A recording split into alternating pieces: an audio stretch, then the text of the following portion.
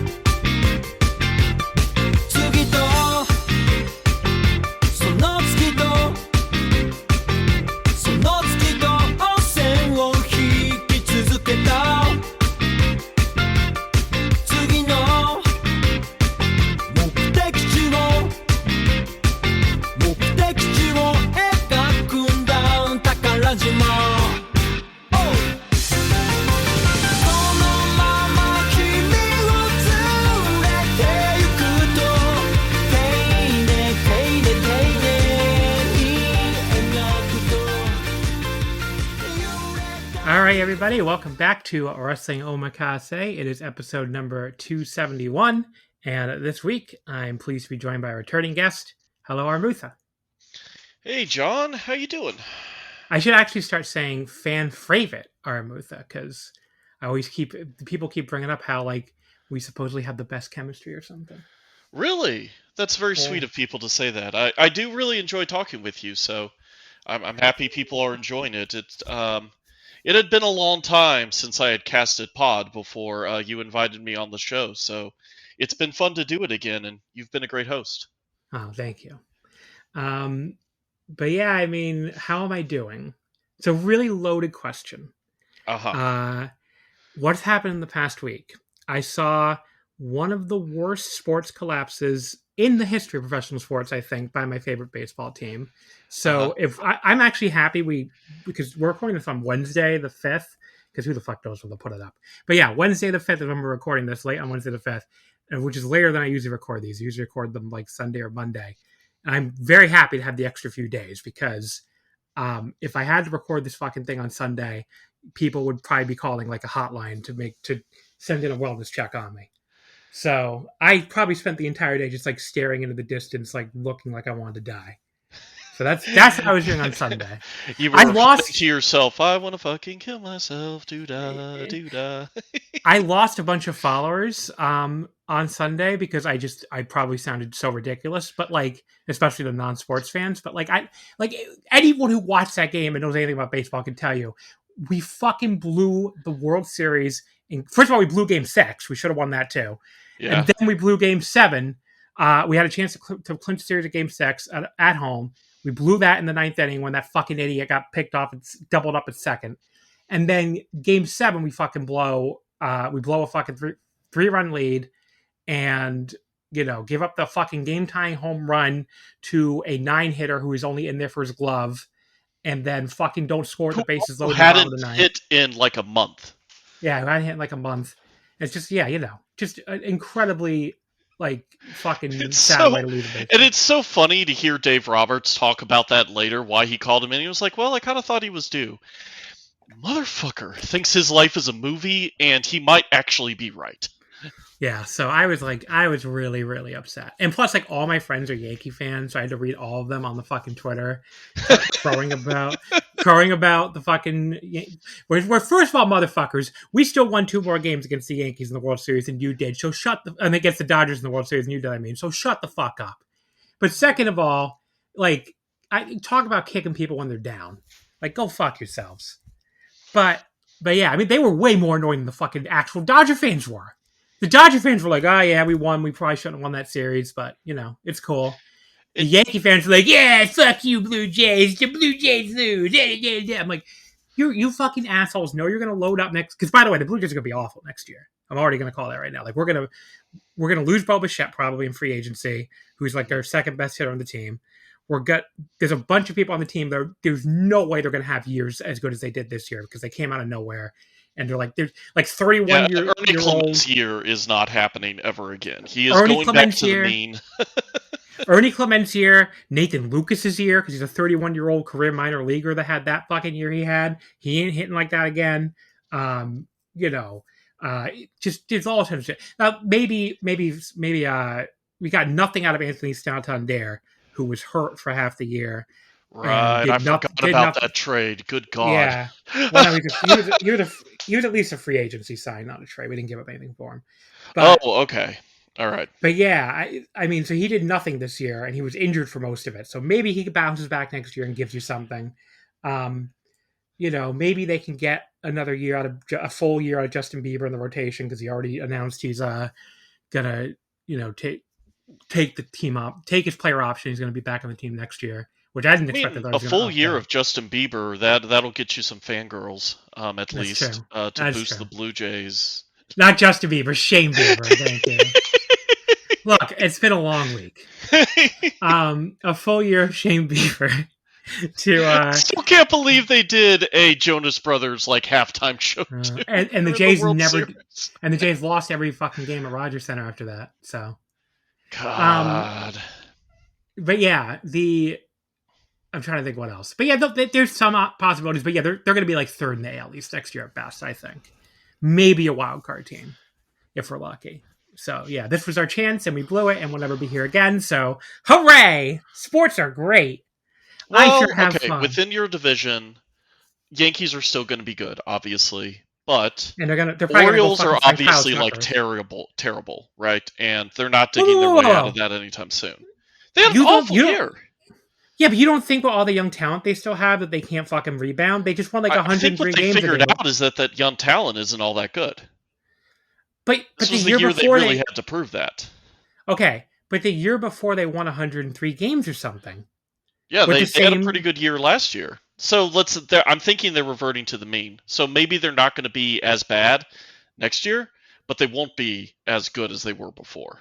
Yeah, I think they'll be mediocre. I think they'll be in the playoff race, but I could be wrong. Okay. But the Rays are also... Rays are going downhill, right? Yeah, but Boston is really going uphill.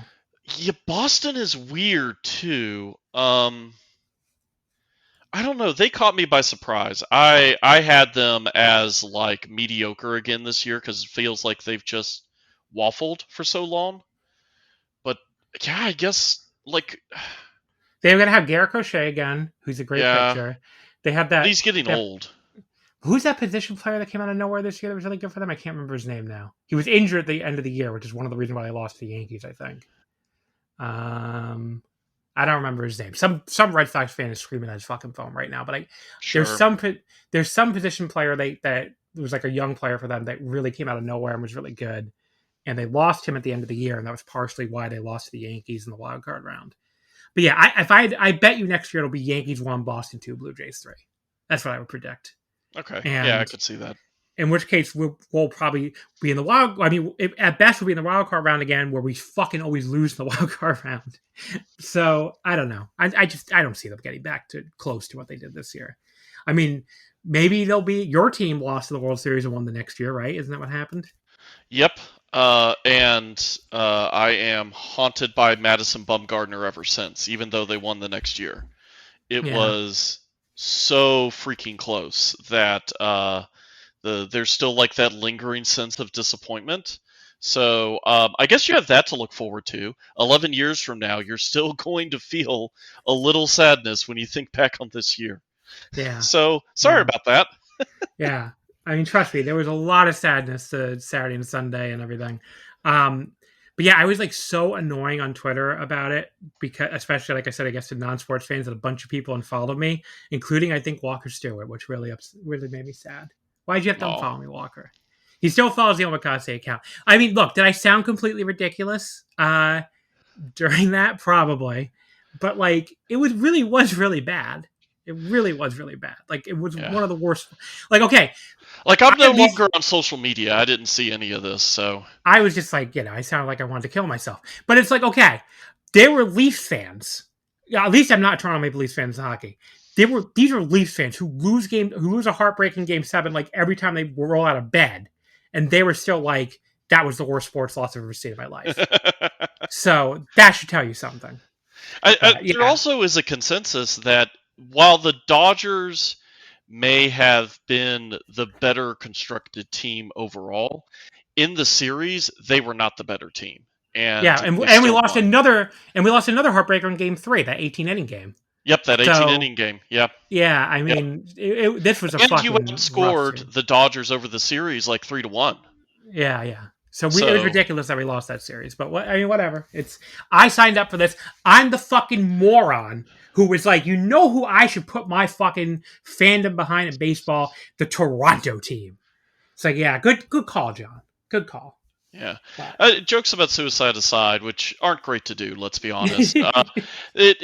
This is part of the cathartic joy of sports, or the opposite of it, right? Is that this is a socially acceptable place for us to get really, really, really in our feelings about some really trivial bullshit that doesn't matter. But it's important to us. So right now, we just really need to like simmer that. Simmer in that for a bit in a way that's just not acceptable in a lot of other contexts, And in a way, you get a kind of joy from that too, right? Like a little bit of there's a little fun in the misery, that you're having fun by being miserable. That level did not feel fun though. I would have rather gotten swept. I honest to God would have rather gotten swept by the Dodgers like everybody thought they were going to the series and lose it like that. But whatever. What are you gonna do? It is what it is. There's been a few days here I've been able to like refocus on other stuff. It was great watching the Republican Party eat shit yesterday nationwide. That was awesome. That made me feel a lot better. Yep. So we have a communist mayor here in New York City. So now that we that's a thing. So shout out to communism. Yeah. But yeah, it's like my pizza guy today, because we were walking back, I had to go to CVS to get a flu shot. So you already know I'm a liberal because I got a vaccine. But so I'm walking back from the CVS. We go to get pizza at this pizza place, and he says in really hushed tone, he's like, "Stay safe out there." And I'm like, "Does he think it's like Mad Max now because Zoran got elected? Is that because it's like that? That's a pizza place I go to all the time. I don't think he's ever said that to me before. So I was like very. I thought that was very amusing. I was like, oh, I bet I know who you voted for, buddy. Too much television warping the brain. Yeah. So you hate to see it. But yeah, I mean, it's great pizza too. So, but definitely the best pizza in the Bronx, this part of the Bronx in Throgzek, the Tommy's Pizza, I think it's called. One of those pizza places that only takes cash too. I think it's like the only place left that only takes cash instead of credit cards in New York City. That's how you know it's really good. Yeah, they don't have to take credit cards. Because it's like, who the fuck has cash? There are lots of times where we walk by that place where like, we don't have cash on us, so we can't go in there today. So that was one of the things COVID just killed too. Is cash only shops, Well, now there's like credit only places a lot of times. No, that's all very, very common now. Yeah. Here in Des Moines as well. We actually don't really have any cash only shops, or at least I've never been to one, but much smaller town. We used to have way more pre-COVID. Mm. But yeah, now we don't. Now the Tommy's is like the last one, Tommy's Pizza. But yeah, so that's what I've been up to, I guess. So first we went from the agony of defeat to the joy of victory yesterday. So it's really been all over the place. There were some really fucking funny tweets too. With people don't follow U.S. elections, which I don't blame you. Like it was a lot of these weird off-year elections. So it was like the New Jersey governor, the Virginia governor, and like the Republicans thought they were going to be close, a lot closer than it was going to be. Like they were predicting a close election in the New Jersey governor, which obviously New Jersey is a blue state, but it went like 6 points for the Democrat for Kamala Harris in 2024, and they were thinking, oh, well, we can make this close, and she won by like 13 points, I think. Like she fucking destroyed the Republican, which is great because I got so fucking tired. So my dad still lives in New Jersey. I go to visit him, like about every 2 or 3 weeks, and I got so fucking tired of that fucking Republican governor's candidates ads were so goddamn annoying. And yeah, no, those. I live in Iowa. I've mentioned this before, and so we get absolutely bombarded every 4 years with insufferable ads end to end. It's pretty miserable. Yeah, so I was like very happy to see him lose because his ads were so annoying. But yeah, so he got his ass kicked. Pretty much everybody, and anyone with an R next to their name got their ass kicked yesterday, and. Maybe there's finally some people who are just like, yeah, we're fucking tired of this bullshit. I don't know. It's like, you never really know either because like the Democrats seem to do the better in the low turnout elections now. But like, hopefully it's a good sign for the midterms next year. So, yeah. And my city council district had a Republican for the first time in forever. She won like 4 years ago, I guess during the height of COVID in 2021. And we did vote her out yesterday. So that was cool. Great. But yeah, it's if you're listening to this and you're a Republican, I guess fuck you. I don't know. I mean, I don't really care. I don't really care if I piss you off. I mean, it's not like I really make any money doing this or anything. So, yeah, I mean, you're an asshole or an idiot, one of the two. So, pretty much all I can say. But yeah, making friends here on Wrestling Omakase. Clearly. I mean, I don't like. What do you want? It's like it's kind of the point where I'm like, what? I'm supposed to thank you for paying these fucking tariffs every time I want. And you're also queer, right? Like the Republican project has been.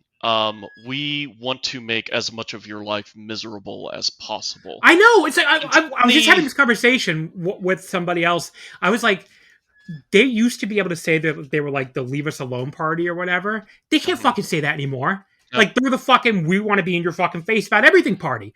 Fucking, you could say whatever the fuck you want about Joe Biden, who was, not a great president or anything.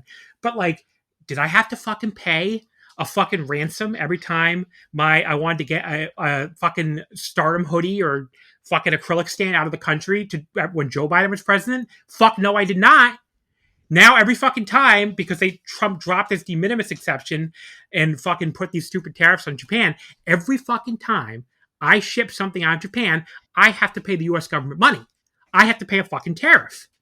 So it's like, it's right there on the fucking receipt. I can't fucking miss it. It says customs duty, 2,500 yen or whatever. So it's like, you expect me to fucking thank you for making me pay an extra $18 every fucking time I ship something out of Japan? Like, that affects my life, my day-to-day life a hell of a lot more than a lot of this other shit does. So you want to fucking tell me? It's like, what is the fucking point of these tariffs? It's like, are they going to onshore Stardom merchandise manufacturing to America? I doubt it. So yeah. Well, good news on that too is you may not need to wait for another president for those tariffs to be stricken down. I saw. Yeah. Since it seems even the extremely conservative Republican Supreme Court that is otherwise about as corrupt as they come, this was maybe a bridge too far for them. Well, it's because even a lot of Republicans hate the fucking tariff shit. So it's like, even they're like, this is fucking stupid. I don't know why he does this. So like, they know if they strike this down, first of all, they don't strike it down, they're going to look like huge hypocrites because they struck down a lot of Biden shit. That stopped them before.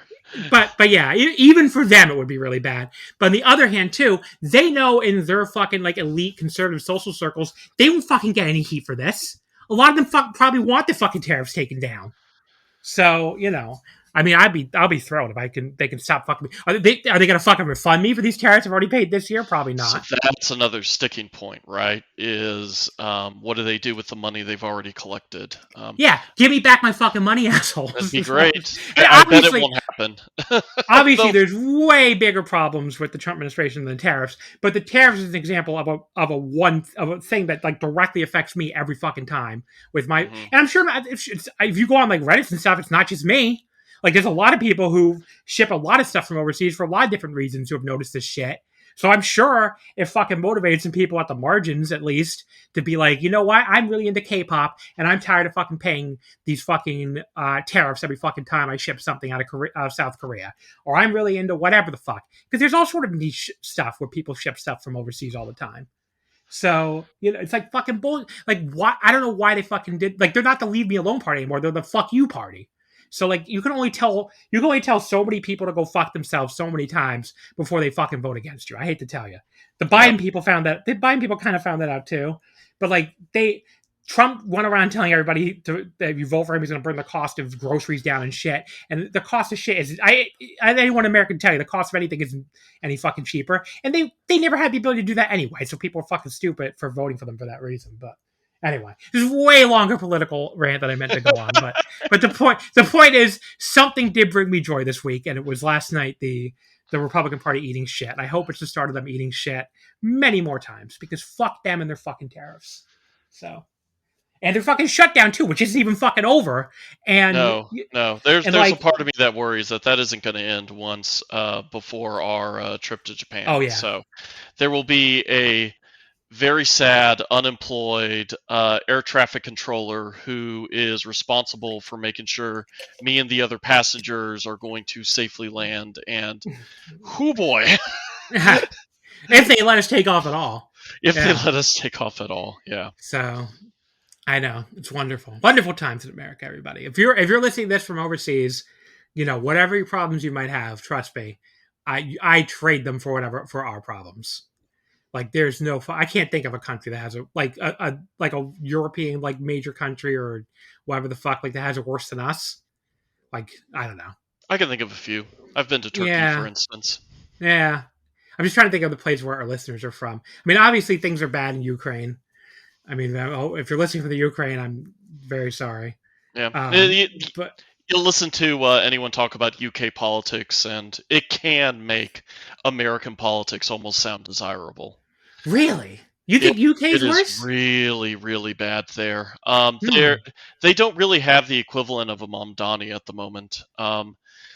And the way that Corbyn was not just thoroughly like stabbed in the back, but also completely disempowered and left any chance of like a left-wing side of the party for Labour just completely dismantled has made it look like it's just going to be years and years before they can affect any positive political change in that country. So, yeah.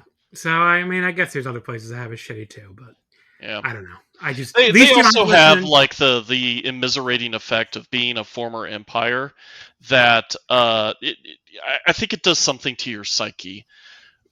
Where you still have like that high opinion of yourself, but ultimately in the grand scheme of things, you're really not that important.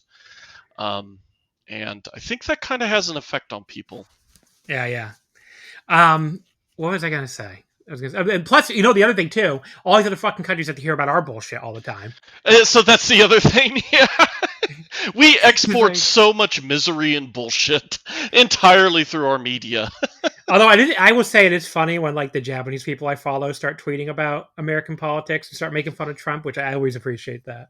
Yeah, yeah. Like, there's one Japanese person who was like, because they fucking the actual official people don't know this. The official social media accounts for like the White House and shit will tweet out this fucking. They sound like 14-year-old trolls, and one of them was like school shooters. Yeah, and one of them was this Knicks logo that was like Trump is your president or whatever, and this Japanese person I follow was like quote retweeting him was like, I really think the White House sounds like fifth graders now, It's Yeah, like, no, that's exactly it. There's a like, certain kind of kid today who just communicates entirely through memes, and that's what the White yeah, House is like. Yeah, yeah. It's like, nails wow, it. it's really cool, really cool to have a government that does that. But anyway, Yeah, you want to talk in about something that matters?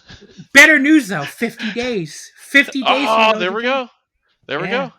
50 days to go to Japan. In fact, I'm going to have to pause this recording of this episode to go buy a bunch of wrestling tickets because they suddenly I've been fucking checking this shit daily, and they finally Stardom finally emails and says the 10th and the 11th Korakuens. They emailed today and said they go up at 12 p.m. the 6th. They give you all 24 hours notice. But yeah, the fan club free stuff for that goes up on this 10 p.m. on the 6th, which is or 12 p.m. the 6th, I mean, which is 10 p.m. the 5th, our time, which I'm sure we'll still be recording then. And then I went to check the Marigold page, and their Korakuen on the 27th also goes up at the exact same time. So, yeah, I'm going to be doing a ticket scramble to buy those 3 shows as quickly as possible. But it should be fine, especially with the Stardom one being fan club only. They'll I mean, we'll have a good chance to get front row to both of them, so I'm not really worried. But yeah, so we got front row to the Shinjuku Face show on the 3rd, the day show, so that's cool. They announced Mirai versus Saori for the Tochigi, the former 0-1, now Tochigi Pro, January 1st Korakuen. I was like, that's fucking awesome. I mean, I know that Mirai's like your favorite wrestler. That match sounds awesome. I was not planning to go to that, but now it's like, okay, well, they're gonna get me to go. I'm still gonna buy a ticket at the door because it's like that's not gonna sell out. But No, we'll be fine. Yeah, that's the plan as well.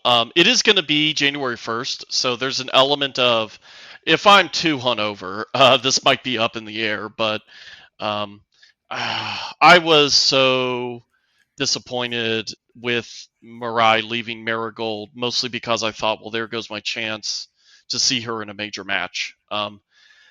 This is more than good enough, I gotta say. So hopefully I'll be able to see it. It's definitely not going to make tape, right? I would doubt it. Well, actually, yeah. I don't know. Do they still air it on Samurai? I can't remember. I would really need somebody who's like more of a 0-1 expert. I have no clue how that split worked.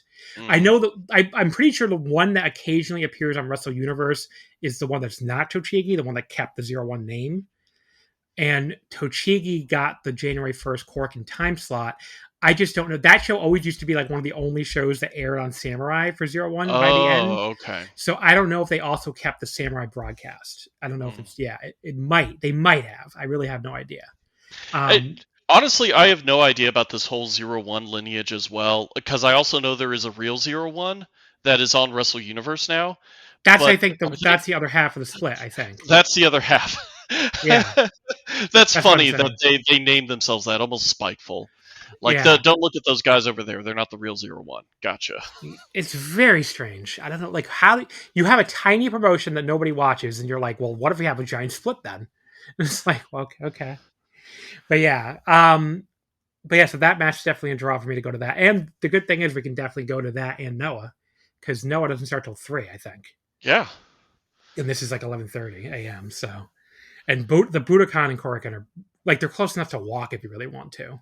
So, I mean, they're not. You can get there much faster if you take a train, but yeah, I mean, they're not. Korakuen and the Budokan are pretty close to each other. So. It has kind of been exciting to watch my schedule fill out with finding an afternoon wrestling show and then an evening wrestling show that I could just as easily go to on the same day. When I went to the World Cup in Qatar, one of the nice things about it was that they had all of the stadiums that they had built for it so close together that you could pretty easily get a ticket for a morning and afternoon game and watch them both with no real issue. You went to the World Cup in Qatar. Wow. I sure did. Yeah. What was that like? It was a good time. I went with friends. It was... The weird thing about Qatar, or to me what was weird, was how much it felt self-consciously modeled after an American suburb. Or at least the places that are supposed to be nice are nice in the same way that, like, West Des Moines is nice. And I had just come from Turkey, I had mentioned earlier. And obviously Istanbul is a much, much older city that has a ton of history that they have like literally built around or are currently renovating with some of their mosques there, right? Hmm. It's a beautiful city. Um, Yeah, and an it looks incredible amount of amazing. history in it. Yeah. It looks Oh, um, I on film highly and stuff. I've always recommend wanted going to to go. Istanbul if you ever get the Uh, chance. You could reach out to Eric Adams, ask if he has any recommendations. Um, the I mean, he's episode. unemployed now. He's not doing anything. Well, that's his next career is Tour Istanbul tour guide. guide. There you Yeah. go. Eh, Contrast that with Qatar, though, where the history of the family, the royal family that rules it, is that they were largely nomadic tribes up until oil was discovered. So a lot of what they've built there has been very, very recent. And as part of a increasing like bid to expand their investments into tourism, like they've tried to make a really, really nice tourist destination that I understand is like the perception in Europe, at least, is that a vacation in Qatar is considered like very desirable. But I kind of came away from it feeling like it was very um, plastic in the sense that there's like a sheen and artificiality to it that I couldn't Wasn't that like? quite get Well, that's what over. people say about like Dubai and stuff. I think. Yeah, I Which believe that too. Yeah. I mean, because I've kind of always, I mean, the Dubai looks so nice when you watch videos and stuff. I love water parks, and they supposedly have this amazing water park there. So I've always kind of thought about it, but like, besides the fact that it's super expensive, it also does seem really like artificial. Yeah, it's like very new and like very like look how much we've built up kind of thing. And there's Yep. like all sorts of stuff about like like human rights abuses and stuff. So I'm like I don't know. Every time I'm like, I'm probably shouldn't actually go there, but it looks so cool though when you see videos. Yeah. I think a Like nice the point of contrast is like I went to the Grand Bazaar in Istanbul, which is a bit of a tourist trap, but there is genuinely like a lot of history there. And there are a lot of really cool shops. And then you go to like whatever their tourist trap bazaar equivalent is in Qatar, and it just is so clearly an imitation of the aesthetic that was built naturally over time in Istanbul. Um, hmm.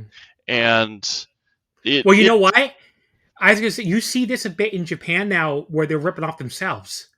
Where like ah they have these like very artificial like new little indoor malls and shit that have opened, and some are even indoor outdoor, where they're uh-huh trying to base it off of their own like historical markets and stuff, and like oh very like quote unquote Japanesey, but it's obviously for tourists. And yeah, they're like ripping off themselves and like making like Oof. artificial versions of their own stuff. It's very weird. Yeah, because they're Kind of trying. dark. Not even Japan can escape city authentic shit.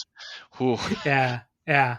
I mean, well, so they're. I mean, they're so. As you're going to find out, they're so heavily touristed now. So, like Yeah. the difference between my first trip in 2016 and my last trip this past April is so fucking crazy, because 2016 you would still walk around and be like the only foreigner in a lot of places in Tokyo, Mm, even touristy places. 2025, forget it. I mean, there are places yeah. in Tokyo where it looks like you're in New York or it looks like you're in Europe. I mean, just there's nothing but white people or nothing but non-Asian people. So, there's a lot more tourists. And a lot more like non-Asian tourists too. So obviously they've always gotten tourists from like China and Korea and stuff. But yeah, there's a lot more visible tourists, I guess is the best way to put it. So, that's kind of why I liked Yokohama a lot, because it reminded me of being in Tokyo in 2016, where like Nicole and I were like the only obvious foreigners in a lot of places, and but it still felt like Tokyo, because it's very similar vibes to Tokyo. It's very close to it, but it felt more like the Tokyo I remember from like 9 years ago, where like it wasn't just like tourists everywhere. So, and obviously I'm saying this as a tourist, so Yeah, yeah. but Is there I anything more touristy though than expressing disgust about tourists? I know. I try to be quote unquote one of the good ones. I try. I'm very nice to service workers. try to go out of my way to be a guest in their country. That's like the whole. I feel like because people also way overblow because you can find like YouTube videos that are like Japan hates all tourists and they want you gone and they're gonna fucking give you the stink eye if you go. And it's like, first of all, people who know anything about Japanese people, they're never gonna openly do that to you anyway, unless you're really doing something horrible. But like, it's just not their style at all. But like, for the most part, people are still incredibly nice.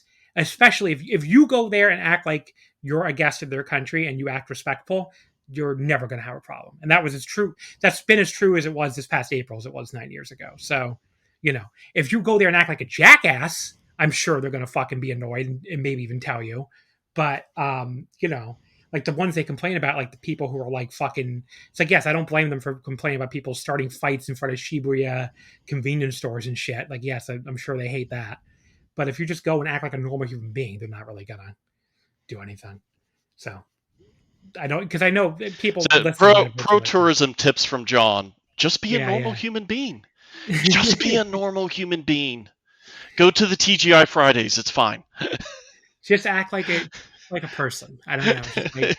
Just like act like you're a person. Don't act like you're fucking. There you go. Don't act like you're in a theme park walking around their city and whatever. Just try not to stop in the middle of crosswalks to take your pictures like lots of fucking tourists do. Especially Shibuya Crossing. Shibuya Crossing.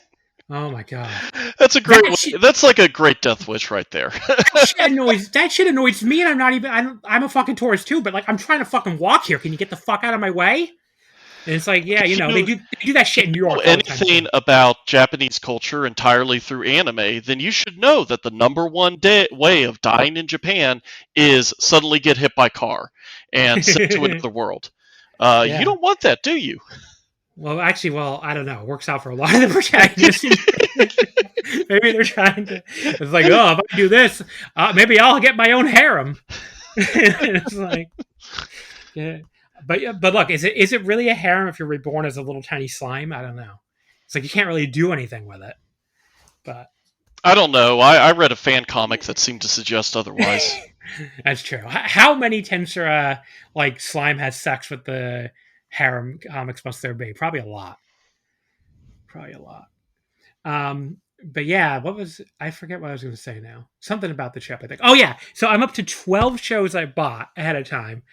I'm buying 3 more in like 2.5 hours, less than 2.5 hours. So I'll be at 15 bought before I go to Japan. And there's like at least 3 more I know I'm definitely going to that I'm not going to buy until then, which is like the Ice Ribbon on the 31st, now Tochigi on the 1st, and the Dragon Gate Kobe show. So I'm going to be at like 18 shows. I'll probably end up at 19 or 20. That's insane. What am I doing? That is, yeah. Yeah.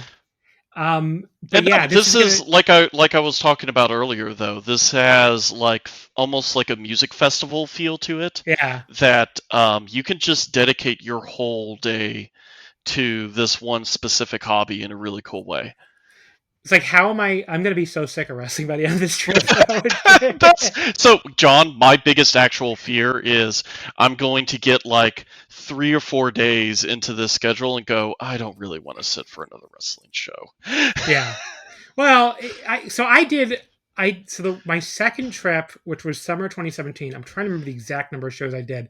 It was probably 15 or 16, which isn't that far off. And I don't remember feeling that way during the trip. Mm-hmm. Maybe there were 1 or 2 shows. I think there was a Michinoku Pro Korakuen where by the end of it I was just like, we're not that far into it. I was like, I don't really want to be here. I don't give a shit about this promotion. Why'd I come to this? But I don't remember feeling that way about a lot of the other promotions. But by the end of the trip, I had to not, when I got home, I didn't watch wrestling for a week and a half after that. Cause I was like, okay, I am wrestling down. So you might get a little break from Omakase after the end of that trip, but you will get episodes during the trip though. Cause I'm thinking at least 2, I think. Cause I'm thinking there'll be one, I'm going to do one after Dream Queendom, I think, and one after Wrestle Kingdom, I think. Okay. Those will be the 2 I'm aiming for. Also, this reminds me. So, I should have said this much earlier. The Wrestle Kingdom week preview episodes, I've been talking about that. That was your idea. I have a Google form. I'm going to put the link in the description. So if you're listening to this, and if you want to appear on our Wrestle Kingdom week preview episodes, which is like basically just a big tour through Japanese wrestling where we go through, promotion by promotion. We talk about what their year has been like. We talk about what we're looking forward to on the Wrestle Kingdom week shows. If you want to do that, basically all you have to do is fill out that Google form. Again, I'm going to put the link in the description. The link is also on the Discord. I'll probably tweet it out too. And I've gotten a pretty good number of responses already, but like my idea is to get like a bunch of different guests on this episode, and hopefully some people have never appeared before, and really go through with them and like let them talk about why they love this promotion or that promotion. So it'd be great if you're a fan of only like one or two of the promotions we talk about. You can just do like one little segment, and I'll basically be combining them into one or two big episodes, the same way the flagship does with the WrestleMania week previews. This was Arametha's idea, of course. He hasn't filled out the form yet for some reason, everybody. So I forgot. But yes, already got some do cool. it after this show. Okay, I already got some cool first-time guests who filled it out. So, but yeah, if you're interested, fill it out. We're going to record in December. It'll probably be between like December 10th, December 20th. If you're going to Wrestle Kingdom week in any capacity, definitely fill it out, because then I really want to hear from as many people who are going as possible. But even if you're not going, and you just love talking about some promotion that we, one of these Japanese promotions, even ones we don't normally talk about that we're going to, because I don't usually watch them. If you watch if you watch Tochigi, I was going to say. Fill out the fucking form. If you watch please help me know what is happening in Tochigi and Ice Ribbon. I would love to hear that as a listener. We have Ice Ribbon we have well covered already, I will say. Oh, that's so good. I think 2 or 3 people want to do Ice Ribbon. But yeah, wow. If you're listening, actually, I'm so glad to hear that, because it's been dark times for them for a few years. But yeah, if you're listening and you want to, if you want to do fucking New Japan, I mean, if there's like 5 people that want to do New Japan, and I can get all five of you on at the same time, I'll fucking do it. So feel free to do it. I think what you should make sure to do is that there are more people on your podcast about Ice Ribbon than New Japan. I mean, it took a while for someone to put New Japan. It was like the 4th person, I think. Someone finally thought, I'll talk about Wrestle Kingdom. I get some little show. But yeah, it was really funny. Everybody was like, I want to talk about Ice Ribbon. I want to talk about Actress Girls. I want to talk about I should just bring up the form. But they're like all sorts of tiny promotions. They were like, that's right, I want to talk about it. But yeah, I just thought it was funny. But yeah, so the form will be it'll be in the podcast description. It's on the Discord. I'll put it on the Twitter. Just try to fill it out sometime this month. And then the sooner the better, please, because I need to start planning this at some point. Should I say something? Who gives a shit? Going to say like 2 days before I'm going to start recording these. So, I don't know if I'm going to have a lot of time to organize it then. Like can you give a date for a deadline? I guess like if everybody can get these to me by the end of November, like November 30th would be great. Okay. So, all right. Oh, I have plenty of time. Why are you pestering me to fill out this form? Come on, John. Well, I don't know. I just thought the guy who came up with the idea would be one of the first people to do it. But literally opened the form and then got distracted and closed the tab at some point. Yeah. But yeah. I mean, we got like I think 5 or 6 people did it already, so it's not like nobody did it. But yeah, so I'm gonna put the link in there. Try to do it soon before later, and I'd love to. I'm hoping to make this a big thing and a big exciting thing, because it's going to be like a lot of the podcast content for December, because there's not that many shows worth talking about in December anyway. So something I am really hoping will happen is I just get to see a wrestler in Japan who I would have no chance of watching on tape, or would have no reason to check out their promotion other than I was just there and think, wow, that is one of the coolest wrestlers I've ever seen. Well, so there's a few promotions I'm going to that I never watched. So Ice Ribbon I never watch. Yeah. Oz Academy I never really watch. Great I never watch. Choco Pro I never really watch. I don't think you're going to have a great experience at Glate, but... Okay. But look, it's like I went to Wrestle 1. I have to say I saw Great 2 before they go out of business. No, here's the thing. I completely understand your reasoning, and I think you have your expectations well in check. But I also just like to piss on them while they're down. Yeah. They drew like 700 people to fucking Yokohama Budokan. And Now that's a show we should have covered. They announced a crowd, I think like 750, and and if you look at the pictures, it looks like they have maybe 400 there. Yeah. In Yokohama Budokan. That fucking building holds like 3,000, I think, or maybe more than that, maybe like 5,000. Like that's a big fucking building. I like to think that they really did hand out 750 tickets, but 300 people kind of looked at it and went, I don't know, I got better things to do. Yeah. So like at that point, like you almost could have fit that in Shinjuku face. Yeah. It's like, and you're fucking running Yokohama Budokan. It's like, get your asses out of here, guys. What are you doing? So yeah, I'm going to see them. But I'm excited too, though, because it's a Shinjuku face, and I've been to that venue before, but I've never had a counter seat before. Yeah. So Nice. Yeah, those 2 rows, because usually for normal promotions, the counter seats sell out in fan club pre-sales and shit because there's only 2 rows of it. So it's like, at least for front row, there's 4 rows around the ring, obviously. For the counter seats, I think it's just the south and the west sides. So it's those, like, if people can't picture this in their heads, it's those elevated, it's basically the 3rd row behind, there's like a first row and a second row right at the ring side on each side, but then there's this elevated section that's the 3rd row, so you see right over the first 2 rows, so you're like level with the ring, which is cool, and you have a counter. That's why it's called a counter seat. So if you want to sit there and drink, which people do at Shinjuku Face for sure, you get to buy a drink ticket just to get in the building. You can sit there and drink and sit at the counter seats. That's why DDT runs their beer garden shows there too. It's like a very sit there and drink and watch wrestling.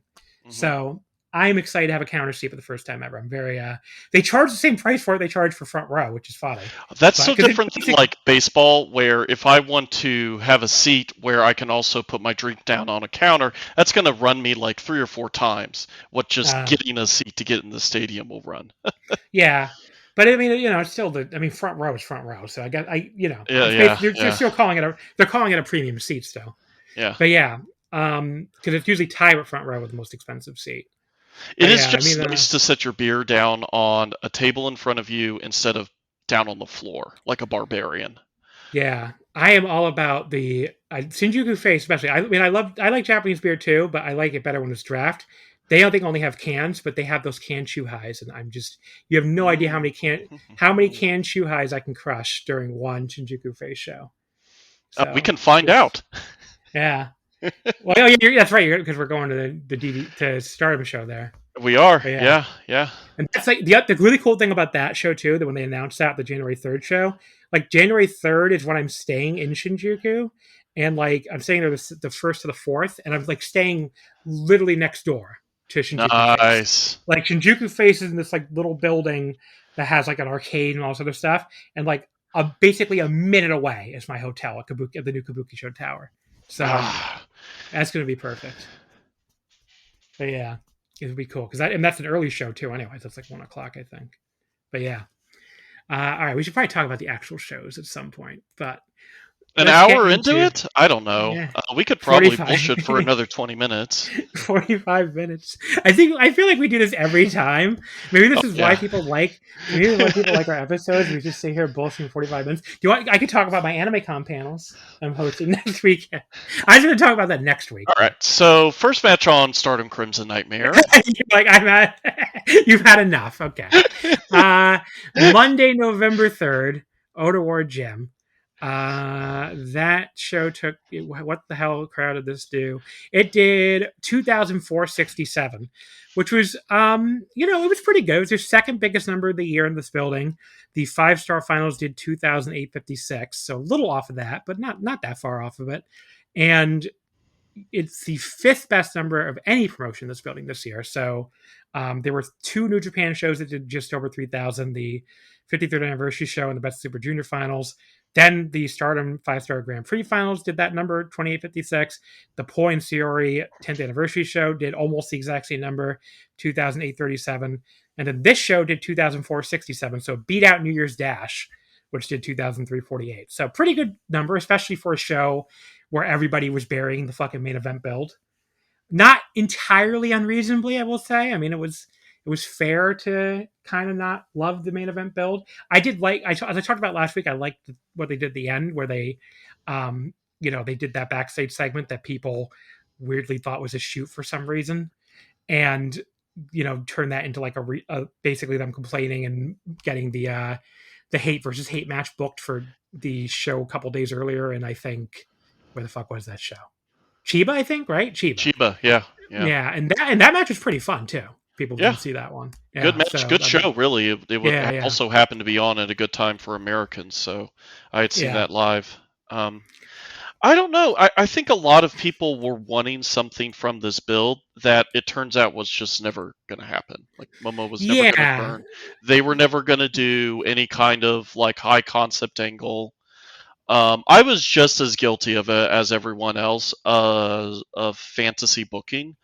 Like some convoluted scenario that would somehow end with like Momo as the baby face or Saya as the baby face, and we like build this feud a little more and take it to Dream Queendom. And I in retrospect, we were never getting that. It was probably unfair to expect it to. That's just not really Stardom's style, I think. Yeah, I mean and on top of that, it's like. So, okay, people who don't, I mean, I guess I'm spoiling a match we're going to talk about anyway. So Momo loses this match, and she announces she has to take time off for her injuries, which we've known about this knee injury for a while. It happened, I believe, but when she was facing Mercedes Moné in AEW earlier this year. And, which AEW, by the way, the fucking scourge on Japanese wrestling with these injuries that took place over there, because we just lost Tomohiro Ishii for the World Tag League because he got injured in that fucking match with Pac a week or so ago. Which, go fuck yourselves, AEW, for that one. Because we'd lost, like, Taichi and Ishii, that would have been one of the best things. Yeah, having the Black Saints miss World Tag League sucks. I'm not a fan of it, even though Kojima and Taichi is a pretty sweet tag team. Yeah, the return of Kojima-gun, that's kind of cool. But yeah, I mean, so the injury, it's been lingering for a while. She clearly needs time off. So they decided they were going to have her win the 5-star. Yep. Go to this show. They're going to do hate versus hate, Crimson Nightmare. And the match did sell tickets. It's not like it didn't sell tickets. It did almost 2,500 fans in this building. There's a lot of promotions. There's a lot of promotions in Japan that have not done 2,500 fans in this building all year. I mean, like All Japan, despite running it like 4 times. Dragon Gate, Marigold. Tokyo Joshi, like none of those promotions have really come in that close. I guess All Japan came the close for the Champion Carnival finals, and they did like 2280. But yeah, I mean, like, so they did a good number for the show, and it paid off with the match. You got to see the 2 hate members fight each other, but there's no point in doing a big turn or a big angle if she's going to have to miss time now. So yes, I could see that. From that standpoint, it wouldn't really make sense to do the turn here. Like, you do the turn here, why would you do the turn then have her? I mean, I guess you could have them put her out, but like, I don't know. Then she's going to come back in like 3 to 6 months or whatever, and like, there's no guarantee that'll be hot at that point. So, I don't really mind them not. I don't really mind them not doing the turn. It's one of these things where I think if we're being real, the Stardom haters like really ran with this one, and it really colored a lot of the discourse, because it's like they have taken L after L after L this year, right? I mean, they complained about the finish to Tam Nakano and Saya Kamitani at the Cork and the Loser Leaves Town match, and it led to the best number in history and a match that was universally praised at the Yokohama Arena show. They complained and said Saya was losing all her momentum, and she's just been a big, by them not doing enough after that. And she's instead been probably the biggest star in Japan for the entire year. They complained about the 5-star Grand Prix lineup and, oh, look at all these like young wrestlers getting in it, and this lineup sucks. And then the tournament was the best tournament in Japanese wrestling this year. I mean, they've basically have taken every L in the book. So this finally, if you want to call us a W for them, they said this fucking feud was not going anywhere, and they said there was not going to be a turn. And I guess you can count this as a W. And this was not the best show either, especially. But again, it was really it was overblown how bad it supposedly was, especially for a B-level big show. And again, it's because the Stardom haters are so desperate to have any kind of W and to be able to make their fucking, oh, I thought this was the promotion of the year fucking tweets, that they'll take anything at this point. So like, maybe a mildly disappointing feud that didn't really, that just ended on what was a pretty great match. What I want to separate is how much of the disappointment in the feud is Stardom, the wrestlers in their backstage comments or in interviews with Tokyo Sports or any other outlets we know for like the kayfabe storyline pushing, which includes tweets. How much of that hinted at Momo turning or Saya turning or any of that, and how much of it just didn't, and we just kind of, I guess, looked at two heel wrestlers fighting for the top belt and figured, well, you gotta turn one of them, right? There has to be a babyface in here somewhere, right? And I just don't think that's how a lot of Japanese wrestlers or promotions think, to be honest. It was kind of enough for them that Saya Kamitani is a really hot and popular wrestler, and Momo Watanabe is a longtime fan favorite and deserved both a big win and some time in the spotlight. But that wasn't going to necessarily mean they were going to also try and push it with a storyline, right? And I feel like it's very and it's very American wrestling brain too. Yes, because they never understand the idea that someone winning the tournament is a big fucking deal in and of itself. Like, Momo got to win the fucking 5-star in front of that enormous crowd at Yokohama Budokan and, have the trophy and be the big deal. That was her big win for the year. And so, like, she, that was her big moment. And that was the moment for her fans where the fans could be like, yeah, our girl won the 5-star. So, like, the fact that she didn't go on to win the title and the fact that she didn't go on to be in this big turn or whatever, it's not as, I don't think this is, I really didn't see almost any Japanese fans complaining about this, I will say. And, and I follow a lot of Japanese Stardom fans now. And, like, they were satisfied with what they got. Yeah. And I think that's a disconnect here between the American fans and the Japanese fans again, where it's like, winning the 5-star was a big deal to them, for Momo to get that finally. And, they weren't expecting her to win the red belt here. They weren't necessarily expecting a big turn. And, that was much more of a Western fan narrative. So yeah. And to be honest, the more I think about it, the more I'm like, yeah, you know what? I am satisfied with this too, for a reason I'll talk more about when we get to New Japan. But I think that this has helped Momo Watanabe become one of the wrestlers who is just going to be in the mix when they need a big red belt match or champion, right? Yeah. She kind of has been for a while, but she was also like highly tied to the red belt or the IWGP. They've been nibbling at this for a bit. This felt like the bite over the past couple months. It seemed to make such a good impression that we can probably expect her to get another try at this and maybe even succeed. Yeah. I think a lot of Japanese promotions don't think so much about storylines as they do about, like, wrestlers being in tiers.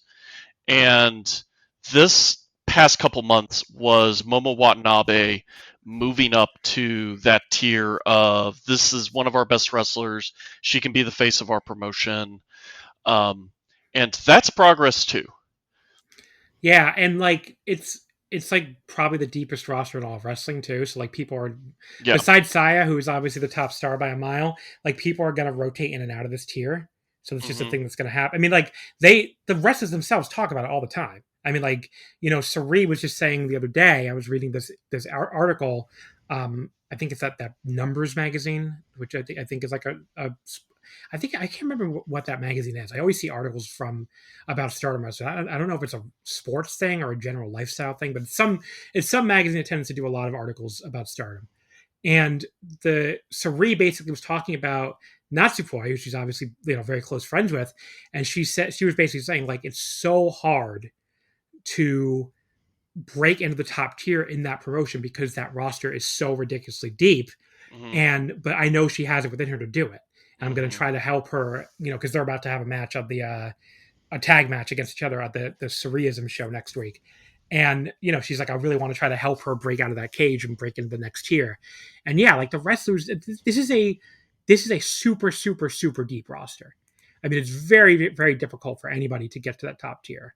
So, and especially people are going to rotate in and out. So like, that's just a thing that's, you have to get used to the idea, of, I mean, I wish Saori Anou had more stuff to do this year for a lot of the year. And, just wasn't her year to be in that top mix the entire time.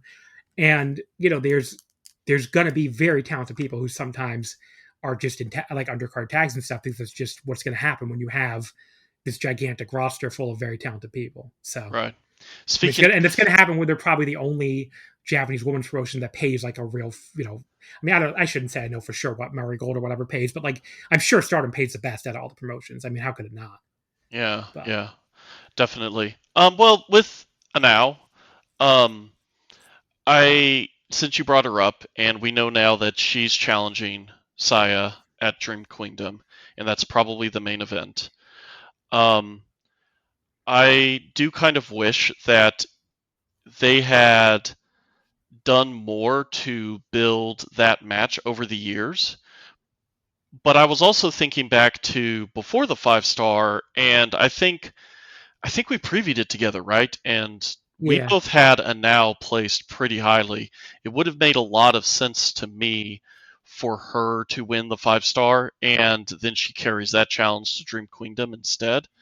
Yeah, and I think even she did. Oh, she went to the semifinals. She went to the semifinals. Yeah, like she was still like clearly. They clearly regard her in that tier, like we were talking about earlier, right? And that was probably the plan all along. It was just they decided this time that instead of the storyline that they built to in the 5-star, that they pay off in Dream Queendom, and then that takes up like half the year at the top of their card. They wanted to wrap up a different storyline, promote a different wrestler. And as much as I think that makes some sense, there's a part of me that just because I've seen all these Dream Queendoms that were the culmination of feuds that lasted largely the entire year, there's a part of me that's like, oh, I wish they had done just a little more with Anou and Saya Kamitani. Yeah, I get it. I mean, the one thing I would push back a little, I guess, is that they're going to try to make it. First of all, there's plenty of time to make the match feel big. Oh yeah. But second of all, they have plenty of bikini shoots coming up where they can attack each other. It'll be great. And like they're going to really push the idea that like this is because obviously she hasn't beaten Aya Sakura or Yuna Mizumori, but like this is like she beat Sayaka in a red belt match. Like right after the Natsupoi, right after the Tam Nakano thing, and she beat Natsupoi in Sapporo, and now it's up to Saori to try to get the Cosmic Angel revenge, and so they are going to push that as a thread. It just hasn't. It's a thread that's been there. It just hasn't been prominent the entire year. Yes, and I could definitely see them building it in a way that like both Western and Japanese fans would be pretty satisfied in the end. They just need to fix that call to Tam Nakano out on the farm in Czechoslovakia and see if she has any ideas. Does Anou have a driver's license? Oh, she does. She's a very bad driver, but she does. So you're saying she has deniability if she happened to just veer that car a little too far to the left while Saya Kamitani was doing an interview. Yeah. Because like she owns a Tesla, I think, and like she took a photo, which is already I know it's already funny, but she took a photo of it like right after she got it, and she accidentally ran into like a barrier on the side of the road, like scratched up the whole left side of her car. And I was like, oh, well, that's lovely. But oh no. But yeah, now like Saori needs to keep riding the road a little better, I guess. But yeah, so like we're kind of doing this now, but what I will say about the Saori thing, besides the fact that obviously I'm fucking over... I did that whole thing last week where I came on this episode and fucking told people how stupid they were for being Saori haters or whatever, and how great she was, and like 2 days later she gets fucking the main event between Queendom. So I'm like, look at me making moves. Mm-hmm, mm-hmm. But yeah, I mean, look, I'm obviously my favorite wrestler is going to challenge for the red belt on the Ryogoku show that I'm going to be front row for. I was very happy about that. That is for sure. At the end of the show, it was a much needed emotional boost for me after what happened with the Blue Jays the day before. And then I was getting increasingly annoyed having to read people because they basically announced 2 matches at the same time, right? They announced they announced Saori versus Saya just for the red belt on December 29th at Dream Queendom, and then they announced Saya versus Saori on the January 4th Wrestle Kingdom show, which is an IWGP Women's and Strong Women's double title match. So a lot of people decided that, first of all, that meant Saya is definitely winning against Saori. And second of all, that anyone who's excited for that match is like some kind of moron. And this is an example of how Stardom is terrible. All I'm going to do is say, there is no person on this entire earth who will make me not be excited to see Saya Kamitani versus Saori Anou live from the front row. Like, if you're going to try to argue, because there are people who seem fucking offended that I was excited about this match. And I'm just like, you're not going to convince me not to be excited about seeing my favorite wrestler and another wrestler I really love. Yeah. In a fucking Ryogoku main event that I'm going to be front row for. That's just not going to happen. So you can stop trying, first of all. And second of all, when was their last time facing each other in a match? That's a great question. I don't even. Could they were in that match? I still haven't seen it yet. The on the Oz Budokan show. That's right. Yes, I remember. Didn't Armani say that they had double pinned each other? So and the crowd apparently went fucking crazy for their exchanges. Oh. And that's why when she came out the end of this Crimson Nightmare show, you could hear the crowd kind of buzzing. Yeah. I don't believe I'm looking at this now. It doesn't seem like they've ever faced each other in a singles match before. Because I'm looking at Saya's cage match to make sure. I don't see a singles match. They never fought for the white belt? That was a long-ass white belt reign. It doesn't look like it. I'm looking only singles matches, 1 versus 1. There's nothing here. There's nothing here. Oh, yeah. They've met 20. They've been in the same ring 28 times, but it's all tags. I mean, they were. Yeah, I don't see anything. I mean, there was an Artist of Stardom title match last September. I remember that one. That was a Yamagata.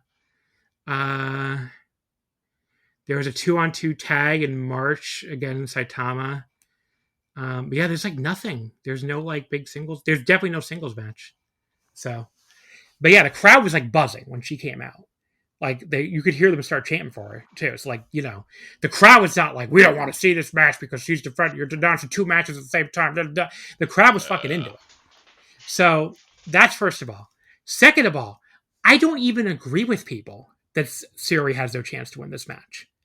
So no, I think because they split the belt challenges like this, it makes it more likely. I agree. So they did, to me, I'm not saying this will definitely happen because people have already been telling me, oh, you're coping, John. If Saya wins, I'm not going to be surprised because Saya's getting the mega push. But I could easily foresee a scenario where they have Saya drop the red belt to Saori on the 29th, which would be exactly a year to the day after she won the title last time. And then a week fucking later, she goes in the Tokyo Dome, she beats Saori, and she's IWGP Women's Champion. So you still have her as a prominent champion, but you changed it over from the red belt to the IWGP, and you gave her like a little bit of a roadblock where if she wants to win all 3 titles, she's going to have to face Saori again down the line. That rematch could be like your All-Star Grand Queendom main event or something. Yeah. So yeah, that easily, I'm not saying it, again, I'm not saying it will happen. I would put the odds like 60-40 Saya retains. But like, I think they kept a better poker face than people are giving them credit. By splitting the belts up like this, she's going to be strong women's champion going into the Tokyo Dome no matter what. So those 2 belts will be combined, I'm sure. I'm sure that's what they're going to do. They're going to unify them. And, that's going to happen no matter what. She's still going to walk into the Tokyo Dome with that belt. Maybe they have her lose both her belts. Maybe they have a real big setback for Saya. I don't know. But like, there are possibilities here where Saya loses to Saori. I think the idea that she's definitely winning is ludicrous. She might win. I'd still put her as the favorite, but it would be. Yeah, I would say it's like 65-35. Yeah, 60-40, 65-35. I mean, I don't think I am not going to be sitting in that fucking building thinking Saya's definitely winning. So, which is also a great position to have a now win, because we've largely known her as a dominant champion. Having her go into probably the biggest match of her life as an underdog, that's quite the trick to be able to pull off with one of the most well-known, well-respected veteran women's wrestlers in Japan. So. And the cool thing too is like, if she loses that red belt match, like I said, you have an immediate way for her to bounce back if you want. And they're already trying to tell the story where Saya's telling Saori she has no chance. I mean, they might just pay that off with Saori winning this time. I know they kind of tell the same story that she was sure of herself with the white belt match, but like that was more like Starlight Kid was telling Saori she was deserving, and Saori was heavily in self-doubt. This time it's more like Saori stepping up and saying, I know I can do this, and Saya's mocking her and saying, you're not worthy of this title shot, but I'll give it to you out of sympathy because I want to kill the Cosmic Angels. So it would be a great moment for Saori to step up and actually fucking win. Yeah. So I don't know. I'm not all convinced she's going to lose. We'll see what happens. And all I know, I have a lot of fucking receipts saved, ready to go from fucking people telling me that she has no chance. So if you told me that, you better be ready on the 29th if fucking Saori wins, because I am coming at you people. That's for sure. One final note, especially as this compares to previous Dream Queendoms, while I did talk about how lovely it was to have a year-long build for these big feuds that paid off at Ryogoku, it also, because the feud was so long, made the result very, very predictable. I distinctly remember, like, Julia Suri, for instance. Julia Utami. Suri Utami. God. I remember feeling like it was very obvious Utami was going to win. Julia Suri, same thing. Tam and Julia, same thing. It's I guess I remember Micah and Suzu Suzuki kind of being a toss-up, but this feels like they've done just enough to smokescreen it that I'm actually intrigued in the outcome too. In addition to just knowing this is going to be a fantastic match. And it's gonna be great. I'd be shocked if it wasn't. And again, I really hope Saori wins. Obviously, not just because you can come in my room and count how many pieces of Saori merchandise I have. But on the same token, though, I just hope these people who are saying Saori's definitely going to win, this was so stupid. I hope Saori wins, just making people look stupid. So, which to be fair, some of these people look stupid a lot lately. But but yeah, my Saori Anou hoodie came.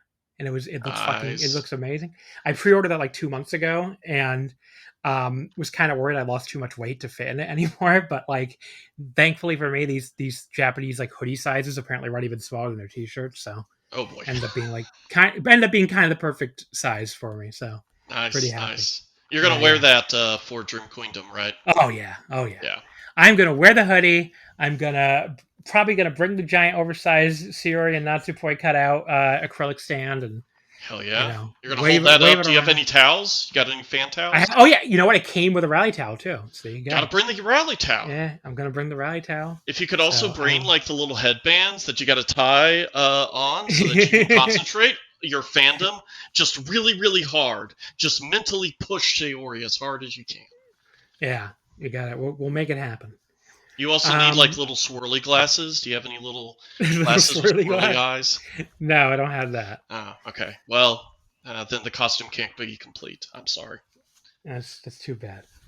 All right, let's get to the actual show here. Finally, 1 hour and 10 minutes in. Let's review our match. Stardom Crimson Nightmare started off with Rion defeating. She pinned Fukigen. And then also Kikyo Furusawa and Rana Yagami were in the same match. It was a 4-way match. She pinned Fukigen in 6:18. This match, it was a match.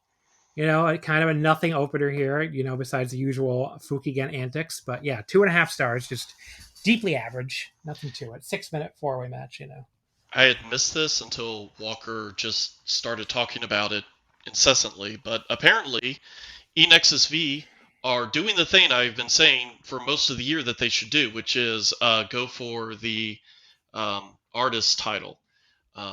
Hopefully that's the direction they're going with Rian and Hanako and Waka. What's funny? Okay, Queendom. so they've been a trio by themselves for how fucking long, Yep. and they haven't challenged for these artist titles. Now they're about to get a member back, probably. Yeah. Because Hanako's in the Goddess Tag League with an X, and now they're going to challenge for the artist title. Yeah. Also, I will say, you mentioned Walker. He was good again here. I mean, even though you unfollowed me, Walker, I'm not going to forgive you. You were good. You were good here at the Crimson Nightmare call. He did sound a little like, God, I wish I had a second chair a few times, and I just like announcing by yourself is hard. Like you sounded like out of breath a couple of times, where I'm like, oh, buddy. Yep. But yeah, for a promotion again that he obviously has to be secondary to his New Japan duties. I mean, he does a great job. With the English call, he's very good. He does need to find a Chris Charlton for Stardom. Yeah. Maybe you can get him to follow you back and say, hey. If you want, I mean, I'm available for Dream Queendom. At least. There you go. You'll be sitting probably very close to him already. I already paid like 50,000 yen for my seat. If you want to, if you want me to count on the call with you, I'll do it for a very cheap rate, Walker. So let me know. I mean, a cheap rate of probably. I wouldn't quite say I would do it. Merch? I'll do it for that. Yeah, I don't think I'd quite do it for free. But there's a lot of we can talk. My people, get my people on the line. Jokes aside, like the state of English language commentary, especially for Joshi, is like pretty dire. It is such a breath of fresh air when he gets to commentate it. Well, I would say when the Marigold one, I didn't think was that bad. The Marigold show that I accidentally called the wrong name, by the way, I apologize for that. I put Shine Forever Everywhere, and I think I said it in the episode. I put it in the title, in the description. It was actually Grand Destiny. Oopsie daisy. But yeah, I didn't think they were that bad. I mean, I thought, the third chair gives you nothing because it's fucking that Tom, whatever the fuck his name is, guy, and he really, he'll pop in with a deeply deeply stupid comment like that finisher usually wins matches. I'm like, yeah, thanks, Tom. But Stuart Fulton always does a good job on play-by-play. We'll talk about it later, but Mr. Haku, I think, is also an underrated commentator. Yeah. And he normally covers the Joshi TJPW shows. Yeah. This was Stuart Fulton, and I think, Sonny was the other commentator. Sonny was the second chair, and Tom Fink when Sonny is not pew-pew shooting, that can get annoying. But when he's not doing that, he's actually pretty good because he definitely knows his shit. That's for sure. So, he will bring up like the most random stuff about these weather. I'm just like, okay. After this match, we got the announcement after the opener of the Stardom Supreme fight in Osaka.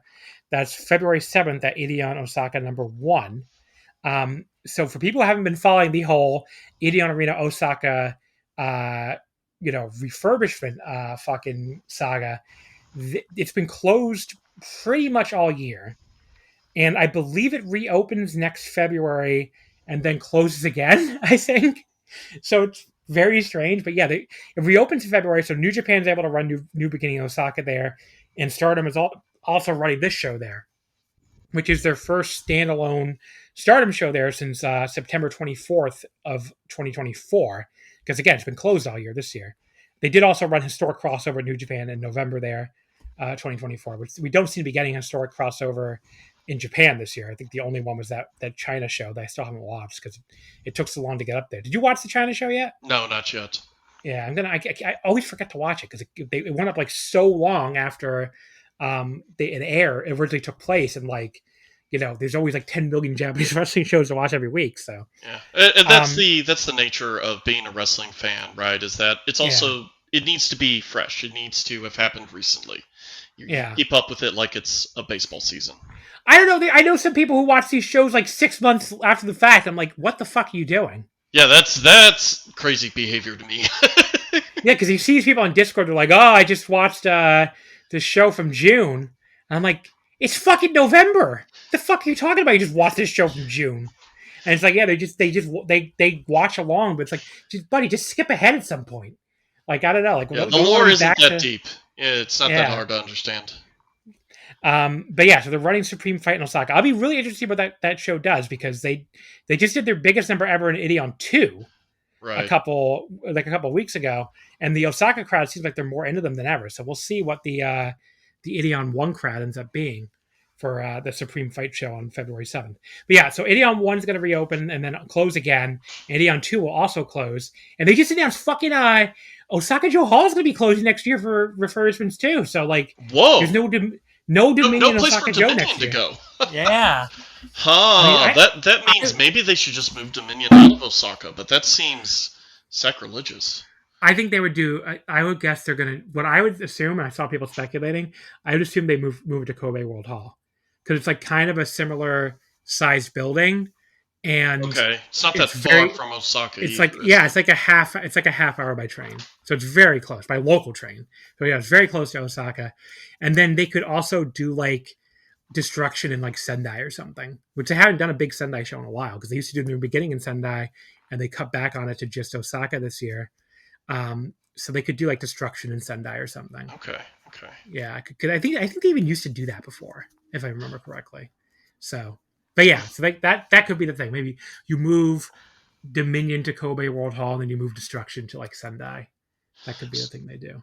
So this makes the schedule for big matches up till Dream Queendom for Stardom is this show in February, and then they don't have anything until Dream Queendom then, right? All-Star, you mean All-Star Green Queendom? All-Star, yes, the show in April during Golden Week, yeah. Yeah, they haven't announced it yet though. Where it is or what it's going to be. So, okay. All right. I don't know if it's going to be in Yokohama Arena again. They haven't said anything yet, so I guess we'll see. I would assume yes. If they, I mean, I don't know why you would downgrade with how hot they've been. If anything, they would upgrade, but like, where could they upgrade to? Yeah, at that point, you're talking. Excuse me. You're talking like I don't know what the fuck's bigger than Yokohama Arena. Like you're talking like the Tokyo Dome. I mean, yeah. Like there's really not. There's actual baseball being played. Yeah.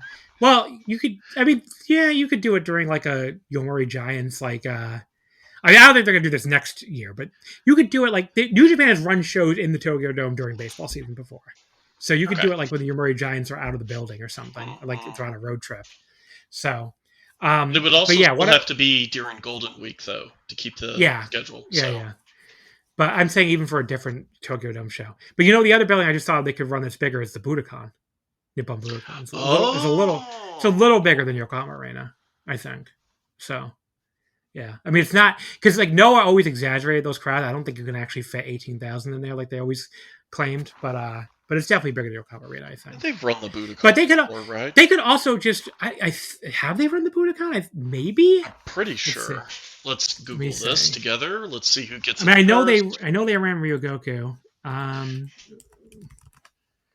Budokan. Okay, the 10th anniversary? Yes. Stardom 10th anniversary, Hima Matsuri, All-Star Dream Cinderella. They did a crowd of 3,318. That was March 3rd, 2021. So that was COVID, though. So that was like probably you probably got a deal on the building. Really nice discount, yeah. Yeah, and B, obviously, it didn't really matter. You put 3,318 in there. What was the main event of that one? It was the Tam versus Julia, hair versus hair. That's the one. Yeah. And then Utami versus Saya for the red belt was semi-main. Yeah. So... Yoshiko, I forgot Yoshiko was on this show. Wow. Oh, was that her? That was her match against Mayu. Yeah. That match was insanely good. If you have never seen it, well worth going back and watch. It's probably worth going back to watch. Yeah, I've seen it. Yeah. But yeah. That is crazy. That's the Poyazumi, that fucking 7-minute fucking high-speed title match. I love that fucking match. Yeah. But yeah, I guess it wouldn't surprise if they run the Budokan, but also, like, there's room. They have room to go to Yokohama still, I think, because that can hold more than 7,500 people. So they might just run Yokohama again and hope to draw a bigger crowd, Yeah. So, Anyway, next match, as we are, even for us, we're setting a new record here at slowest review of all time. This is the three-way 15-woman tag. So the winning team was the Cosmic Angels, Natsupoi, Saori Anou, Yuna Mizumori, Aya Sakura, and Saya Kamitani, who, by the way, the Sakurara team just won the New Blood tag titles from Rice or Bread a few days before this. Thank God that finally happened. They pretty great match. I don't know. I think they could have dragged that feud out just a little longer.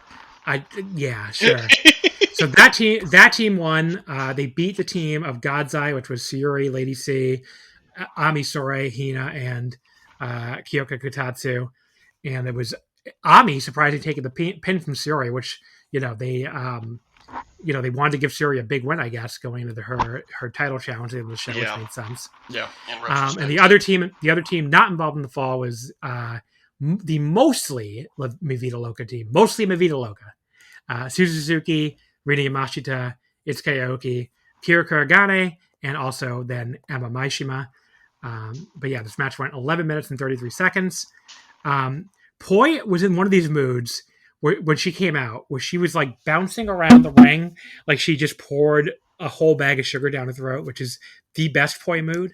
But yeah, she was just like fucking really on one to start this match for some reason. But yeah, this match was great. It was, great was a little strong, but it was fine. It was like really fun while it lasted. Went like 3 stars. There are so many worse. Let's get everyone on a card for our big show matches. This I think by those low standards over delivered. So everyone Sayori in Stardom is so familiar with each other that they can go move to move to move to move to move, and you will miss something if you blink. So. Yeah, I only went 3 on it, so I shouldn't have said great, but it was, well, for what it was fun. And Sayori, beat Ami with the pottering, and I guess we should have seen the main event challenge coming at that point. At that point, it's like, wow, big win for Sayori, but yeah. No, I do wonder if we should read anything into Ami eating the pin as well. Are they going to be setting up a feud that they can pay off pretty soon, maybe for the red belt? Yeah, maybe. So we'll see. They could be, because they could go. They had a great match with the 5-star together. They did, so yeah. You could do that. To me, that's the other thing about. We didn't really talk about this either, but like, Sayuri has a lot of really cool matches if she wins the red belt. Yes. to get through some, like, you could easily do her and Poi again, just like you did when Sayuri was white belt champion. And that's big enough for Dream Grand Queendom, right? I think that'd be big enough for All-Star Grand Queendom. Yeah, it could be a huge Osaka match too, if you want to try to put more people in 80-on-1. You could do her and Starlight Kid again. They just had Starlight Kid beat her for the white belt in a really awesome match back in Sapporo. So you could do that match again. You could do you could do her against Ami, as we just talked about. You could do her against Rina.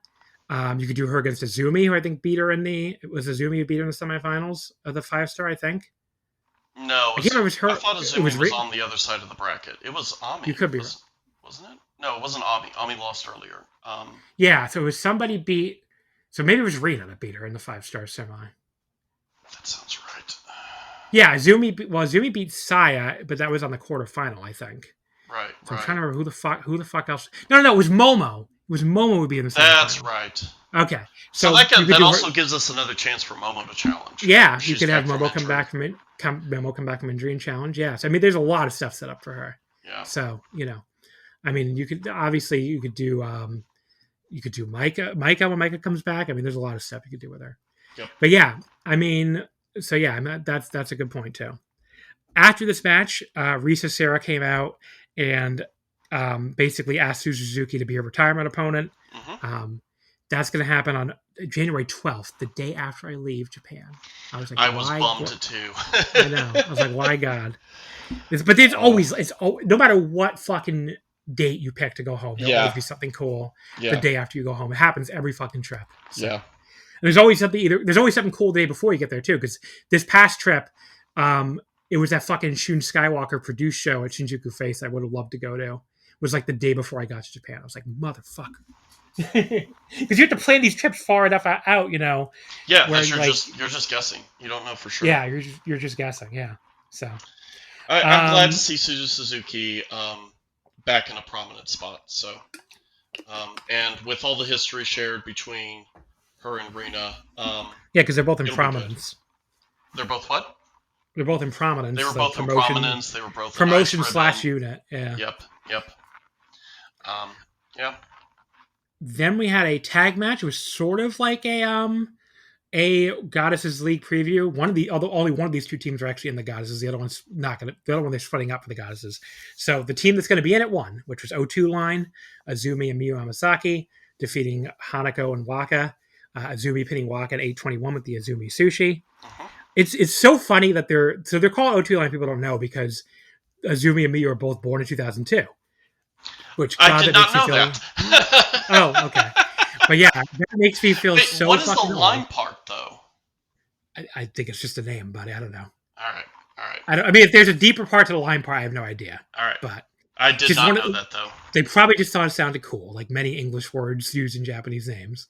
But yeah, like, first of all, it makes me feel so goddamn old. Uh-huh. Second of all, the whole thing with O2 line, like, they're born in the same year. Azumi's actually like 6 months younger than Miyu, and she's like been in this wrestling business for like 7 years longer, I think, or even longer than that, something like that, right? Because she started so fucking young. So Azumi? And decade plus, I think, at this point, because she started like even younger than Starlight Kid did, I think. So was she like 11 when she started? She was like 11. So she's been wrestling for like 12 years, and then Miyu's been wrestling like 3 years, I think, right? I think 2022 she started, or was it 21? 21, 22, somewhere around then. When they started New Blood, they started it with Miyu. And seemed to suggest that the idea of the sub-promotion was to kind of build it around her, which didn't really happen. But yeah. So, yeah, the point is, though, like they were born the same year, a vast gulf between Miyu and Azumi Senpai. So, Azumi is basically everybody's senpai, which is just so funny to be at 22. I think she's going to turn 23 soon. She hasn't, I think. So. Oh, she's 23 right now. Okay. Oh, she's 23 right now. Okay. Yeah. Debuted in 2013. Jesus Christ. Yeah. 12 years ago. Yeah. Wow. It's crazy. But yeah, I mean, the people, like, sometimes when you're wondering, like, how is she so good? Well, that's the reason. That's why. Yeah. Yep. But yeah, she just recently returned from injury. I think O2 line are like, they're kind of like dark horses in the Goddesses, I think. Oh, I wouldn't even say dark horse. Well, okay, maybe favorite is a bit much, but somewhere between the two. They've been tag partners for so long that, and I think Stardom tends to reward having the same tag partner, Goddess League after Goddess League, for enough time that people are kind of familiar with it and attached to it. So, and it would feel like it'd be a nice step for Miyu. I mean, Azumi is already like kind of at a high level, but like Miyu would feel like it'd be a nice step up for her. Right, so. As we've already discussed, she's a better wrestler than Kurt Angle, according to science, and Weird Uncle Dave. And I think the Goddess belt is just yet another step up. Also, I think she's looked like better in the last few months too. Yes. Like I feel like she's got her DDTs are starting to look vicious, frankly. Yeah, and she looks like the top of their head. It's really funny. Yeah. And she looks a little like smoother in the ring too to me lately, which is cool. Like she's running the ropes a little smoother, stuff like that. So, I mean, I like crossing that invisible threshold where you've just been in it enough years that it's coming naturally now. I mean, I liked her even when she was kind of awkward. So I'm not really. She had that one match with Saori, which was like the Shiga Kyoto Showdown, the 5-star. I fucking loved that match. So I know it sounds really weird that I would love a Saori Anou match, but yeah, I love that. I love that match.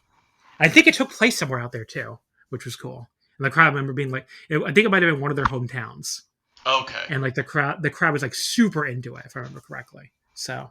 But yeah, this match though, very nice near falls for Waka and Azumi. That she got like there was like a Azumi Sushi cutback sheet at one point, and then also La Magistra, which is like a cool little like high speed esque exchange before Azumi finally got the pin on Waka with the Azumi Sushi. I thought this was quite good. I went 3.5 stars on this. A very, very enjoyable little preview tag here. It only went 8.5 minutes, but I liked it quite a bit. So we've praised Miyu, Azumi, and I want to talk about Waka for just a minute. Because earlier this year, I was half-jokingly talking about how compelling it was that she was having like 5-second matches during the 5-star. She has actually been doing a great job hanging in there with veteran talent like Azumi and Mei Seira. I thought her high-speed match against Mei Seira was terrific. And she just keeps the pace in a really good way. And like is just on that line now of, yeah, she's goofy. Yeah, she yelps a lot in this really high-pitched voice that's like kind of funny to just listen to. And yes, she uses her diamond hips to get a lot of offense in. But I mean, it still works. I think. Yeah, I don't know why people act like she sucks. She does not. She is the furthest thing from it. She's compelling. I don't really get it. I mean, she's funny, and maybe people just hate comedy wrestlers or whatever. But like, first of all, I wouldn't even call her a comedy wrestler. At this yeah, point. yeah. I would say she's a good wrestler who's also funny, somewhat incidentally, in ways I don't think she can control. Look, she's always going to be funny. Yeah. She's always going to be. Come on, baby, I am Waka. Yeah. But like, she's always going to be. I'm from New York, baby. She's walking here. But yeah, I mean, like, she's, she has that fucking, like, it's like a thick, because I think her family's like from Osaka, right? I think she grew up in Osaka when she moved back there. Mm-hmm. And like, she's gonna always sound like, peak Osakan. And like, that's, I think, what that accent is. But like, look, first of all, who needs, we all need a little bit of levity sometimes. And, she's, I kind of find her screeching to be kind of charming, honestly. So, yeah. Well, Joshi is not. If people being loud bothers you in general, Joshi's not for you anyway. So. I mean, my girlfriend's always like, "Why do they yell so loud?" I'm like, "Well, I don't know. That's what they do. They care. They just care so goddamn much." The other thing here, and this is why Stardom is in a great place right now, is we were talking about tiers of wrestlers earlier. Stardom has been very good at having like their lower tier or their mid tier filled with compelling wrestlers in their own right, and Waka's yet another example of that. The poor Hanako didn't get any flowers though. She's very big. She is very big. I'm looking forward to the X when we preview the Goddess Tag League. Yeah, I didn't have much. She's bad. Well, she also didn't really do much in this match, too. Yeah. This was she was good in that future and Azumi. That future title match. Yeah. That future title match was good. That future title match was very good. I'm looking forward to seeing more defenses in her reign. I still think she's very promising, which I guess does kind of sound like I'm putting her down a little bit, but Hanako, you're just not as good a wrestler as Waka Tsukiyama. I'm so sorry. Fellow Risa has a lot of work to do. 6-man tag team match. Saya Ida, Momo Kogo, and the returning B Priestley defeating the hate team of Natsukatora, Uraka, and Rina. B pinning Rina with 9:55, the plan B. I didn't take like any notes on this match. I must have really held my attention. But I was like, kind of meh, 6-woman tag. Nothing to this one. The crowd really wasn't into it at all either. 2.5. Yep. Moving on. Then we had a special singles match. This fucking match. Bozilla defeats Saki Kashima in 11:29 by give up. And it even says on the website, tapped out when she got into position for a powerbomb. So yeah, poor Saki. She looked like she was about to cry already the moment she came out on the stage. Can you imagine being the fan who, because they had those dream match shirts, like, again, Walker did a good job explaining the backstory here. Like, the fan who put together that Bozilla versus Saki Kashima dream match shirt where you could put any two wrestlers together on the shirt you want and post about on social media, he must feel like a god. Yeah. It's like, he fucking manifested this. They never would have done this if it wasn't for that. Like, Saki quote tweeted it and made it into a big thing, and they fucking wrestlers ran with it, and it became this incredibly compelling fucking angle. And it's like this, like, sir, it, like, you put this into the world, and it just happened. So, I mean, like, who's to say that wasn't Tam Nakano though? That is true. But yeah, poor Saki. She looks like she's about to cry when she comes out here. She still gets pyro though, which makes it even funnier somehow. Yes. She actually gets up in Bozilla's face after her very reluctant pose at first, but then she just starts running away the second the bell rang. And she puts the X up like, I'm not doing this. That was really funny. Saori tries to tell her to get in the ring. The crowd starts chanting for her. Bozilla even lays down in the ring. And finally, Saki just like slowly gets in. She kicks out of like she's kicking out like hot stones or something. It's very funny. But the second she covers her, Bozilla throws her off all the way to the floor.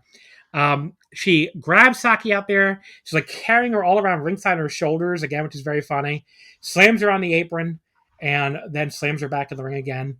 Bozilla, so she gives her like a big delayed superplex off the top at one point and then covers her finally. And Saki, girl, why didn't you just let her pin you? Like, you don't want to be in this match anymore. Like, what is going on? Why'd you even kick out? It's like wrestler instincts, I guess. Yeah, exactly. She's still a competitive wrestler. That deep down, she wants to win. Then, unfortunately, we start to get to some stuff that didn't look very good. Yeah. So, the spot where Saki is supposed to untie the turnbuckle pad ended up looking really stupid because I thought they were doing a comedy thing where she was having trouble untying it. And then I realized she was like just having trouble untying it because Bozilla turns around, sees her untying it, and sees that she's not done and has to turn around and argue with the ref some more to let herself be distracted some more. So that looked very stupid. And then she charges in even though she saw her untying it. And, but at least she no-sold it anyway, which was good, I guess. It was better than if she had sold it because then she would really look stupid. Saki went for a top rope Rana. Bozilla tried to block it into a powerbomb, but then it just fell off the ring post. And then Bozilla somehow just stayed on her feet, though. And then Saki got the Rana into a roll-up for a 2 count anyway. So at least they didn't repeat the spot or anything, so that's okay. But yeah, the match was just kind of a mess.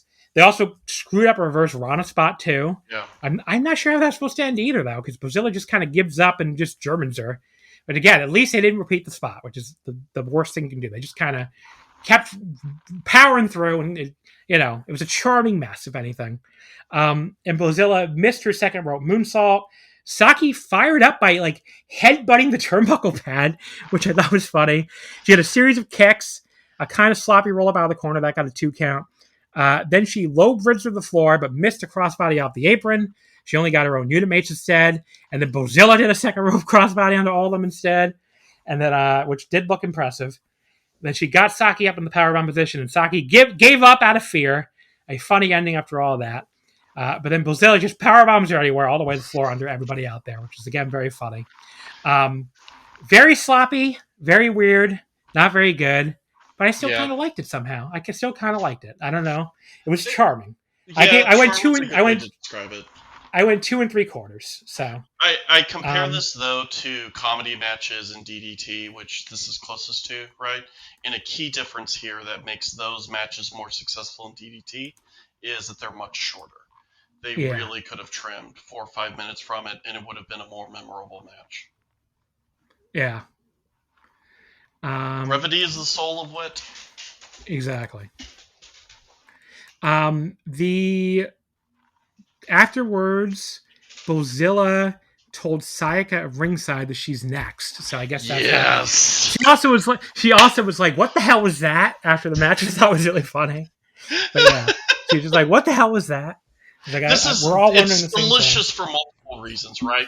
It's great that Bozilla is just working her way through all these smaller, cuter wrestlers, right? It's great that it's Kurara who's next, because she was the one who told Saki Kashima, "Oh, just say yes to everything," when Saki didn't understand what yeah, she's like, "I don't understand what she's saying." Well, this is really but it's best to just say yes when foreigners are saying stuff, which is definitely, that's a shoot for everybody. If there's definitely there's a lot of Japanese people whose entire whose entire strategy for getting through foreign interactions just be as agreeable as possible.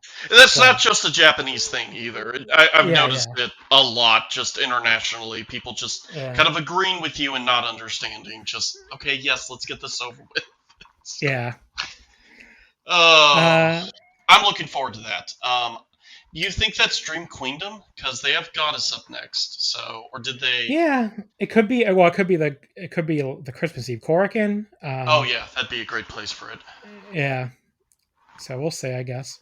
All right. Then we had the high speed championship match. Mei Seira defeating Hazuki in 10:58 with the checkmate, making her 9th successful defense. So she's been champion since July 2024, and she's now only 3 defenses behind Azumi's 12 defense record that was set back in 2022-23. So I thought this was like surprisingly slow paced early for a high speed title match. Like there was like this long head scissors from Mizuki. I'm like, okay, aren't you girls supposed to be doing a bunch of crazy high spots here? What are we doing? It did pick up after that, but it never really felt super high speed to me. I don't know. It was pretty good. It's not like I didn't dislike it, but it just I don't know, it just didn't do a ton for me. It disappointed me. 3.25, just a little disappointing for what I expected going in. But yeah, it was weirdly flat. Yeah. I also didn't feel great about going in. This is Mei Seira. It's so clearly her just nominating one of the icons of high speed, right? As a filler defense, which doesn't feel great, right? Yeah. We're clearly going towards Unimon challenging at Dream Queendom and winning in all likelihood. Padding her stats with one more defense, even if it's against one of the great champions of the past, yeesh. That actually, in some ways, like makes it worse, right? That this kind of challenge should really be saved for a moment when there would be doubt about the result. Yeah. So all my complaints about that aside, what do you think? I'm going to assume Mei Seira's losing the belt at Dream Queendom. When you look back at former champions who have had the belt for a long time, for the high-speed belt, you're looking at Saya Kamitani, obviously. You're looking at Azumi. You're looking at Natsupoi. You're looking at Hazuki. Mayu Iwatani, obviously an iconic champion with her 1 defense and 500 days. Wow. Oh, 4 defenses. Sorry, she had 1 reign, 4 defenses that lasted 5. Wait, am I looking at the right person? 9 defenses. I was looking at Mary Apache there. Sorry. Natsuko Tora held this belt? Yeah. Oh, no, that's not Natsuko Tora. It's Natsuko Tayo. My bad. Natsuko Tayo. So there's a lot of like range of champions, right? Some of them are high-speed specialists, but some of them are clearly going on to bigger and better things. Yeah. Where do you think Mei fits into this? I don't know. It's a good question. Because she's a terrific champion. Because he already had 1 reign back in 2023. Right. Where she had it for quite a while too, 178 days. So yeah, this might kind of be her ceiling as a single in Stardom. I don't know if they really see her as even a white belt level, but I don't know. It's a kind of it's tough because the thing I think holds her back the most is how short she is, but also that hasn't stopped Starlight Kid at this point, right? Yeah. Maybe it used to, but it doesn't seem to be an issue anymore. Doesn't stop Natsupoi anymore either, really. Yeah. Why the fuck do they call Koguma high speed genius? She's had this belt once for 84 days. Yeah, and that was a very long time ago too. Yeah. I don't think she's even challenged for it since she came back. Yeah, February 2015 she held, like, what the fuck? Why is she still called that then? I mean, she is a very good high speed wrestler too, though, so yeah, it's just weird. Like, why you'd think she would maybe she'll get this belt back finally, I don't know. She'd be a cool challenge, but it feels like if you're not challenging for it at this point, maybe it's because she's just really not interested in doing that. Yeah, it could be. What I was going to say too was, I don't know. It could be her ceiling. It's not even just that. Like, I think she's a very talented wrestler too, but it's not just her height. It's like, I don't know if she's the most charismatic wrestler, which is, I think, the thing that might hold her back more than the height even. Like, she's like, she doesn't seem like she has quite the crowd connection of some of the other names we mentioned that started with this bout and moved up. But I don't know. It's like, I think she's an amazing in-ring wrestler, but I just don't think she's quite as charismatic as like Azumi or Saya or like all these people we're talking about. Like, I don't know. Well, I would say that Saya during the high-speed reign, that could have been true of her too. So maybe Mei just needs a repackaging. Yeah.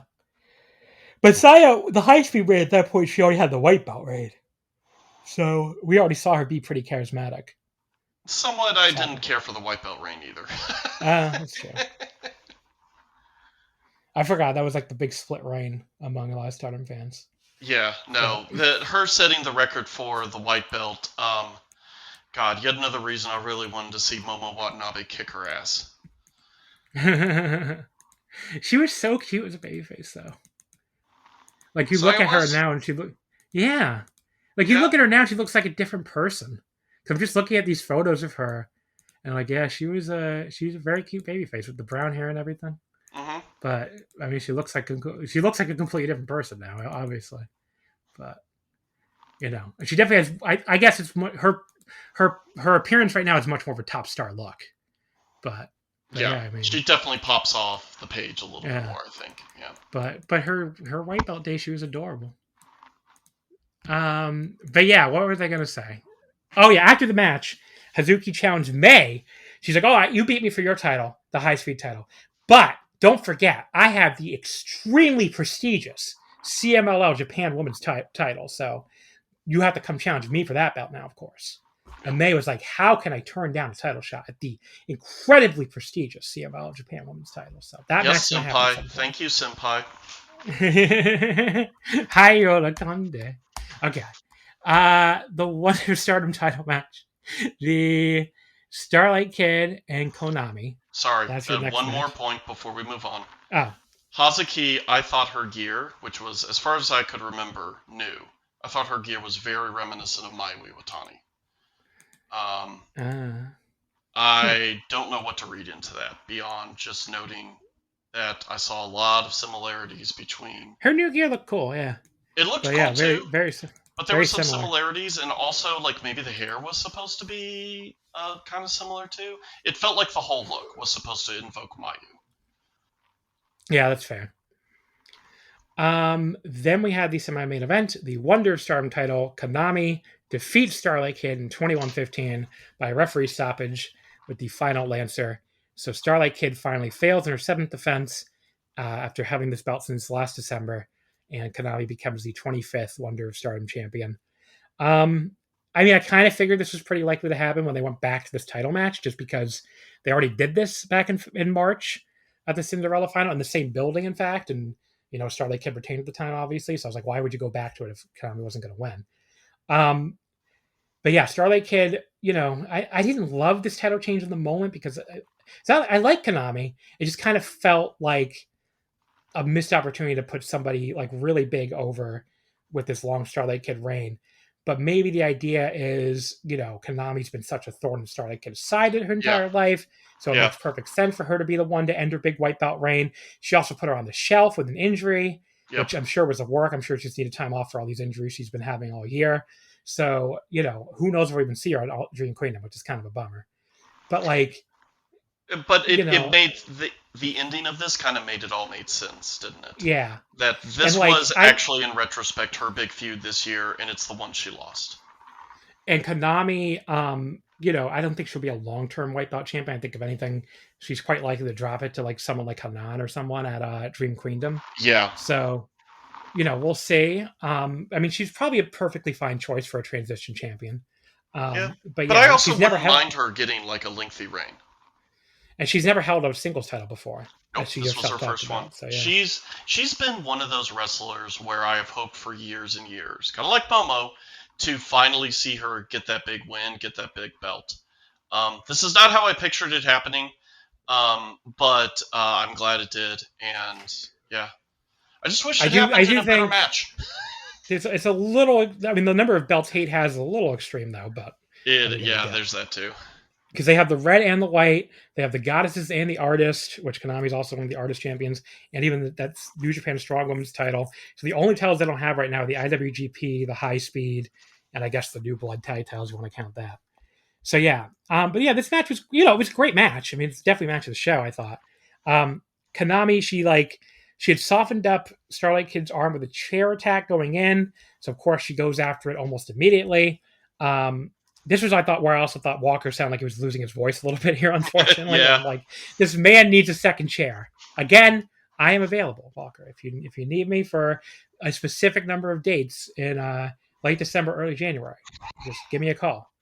But yeah, Starlight Kid, eventually tries to get the Black Tiger leg killer, but Konami is able to make the ropes pretty easily, thanks to Starlight Kid lacking arm strength. So that happened just for the 10-minute call. So far, this was good, but kind of dull, and nowhere near as great as their March title match, I thought. But it does pick up a lot from here, though. Starlight Kid pulls out the Black Tiger Driver out of nowhere, and then Black Tiger Driver. Which one is that again? I'm trying to remember what the fuck that move is. Maybe I wrote that down wrong. Well, anyway, she does a moonsault off the top. Did you mix Tiger Driver with the Black Tiger leg killer? I might have. I don't know. Okay. But she does a moonsault off the top. Konami kicks out of it. And things definitely picked up quite a bit here. And I thought Starlight Kid did a really good job selling the arm throughout, even while she was making her comeback. So that was really good. I mean, she's been great with that attention to detail all year with the double leg matches and everything. And it was good. I thought it was cool to see her do a different type of match, too. She finally didn't do like a leg match.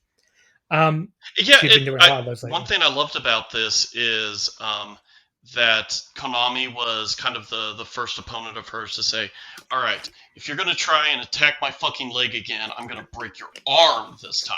Yeah, and it makes a lot of sense to do that.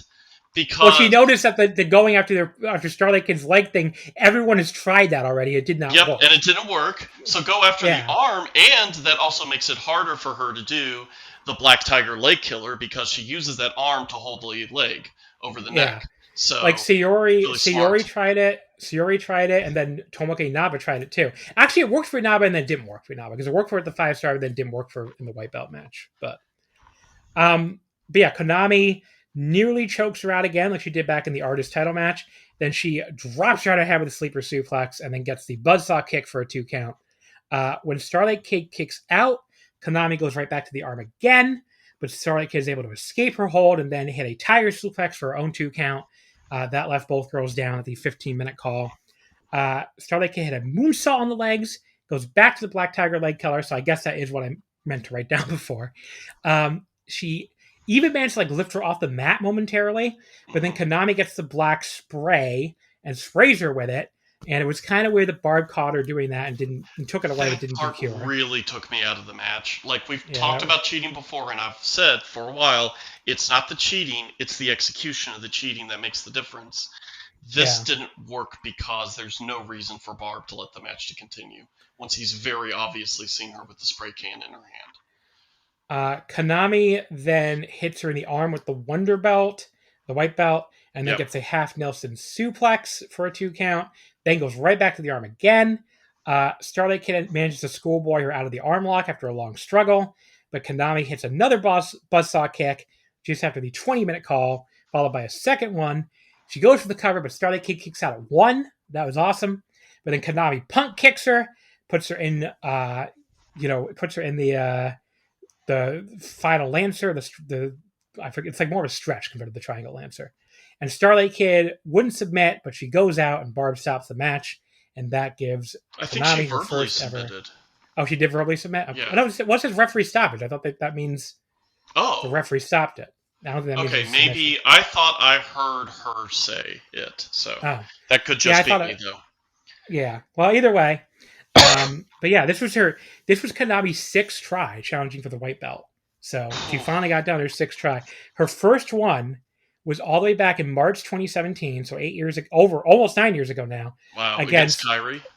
Against Kairi. Wow. Do you know the building?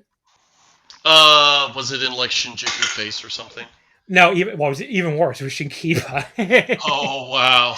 Shinkiba First Ring. Well, Stardom used to basically own Shinkiba First Ring, so it does make some sense. Well, I'm saying they don't even run that anymore. I don't think. When's the last time I'm trying to think. When's the last time you've seen that big garage door in the background? I'm gonna look this up now because I'm very curious. Shinkiba. I think part of the reason they would run Shinkiba First Ring a lot was also because it made it easy for them to just have all the wrestlers set up tables outside after the match. Okay, so they did run it. Events. They don't did do run that it this year. anymore. They did run it this year. I don't remember Well, either of that's these fun. shows.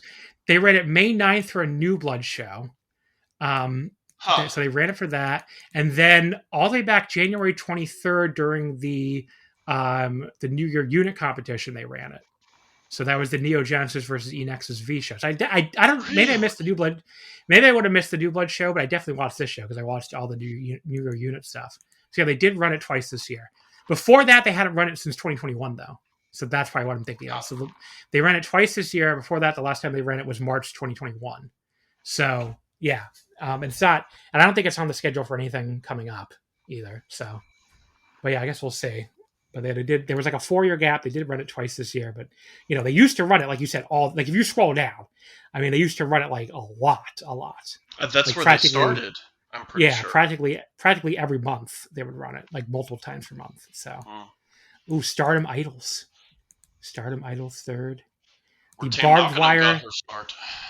Yeah, had a barbed wire bunkhouse 8-man tag team street fight with Atsushi Onita in it. Yeah. Hell yeah. I bet Tam Nakano put that fireworks license she got to good use. A 2-on-1 handicap match. Kendo Kashin defeats Pandita and Tam Nakano in 506. What a match. I wish I could see that one. Kendo Kashin. Do you? I do. 5 minutes of Kendo Kashin against Tam Nakano and an uncredited Panda. They don't even know who this panda was. There's no link to her profile. It's a mystery that's never been solved, apparently. So they don't know who this panda was. 260 fans came out to see Stardom Idols, which probably means actually like 102 fans came to see Stardom Idols. But yeah, December 2nd, 2018. That's they also held that the Queen. Oh, that's when everybody got their own produced show. Stars produce, Queen's Quest produce. Oh yeah, they used to be their Golden Week gimmick. Was every unit would host the show. Yeah, they were definitely really cool.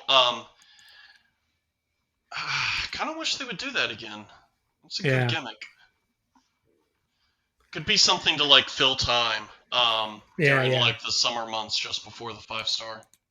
Yeah, totally. So yeah, no hint of a direction yet for Konami's first white belt defense. But that's not really surprising, given there's the Goddesses coming up. So we'll see what happens. She might not defend it until Dream Queendom. So yeah, it might be she loses a match during Goddesses, and that's where she gets her challenger. Yeah. Then we had the main event, which was the World of Stardom and Strong Women's Double Title match. Saya Kamitani gets the win in 21-31 with the Spinning Star Crusher to make her 7th defense of the World of Stardom title and her first defense for the Strong Women's title. I liked Momo's white and brown gear here.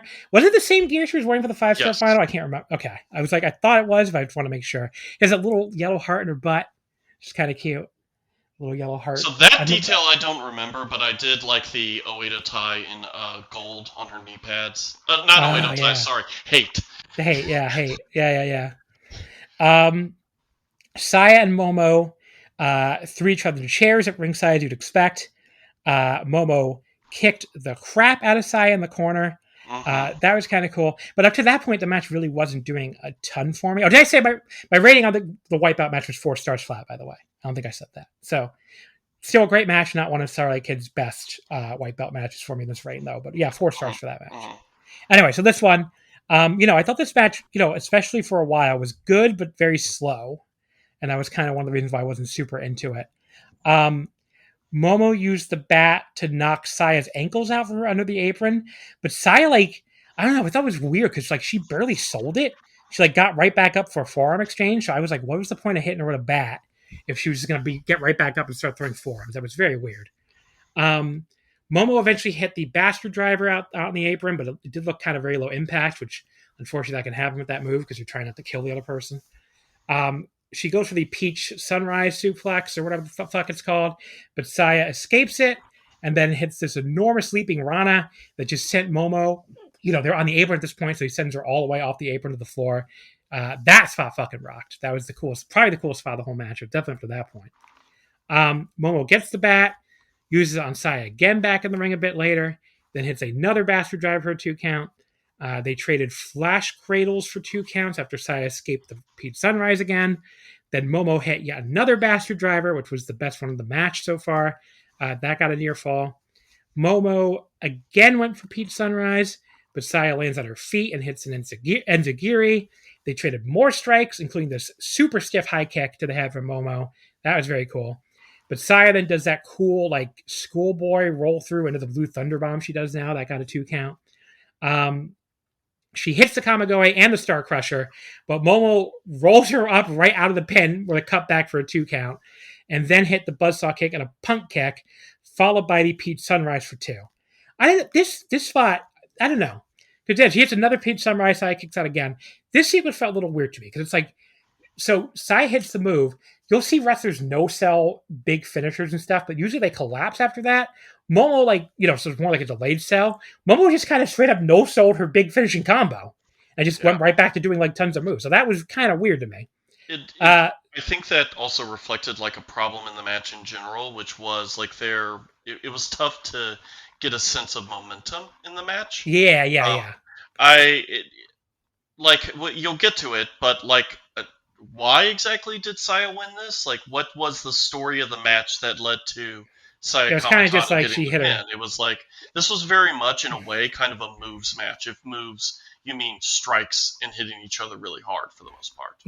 Yeah. Saya used the Pete Sunrise on Momo after countering her. That only got a 2 count. I mean, can you imagine a wrestler beating another wrestler with their own finisher in a world title match? I mean, that'd be really weird. I would start thinking that maybe that other wrestler is retiring. Or leaving the promotion or something. I know, right? Yeah, very strange. People have no idea what we're talking about. I should just say, Tommy got pinned with her own finisher at the Mario show last week. So if you missed that episode or didn't watch it, there was discourse about it. I think it's overblown. Yeah. Whatever. It does look pretty crazy though. A little. Then she hits a second Star Crusher, the spinning one, and that gets the pin. After the Pete Sunrise didn't get the pin. I know this felt like a really hard one for me to rate. There was nothing wrong with it really. Like you kind of said, though, it didn't really have a ton of like story to it either. It kind of was just you do moves, I do moves. Like they're not selling that they're injured or tired. It's just throwing stuff at each other until suddenly one of them's pinned. It was technically very good. It was even like excellent at times, but there was also a ton of weirdness, like I said, in the match structure and enough, and it was boring early. So I went 3 3/4. I didn't quite get to 4. It was very good. I still liked it, but I just didn't think it was like, it didn't blow me away or anything, which for a big Stardom main event at this point, 3 3/4 is definitely on the low end. So, yeah. But yeah, I mean, like, it's funny. Okay, so I went on to right here. So my next sentence, and I forgot I wrote this in my notes because what ends up happening, obviously. Quote, I'm just going to read myself here. I know Saya is their big star and all that, but her title reign feels like it peaked with that incredible Azumi match back at Corkid last month. That's like, that one I went 4 3/4 on. And I hope they have a damn good idea for Dream Queendom, because Momo's whole challenge fell completely flat here by the end. Well, John, future John would then find out that, yes, they have a great idea. It's called your favorite wrestler in the company, if not your favorite wrestler in the whole world right now. So, good idea. That's a good idea in my book.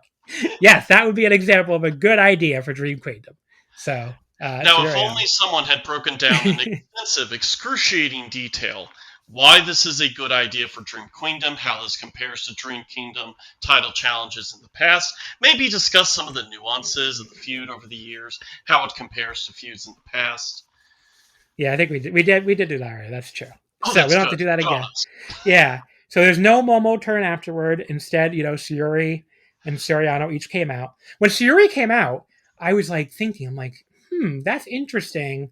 Are they going to do like a title match at Dream Queendom and then like some kind of tag at Wrestle Kingdom with the two of them or something? Or because they can't do a tag for Dream Queendom to build a match for the Wrestle Kingdom. That'd be insane. And then Saori walks out. I'm like, oh, okay, never mind. They're doing 2 title matches. So, but yeah, I mean, not that. By the way, Saya versus Saori. It's not like I'm not hyped for that too. So, and we're going to see that at Wrestle Kingdom. That'll be great too. I mean, also, rest in peace to all English podcasters, English language podcasters, trying to say Saori and Saori with with enough distinction that you can tell the difference. Saori. I know. It's like, and Siri constantly thinks I'm talking to her. Well, those are a little better. But yeah, so it's Saya and Saori Anou for the World of Stardom title, December 29th, Dream Queendom. Buddy, we're going to be there. I'm pretty excited for that. And Saya versus Saori, Wrestle Kingdom, also going to be there. What seats do you have those 2 shows? I forget, because I know you're not sitting with me. I think it was, I don't remember. Seat A. Oh, you have Box A. Box A, thank you, for Ryogoku. Yeah. And I completely forget where it is for Wrestle Kingdom because I just don't care as much. Yeah, I would bet you probably bought first floor stand. Because that's what most people buy. I can look it up real quick because a friend of mine had a friend in Japan purchase it. Ah, so he got pretty good seats. Oh, maybe you got Arena A like I did then. West Row 23, he said. And that's... you don't see the category? No. Okay. Yeah, I don't know. I don't West Row 23. That sounds like it's probably first floor stand to me. I don't know. But I guess we'll say. But yeah, I mean, I'm very excited to see my favorite wrestler in the main event of Dream Queendom. So that's going to be really cool. And yeah, the show overall, not their best show. It's not like it was a bad show though. I mean, like again, when I'm talking about the Stardom haters, it's like, yes, you get your little W here that this wasn't like a blowaway show with a super hot main event angle, I guess. But like, that's the absurd standard you're going to hold Stardom to at this point. Then I guess yes, congratulations, you got one. You got us, buddy. Got us one of these. I think I think you're right. It is kind of a B tier show in terms of quality for Stardom. I guess I wish I saw more discussion about maybe it being disappointing in terms of the matches rather than being disappointed that the fantasy booking we had built up in our head didn't happen, because I'm not sure we ever had good reason to believe it was real. Yeah, I mean, I guess that people could argue that when Momo stopped the other Hate members from interfering in the 5-star final that they were teasing that direction, but I think that was just Momo saying, I think that was... Yeah, sorry, keep going. I was going to say, I think that was just them being like, we don't want the 5-star final to have a bunch of interference, so let's get this out of the way and let Momo decide to fight honorably. Wrestlers kind of have their own pride, right? That yeah. They'll cheat. Well, hate is not House of Torture. Exactly, yeah.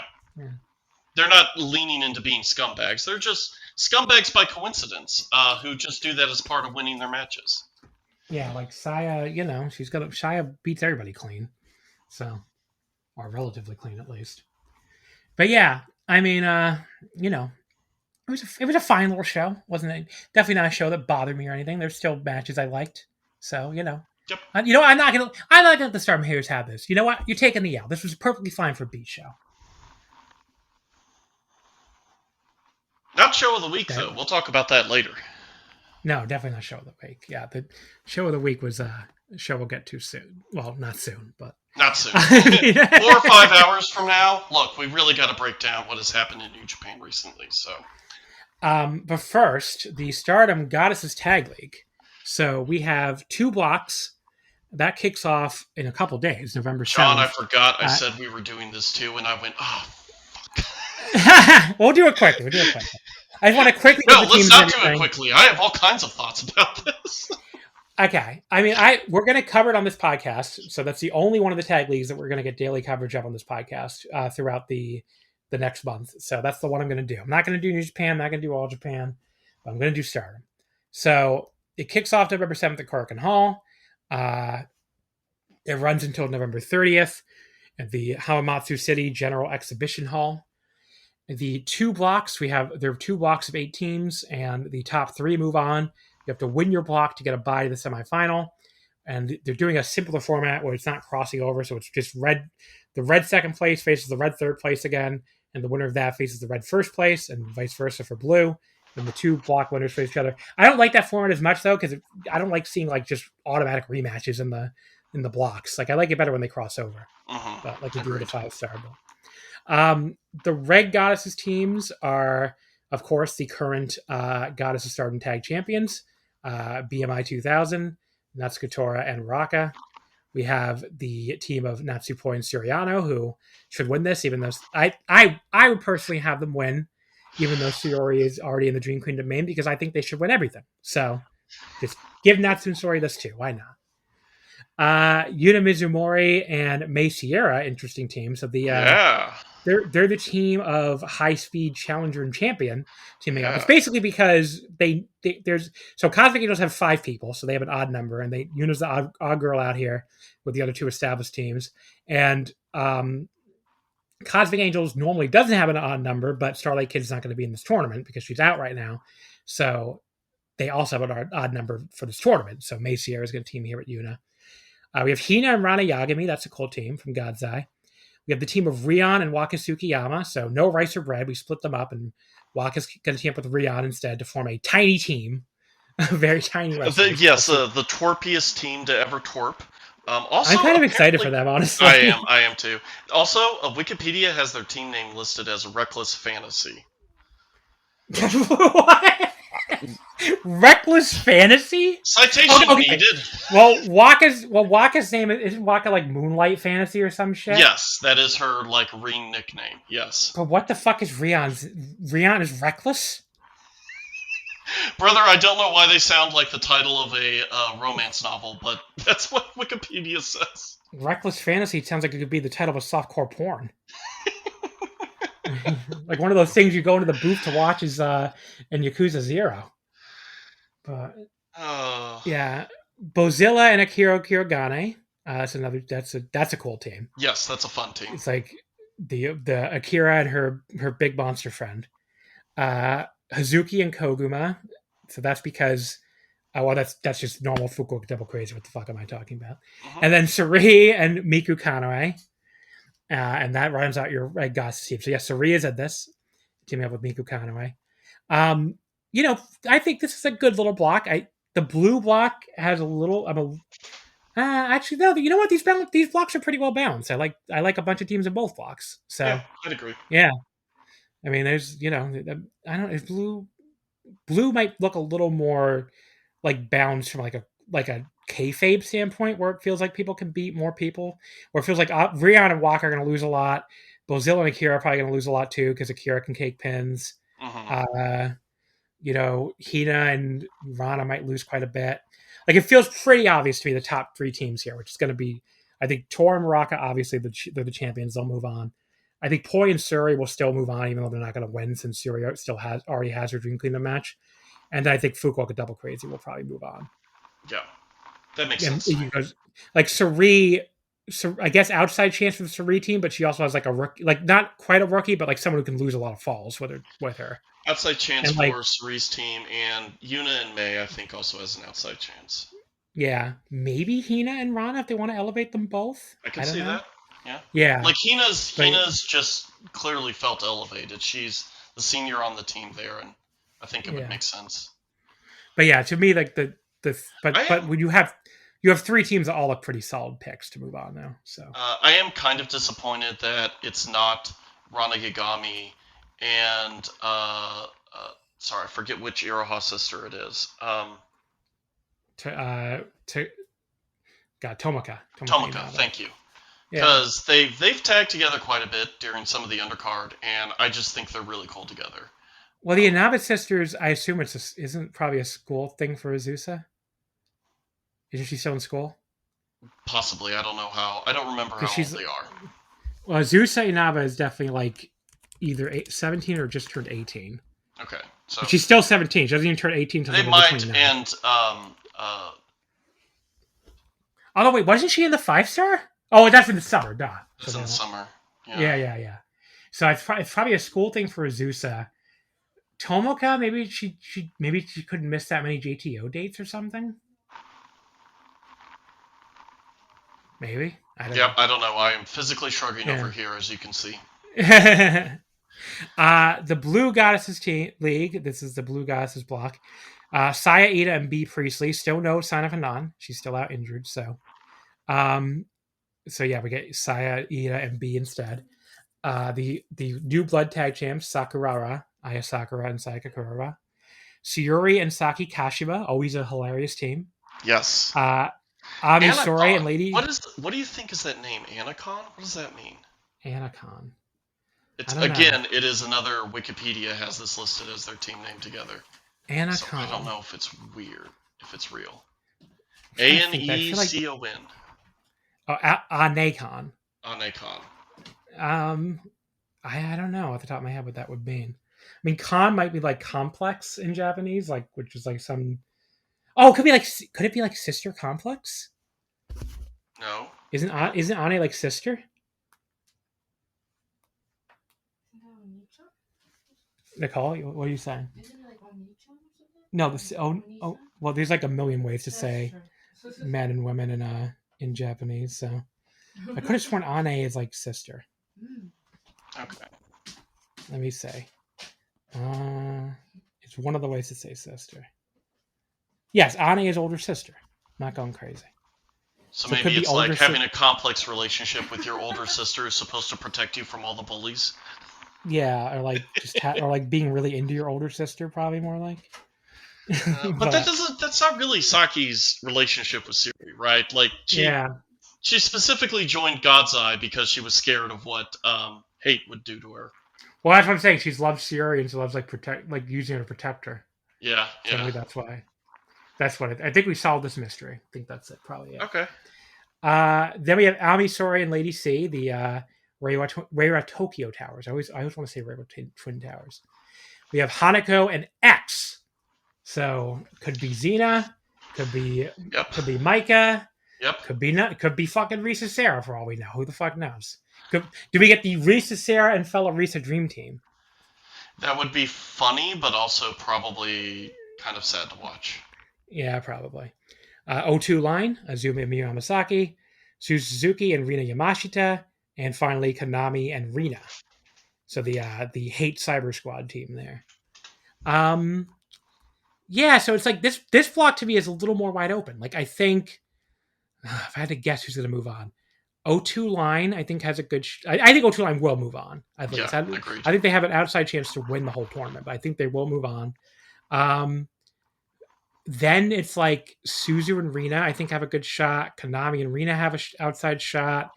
Hanako and X, depending on who X is, have a shot. If it's Micah, I would say they have a strong chance. Yeah, if it's Micah, they're probably favorites.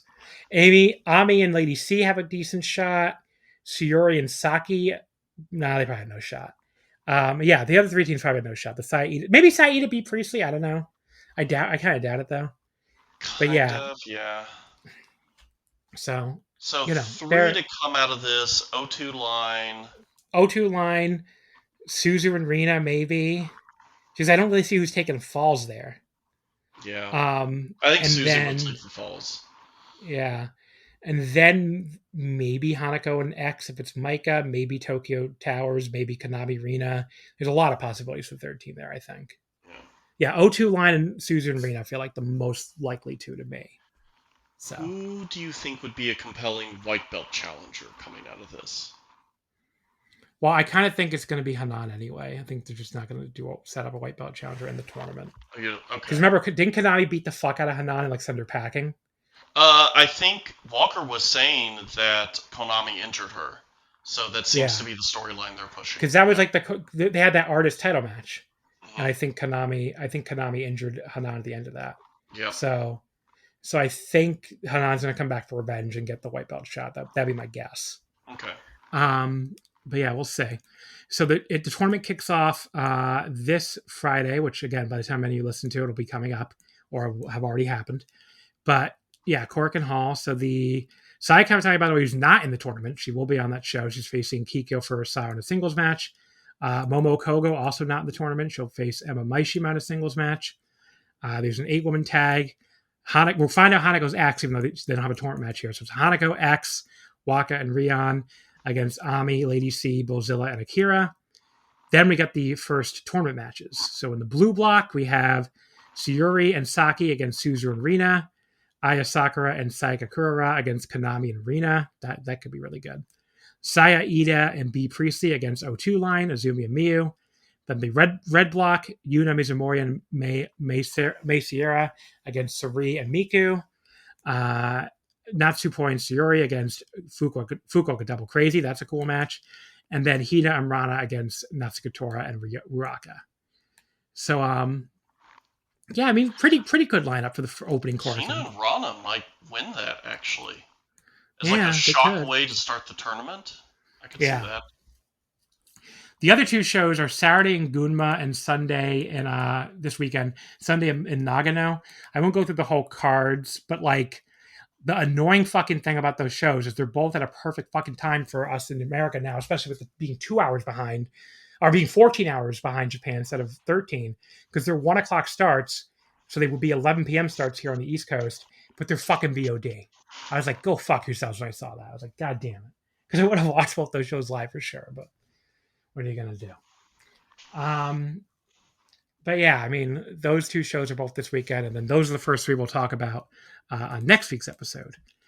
Meanwhile, there's also some Stardom participation in outside promotions. Sariism Chapter 10 is next Monday from Shinjuku Face, or Chapter 9, I should say, sorry, which has the Sari and Suzuki against Natsupoi and Chihiro Hashimoto tag. That should kick ass. So good. I can't wait to see that. Then it's Bozilla and I think Kaori Ito against Vaney and Nightshade. Oh, I don't even know who Nightshade is. Do you? Yes, she's a British wrestler, and is also kind of a Stardom veteran. She's she's been in a lot of like Stardom matches, but this was quite a while ago. So yeah, I'm trying. Let me see. When was she in Stardom? I think she's primarily works Eve. Am I thinking of the right person? I don't think so, because I'm looking at her cage match here and I don't see any Stardom. I just had a moment of doubt there. Yeah, she was in Tokyo Joshi. That must be what I was thinking of. She was in Tokyo Joshi for a few matches in 2019. Why does anyone listen to me? What are you gonna do, buddy? It's all right. Well, I look. I got Marigold's entire name wrong last week for the fucking show. So she was at Marigold earlier this year too on the first dream show in a Rumble. Ota Ward Gym. So. Was it Session Moth Maria was the one I was thinking of? I think that's who I was thinking of. Yeah, but she's on this show, and Stardom adjacent at least. And then the other one is Chi-Chi and Miku against Rana Yagami and Akira Kuragane. So that's the other Stardom involved match. There's also Stardom wrestlers on Monday, or one Stardom wrestler on Monday appearing on the Prominence show, Shinkiba First Ring. Hazuki will be taking on the aforementioned Risa Sera.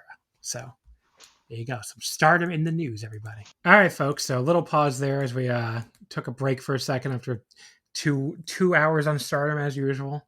But yes, we're going to quickly talk about the World Tag League lineups first before we do this New Japan review. This is because in about 15 minutes, we have to take another break because I have to go buy all our Stardom and Marigold tickets I talked about earlier. But yeah, we're going to quickly give the blocks for the World Tag League. I mean, like I said, we're not covering on this show, but, you know, I might talk a little bit about it here or there. I might watch like the Korakuen. I mean, it's not a horrible lineup or anything for World Tag League. I mean, there's some cute little surprises that are kind of interesting, I guess. But, like, it's definitely nothing where I'm like, oh, I have to see this whole tournament either. So, but yeah, the lineup so far, A block, we have Bishamon, Hiroki Goto, and Yoshihashi. Good old reliable Bishamon. Bolton Oleg and Toru Yano. It's a team of a serious man and a very wacky man. Which apparently was their team last year as well. I have no memory of that happening. I don't think they went to the playoffs too. I don't think I watched a single second of last year's World Tag League. I didn't either, but still. I might have watched the final and that's it, or something. Who the fuck even won it? Oh, was no, Gabe and Sonata lost in the final. Who the fuck did they lose to? Huh. Gabe and Sonata versus who? I can remember the losers, but I can't remember the winners. It's very weird. Oh, was it Naito and Hiromu? Yes, it was. Oh my god. Okay. That feels like a million years ago. Wow. Jesus. I was silent not because I knew. I was sitting there racking my brain. Right. Just- Well, because they didn't even get a title shot off their win. I mean, they did eventually, but it was really just, you know, it was really just that was the setup for them facing each other. well, didn't they get their title shot at The next Wrestle night. Dynasty? Yeah. Yeah. But that match wasn't set up until that night, I think. Okay. Until like the yeah. Wrestle Kingdom. It was very weird. Yoda, Suji, and Gabe. And it was a Kidd. 3-way too, right? It was a 3-way. Yeah, I think they added Yeah. themselves to the tag title match. I think it was originally supposed to be just the Young Bucks and the Okan and whoever the fuck. And Jeff Cobb, I guess. Okan and Hanare, right? No, Hanari got injured. He's still injured now. Hey, I thought he got injured afterwards. No, he got injured in World Tag League. Oh man. The New Japan experts are logging on. I know. But yeah, he got injured in World Tag League. That's the thing. Anyway, the next team. I don't know how we got on that anyway. Oh, because I couldn't remember who won it last year. Next team is Yota Tsuji and Gabe Kidd. Yeah. Did not see that one coming. That's pretty cool. I mean, I kind of thought Gabe was done with New Japan, to be honest. But here he is, teaming with Tsuji. And I feel like he is slowly exiting right now because Yeah. I don't think even after Wrestle Kingdom, whatever he's going to do there, he's going to be done per se. But maybe after that New Jersey show. Because Yeah. I could see this, I could see him challenging, say, Tsuji if he wins. Spoiler alert. Yeah. At the New Jersey show. Anyway, Yeah, that is so that's something. Apparently, okay, President Trump just said we're gonna invade Nigeria. What? okay, buddy. We're gonna invade Nigeria. That's something. Also, to keep the bad news going, the Dodgers are favorites to get Bo Bichette. You have to take everything You're from gonna. me. Ooh, that's, At least I like the Dodgers kind of, but like still, it's not, I guess it would be worse if it was the Yankees. But Jesus Christ. So, I do like this. It does feel like Tsuji has like his favorites that he likes to work with, and it's really just Yuya and Gabe. So it's nice though that if we're gonna have this pairing again, it's nice to have it as a tag team. I bet it'll be pretty cool. Yeah. I feel like if we didn't feel like Gabe had his foot out the door, they might be favorites to win the block at least. Yeah. So it's but yeah, it makes sense too because they're doing that unaffiliated War Dogs team up thing. So Yeah. that's why. Yeah. But yeah, it just feels weird though because Tsuji's in the main event of Wrestle Kingdom, which we're going to get to when we do the review of the Tanahashi show. So it does feel weird to have the Wrestle Kingdom main eventer in this again. But I guess they were last year too with Zack and Umino. But this time we only have one of the two main eventers in it, so makes it extra weird. Or if that even is the main event too, which it might not be. The world title match, I guess you would just say. Then we have a true dream team. The king of darkness evil and the king of eating Don Fale. So Yes, two kings here. They didn't just. Everybody figured that General's Jewel, Don Fale and Chase Owens were going to be in this tournament. Instead, they gave us Don Fale and Chase Owens on separate even teams. worse, everyone figured Evil and Sonata were going to reunite because they're in the same unit now. We're not even getting that. No, they're in different blocks. Yeah. Very strange. But Evil and Fale in the same block as Yujiro and Chase, so everybody circle that one. Which Yujiro and Chase feels like a punishment for both of them. Yeah, so Yujiro and Chase Owens is a team in this block. It's the funniest possible team they could have come up with. Taichi Gun, Taichi and Satoshi Kojima. El Desperado and Shuji Ishikawa? What the Hell fuck? yes! They picked up the phone and called the big dog in 2025? That's so random. I'm so into this. I'm so fucking into this. Shuji Ishikawa and El Desperado. And Desperado wrestling as a heavyweight. There's hope for that transitioning happening yet. So bizarre. Yeah, I just I don't know. So weird. there's I don't even know there's what no to say. chance they're gonna win, but it's so much fun that they're even gonna try. Yeah. Then the last team I've mentioned this block is Shingo Takagi and Drilla Maloney. Yeah, I like this too. Not again, in retrospect, this is a team where, yeah, of course it makes sense because they've been feuding off and on all year. And yeah, War Dogs and Unaffiliated being friends makes this make sense. I think it's kind of cool. Again, having former title match feuders team up again. I'm into it. Yeah. Then we have the B block, which is the Knockout Brothers, Oscar and Yuto Ice, obviously the current IWGP Tag Team Champions. Hell Zack yeah. Sabre. I'm just trying to get over the idea that we're going to go to war with Nigeria. What? Where the fuck did this come from? I don't, and he's tweeting it too. I don't know what that means anymore, right? He tweets all kinds of stuff. We're going to go to war with Nigeria. Okay. That's the message they got out last night. People want more random wars with countries. Okay. It's like it didn't, and all the fucking people that told me that Trump isn't going to start wars overseas like Kamala would. I don't think my brother listens to the show. My brother actually made that point that he actually thought that Kamala would start. I'm going to have fun talking to him tomorrow. That's all I'm going to say. Because Jesus Christ. I mean, yeah, I remember hearing that, and yeah, the peace that's a sucker's point of the peace, yeah. Fucking dipshits. Already bombed Iran. Now we're gonna fucking go to war with Nigeria. Okay.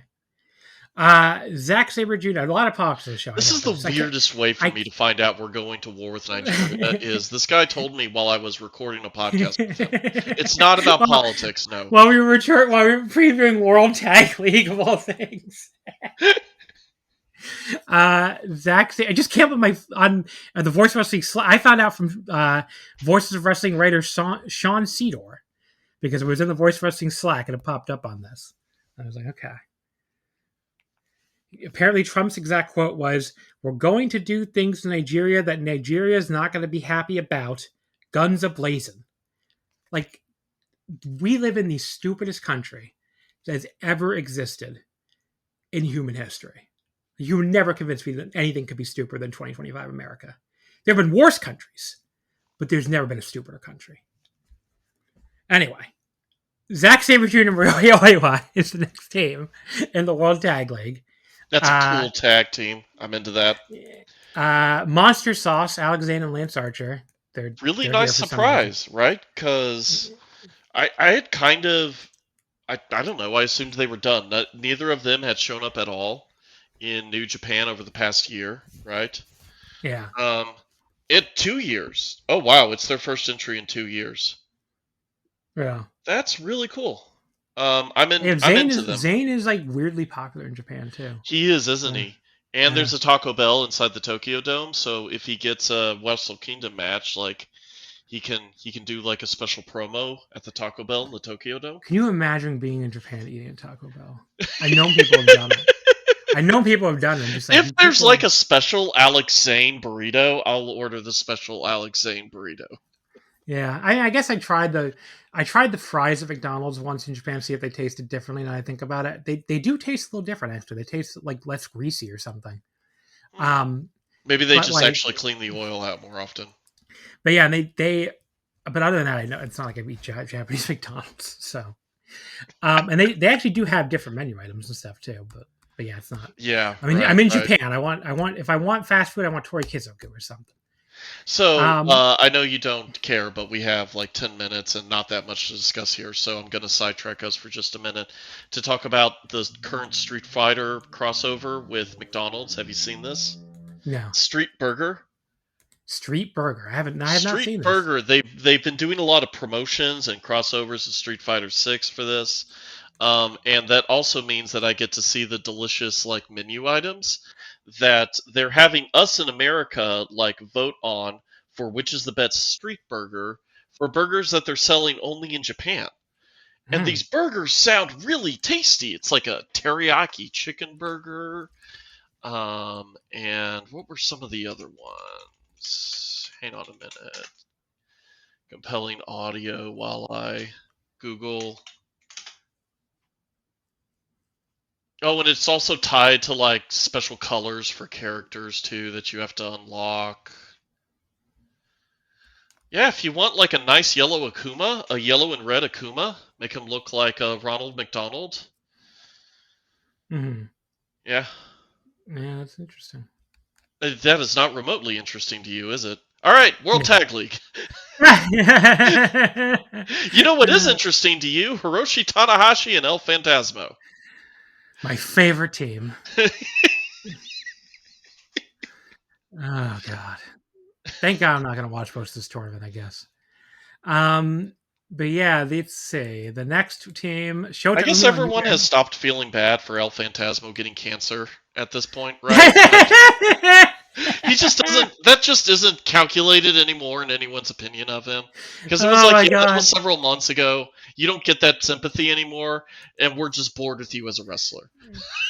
Shota Umino and Yuya The Uemura. internet's opinions Now can be you're making me cruel. feel bad. Now you're making me feel bad for not liking a wrestler. Oh, nice.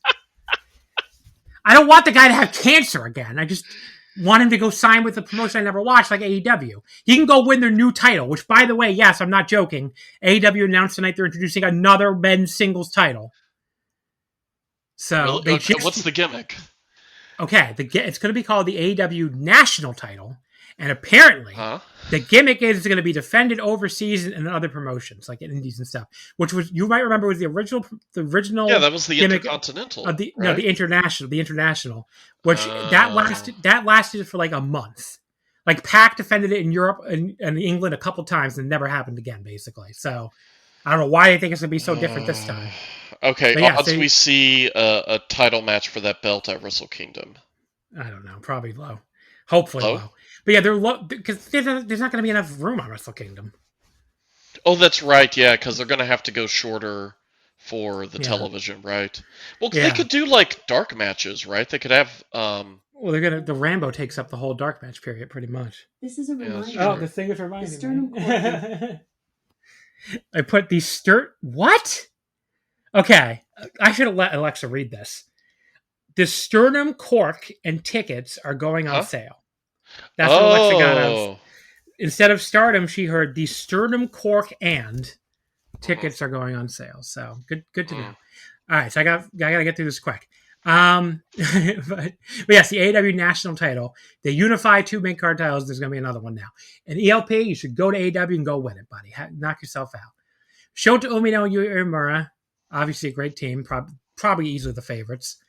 David Finlay and Hiromu Takahashi, I'm going to call them dark horses. I like it. I really like that tag team. I like this block in general, by the way. So yeah, Great O'Khan and Callum Newman. Yeah. Okay, so we didn't. Well, we'll talk about it in a minute, but like there was a lot of fight, especially from Callum Newman, during the Hiroshi Tanahashi anniversary show. So I'm looking forward to seeing him work here, and he's already like demanding that his team be placed in the same block as the Knockout Brothers. So, and then which they were. So yeah, and then Ren Narita and Sonata rounds out that block. So yeah, okay. That has the potential to be a very funny team, by the way. Not as funny as Yujiro and Chase, but there's potential. So the opening Korakuen show has the A block. So it's the A block main is Suji and Gabe against Shingo and Drilla. That's kind of a cool match. And then Taichi and Kojima against Bishamon, another cool match. Evil and Fale against Yujiro and Chase, which should at least be funny. And then Desperado and Shuji against Yano and Bolton Oleg. That doesn't happen until like November 20th, though. It's like Thursday, November 20th. Wow, it's quite a ways away, so I keep forgetting that. Wait, do they not have any shows until the end of November? No, there's the Anjo show next week, Saturday the 8th, with the Tanahashi Yuto Ice main event. Oh, that's right. Also, the Never 6-man titles, Wato, Yo, and Toriano against Evil, Kanemaru, and Dick Togo. It's the only other match of note. And then House of Torture, Purge Night of Torture. Oh, hell yes. Wednesday, November 19th at Corrigan. I cannot wait for that fucking show. Evil versus Shun Skywalker? Yeah. Like, hell fucking yeah. The team of Tomohiro Ishii, Masato Tanaka, and Ikuto Hidaka for some fucking Ishii's reason. healed in time. Against, oh yeah, if Ishii's healed. Oh, I guess he's not going to be. He's not in World Tag League. So I guess he's going to get replaced. That's very sad. Look what you took from us all, Elite Wrestling, you fucking bastards. All right. But yeah, they're gonna whoever replaces Ishii and Tanaka and Hidaka against Don Fale, Chase Owens, and Yoshinobu Kanemaru, and Ren Narita and Dick Togo against the Great Sasuke and Hanzo. Hell yeah! And those are the only 3 matches we have so far. I assume there will be more. I mean, Sonata still needs a match. That might be it though. Does anybody else need a match in It's in House of Cork and Torture? Hall, right? Yeah. Cork and Hall, I think, has the best reactions to House of Torture bullshit. Yeah. So I think there's a high chance that it's going to be a lot of fun. Yeah. Does anybody else in the house need a match? Oh yeah, Doug. Ren Narita? Fucking no. Ren Narita has a match. It's Doki and Sho don't have a match yet. Oh, okay. Yeah, Doki, Sho, and What's Sonata Narita's don't have a match? match yet. Sorry? What's Narita's match? Oh, Narita and Dick Togo against the Great Sasuke and Hanzo.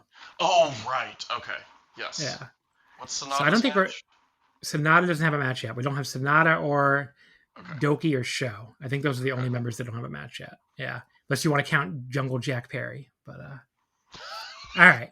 I do want to count Jungle Jack Perry, actually. I never lost any respect for him. All right, folks. So we're gonna pause again because I gotta buy these seats in like a minute. But and then we'll come back to you with a review of the Geek Food show. Perfectly timed, yeah. All right, folks. Another awkward pause. Had to go secure our tickets for Starry Gold. Starry Gold. There we go. That's the name for the Tokyo Dome show when we finally get Stardom versus Marigold. There you go, for Stardom and Marigold. Yeah, we got front row to one of the 2 Stardom Corkins. These fucking Stardom fans, stop buying all these tickets. Because we got on there like the fucking moment the pre-sale opened. And fucking I got us front row to the first night. The second night they were already out front row in like with 2 seats together. Only they were like, oh, you have to go back and pick separate seats if you want front row. So we decided to stick together and get Arena S instead. So now I only have front row to 3 out of 4 Stardom shows. My heart breaks. Oh. But hey, at least on 3 of those 4 Stardom shows, you get to hang out with me. That is true. Marigold for the 27th was also sold out of front row already, and that one I did first because that was a general sale, and I got on there the moment I got on there, and it was sold out. And it was like, I guess there's either fan club for Marigold or like, or there's like a because it's the same thing. I think they technically had 4 seats. They had 4 seats available, but not together. And unlike Lawson Ticket, they don't even give you the option to split up your seats. So yeah, I had to get Arena S for that too, because they must either have like some kind of pre-sale or like maybe at the venue or something. Because yeah, I mean there's no way it sold out in a second because I got on there literally the moment it opened. But right. Anyway.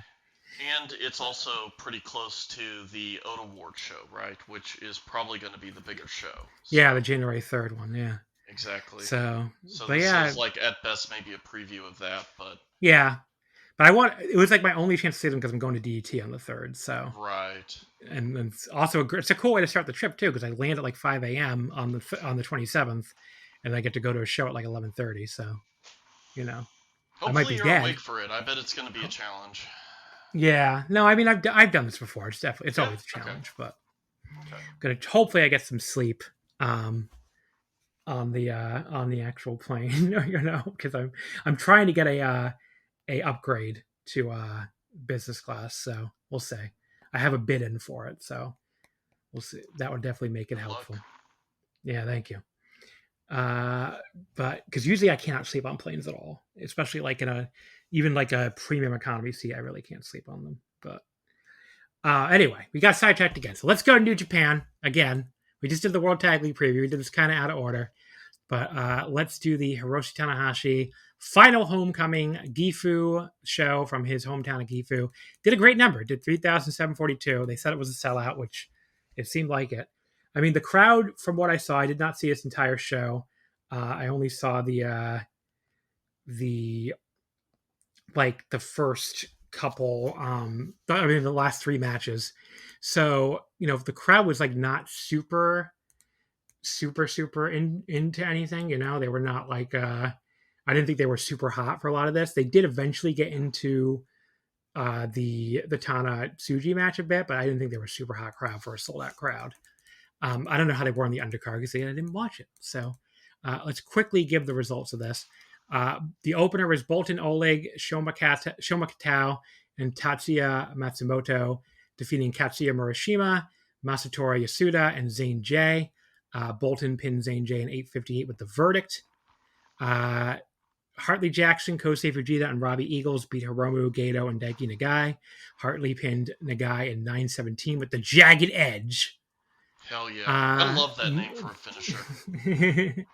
Match number 3. This is kind of like, and the rest for the Super Junior Tag League. Ryusuke Taguchi, Dragon Dia, Kushida, and Yuki Yoshioka defeated El Desperado, Kukai, Tiger Mask, and Yamato. Taguchi pinned Tiger Mask in 7:55 with a cradle pin. Match 4, Evil, Narita, Yujiro, Yoshinobu Kanemaru, and Dick Togo defeated Shota Umino, Yu Imura, Toru Yano, Yo, and Master Wato. Dick Togo beat Wato in 6:18. It just says pin. So I'm going to go on a limb and assume there were some shenanigans involved with that pinfall. What, in a House of Torture match? No. Yeah, I know. It's hard to believe. The final undercard match, this one you did see. I didn't see it, so you can talk about it. But this was Shingo Takagi, Yuto Ice, Oscar, and Clark Connors, the combined unaffiliated War Dogs team, defeating Great Khan, Callum Newman, Templario, and Jacob Austin Young from the United Empire. Yuto Ice pinning JAY in 10:58 with the Cruella. The hell is a Cruella? Ooh, I don't know. Anyway, so what were the standout parts of this match? Callum came in looking to pick a fight, specifically with the Knockout Brothers, and it kind of ruled. I think Callum is increasingly developing like prickish behavior that really, really works for him. And it is also helping that he seems like self-aware of how United Empire just seems completely adrift and just needs something to give them some fire right now. And he almost like single-handedly brought it to the match in a pretty cool way.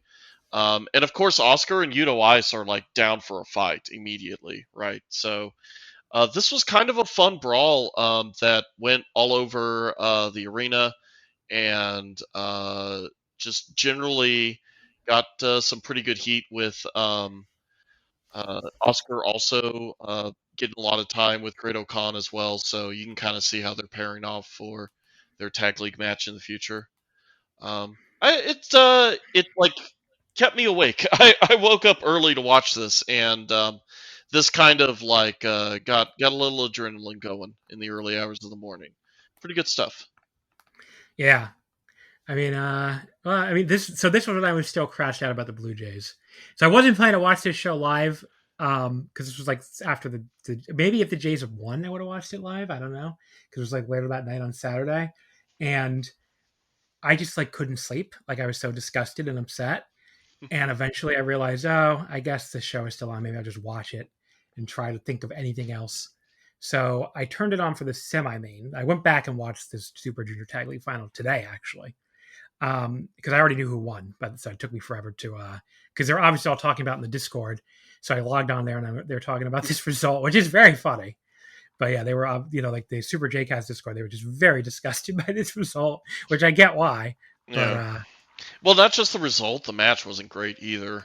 I kind of liked it. I don't know. I was surprised, maybe because one of these matches where I went in expecting it to be horrible because everybody was burying it in the Discord, when I was logged on there. But I thought it was like pretty decent. I don't know. Okay. Like I actually, I went 3 3/4. I actually really liked it. So like, they did the big outside. You liked it as much as the Momo versus Saya match. Okay. Apparently I did. Yes. I mean, they did the big outside the ring brawl to start. There's like some nice high flying. I mean, there's one really nice tope from Robbie to show on the floor. I guess if you're like the type who can't deal any house shenanigans, you're going to hate it. But like, I thought the stretch run where like all these bodies and weapons were just like flying all over the ring was actually super fun. Mm. I was like really, really enjoying it. And yeah, then the way Doki won too, he fucking pulls his mask down. He fucking spits mist in the face of Ishimori. He low blows him. Then he rolls him up and grabs the tights for good measure. I'm like, do you think that's enough cheating, Doki? Like, are we sure that was enough? It was You have really, to make sure really Taiji Ishimori is protected. Yes. I thought it was really fucking funny. I don't know. Like the cheating, it was like the cheating full course, basically. But yeah, I can see why it disgusted somebody who watched the whole tournament, especially. I didn't see any of the tournament until this, so I don't give a fuck really that it was the most pointless tournament in history where the heels won every match and then literally won the tournament final two. But they're doing that, I guess, because there's not going to be a junior tag title match at the Tokyo Dome anyway. So it's like, well, Doki and Show beat everybody. It's like, what? Wait, did they already confirm that they're not doing? No, I don't think so. I mean, they haven't confirmed anything, but like, what did this build to? Nothing. It's true. So, I mean, I assume Doki's also the singles junior champion. So I don't know. Oh yeah, you're right. He'll need to be at the at Wrestle Kingdom then. Yeah. Well, they're going to need to have. They're going to be like, okay, fans of Wrestle Kingdom, now we cut live to Basement Monstar via satellite for El Desperado versus Doki for the IWGP Junior Heavyweight titles. Honestly, I'd buy tickets for that over Wrestle Kingdom. Small room Despy. Small room Despy. But yeah, this was something. You didn't like it, though, I said. Well, I spent a lot of time. Well, when I was watching it, I was thinking back to last year's Super Junior Tag League Final, which was TMDK versus, I think it was War Dogs, and how good that was, and how that just was played at a fast pace. And this one, like the pace was like fine, but I don't know. There's a level of like familiarity with shows cheating at this point. I'm still not over Doki's heel turn. There's a strong element here, I admit, of crossing my arms while I'm watching this match that have nothing to do with the quality of the match itself, but it definitely puts me in a mindset where I'm gonna have a heck of a hard time enjoying the match. I did think Robbie X got some cool shine here. I kind of like the guy. I thought I saw people who had seen him in Rev Pro say, "Oh yeah, he isn't much." I wonder if it's just like his shtick is fresh to me here, just watching him in New Japan. But I kind of like the guy. This hasn't to do with anything you just said. I'm sorry, but I just realized I'm finally done buying Japanese wrestling tickets for this fucking trip ahead of time. Woo! That was it. 15 shows. It's finally over. Until somebody else asks me to buy them tickets for something because they can't get any card to work. But for me at least, I'm fucking done.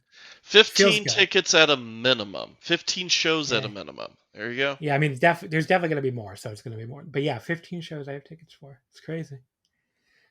It's kind of sick, actually. Like, sick in both ways, really. But yeah, just like, it does feel like a relief. Like, I'm not going to have to go through any more Japanese ticket sites. And a relief for your wallet, too. A relief for my wallet, too. That is fucking sure. I need to start putting the money together for my, the one fancy hotel I haven't paid for, and then also the JAL upgrade if it goes through. So, and then I the only other thing I need to pay for now, though, is the Shinkansen. So other than that, I'm done. So it's pretty cool. I paid for every other hotel already, too. So cool. Yeah. Semi-main, IWGP Global Heavyweight Championship.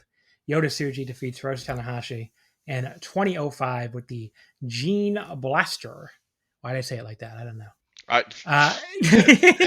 need to separate that audio and like put that on soundboard. Gene Blaster. You sound like you were delivering a line for a Common Rider belt. Gene Blaster. That is kind of like how they sound. I don't know. It's like Gene Blaster. I'm trying to think of the Common Rider double thing. It goes. It's like. What were the various double things? It was like, well, there was Heat Metal, Fire Joker. Yeah, that was a classic. Yep. Yeah. Tsuji beats Tanahashi 2005 in the Gene Blaster. This is like the weebiest podcast, by the way, that's ever existed. When the two of us are on together. Like, yeah. Like there's never been a weebier wrestling podcast. Because like, who else is going to give you Kamen Rider double reference? It's like a fucking 15-year-old tokusatsu show. It's like, Yeah, okay. hey, don't downplay that. It's one of the classics. I love Double. Double's my I love favorite Double Kamen too. Rider. I haven't It's seen favorite, that okay. that I haven't seen that many Kamen Riders. I'm more of a Sentai Uh-huh. person than a Kamen Sentai, folks, not hentai. Sentai. Very, for people who don't know. Very But he's also a important hentai guy. I actually am not a hentai person at all, believe it or not. Yeah, It's really don't not believe my- don't believe his lies. I don't believe their lies, first of all. But no, I am not a hentai person, actually. It's not really my thing. But yeah, I mean, that maybe like more of what's the word I'm looking for? Like a specialized manga more than like any anime. I do Is that not what watch. you call it? I see. I do not watch hentai anime at all. I don't think I've ever sat through an entire hentai except for like like at an anime con where everybody's watching it to make fun of it. I've done that. I've sat through hentai like that, but otherwise I'm not really a hentai person. I don't know. This New Japan review has been like 50% New Japan content at best. It's fucking. How did we end up on this? I don't even remember. Okay, Because you said Chief Blasphemy. But yeah, it's Kamen Rider. I haven't seen that many. I love Double is my favorite. That's what a was the good other one to really- pick. What's the other one? I like Drive. Drive is really good. Drive's good, yeah. I'm trying to think. Deno is good. What was the other one I watched that I really liked? I feel like I'm forgetting one. Forze? Just look up like Forze. I like Forze. But Yeah, there's like Forze was my first Kamen Rider. I love Forze. I always meant to watch O's because I watched the start of it and I liked O's is it, good. O's is but I good. never If it got helps into this. motivate you, there are at least a couple TJPW wrestlers who have O's as their favorite Kamen Rider series. It is also like not even subtly gay. Yeah, well, that's the one where like the guy and the villain like want to fuck each other the whole time. Not the villain. No. Oh. So the guy has the hero. He kind of makes an alliance with a floating hand. Okay. And that floating hand also transforms into a pretty boy. And they have kind of a rivalry going on that ends up with the two of them very sweatily fighting each other on the beach with the waves crashing in. It's really cool. They do love their yaoi bait, that is for sure. Not that I'm not against it either, believe me. But that's also one where like the comic relief character is like super strong or something, right? Is that am I getting that right? Aren't you thinking about the girl from Double? No, Double's not. She's not super strong. I think it's O's. It might be O's. Yeah, I might be the one confusing it. Double is the one where the comedy relief girl is like she hits him with her sandals, right? She hits him with the sandal, and she's the daughter of the original detective that the guy with. Right. Yeah. I thought she was super strong too. Maybe that is O's. I think it's O's. Okay. I mean, I remember being slightly less interested when I found out it was played for laughs. I'm like, she should just fucking kill everybody. Just kick everybody's ass. It'd be awesome. But no, Gene Blast. Gene Blaster. Yoda Tsuji versus George Tanahashi. I was like surprised. The crowd like seemed pretty dead for this early, I thought, which surprised me. I'm like, aren't you here for this man? Isn't this your guy? What are we doing? There's some light booing of Tsuji. Was quiet throughout, really. That's what I'm saying, yeah. The crowd, there was some light booing of Tsuji when he drop kicked Tana from behind while he was playing air guitar, but I do mean light booing. And I did think Tana was like not moving very well at all for a little bit of it. So when people were giving this like a really high rating, I was like, I don't know. But like there's one more where Tana allegedly dodged the Marlowe crash by barely moving while Tsuji just kind of jumped clear over him on purpose. That looked very stupid. I was like, that's not dodging. That's Tsuji not choosing to not hit you, sir. Like he moved his neck maybe a fraction of an inch to quote unquote dodge the fucking Marlowe crash. But after like the endless Boston Crabs, it really did pick up. So, the stretch run was awesome. And the fucking end of it was so fucking awesome. They ended up giving it like 4 stars. But the people saying like 4.5 plus match of the year, I don't get that. This ending stretch in this match was my favorite of the weekend. It is unbelievable how good Hiroshi Tanahashi still is at creating a memorable ending in a match when he can barely fucking move. Yeah, that is true. That is definitely true. Did they just reveal that Natsupoi is going to be doing like a signing or something on January 10th when we're at the Korakuen? Oh, that'd be exciting. I couldn't tell if that's what they were saying because it's like, it was a pop up, and I didn't.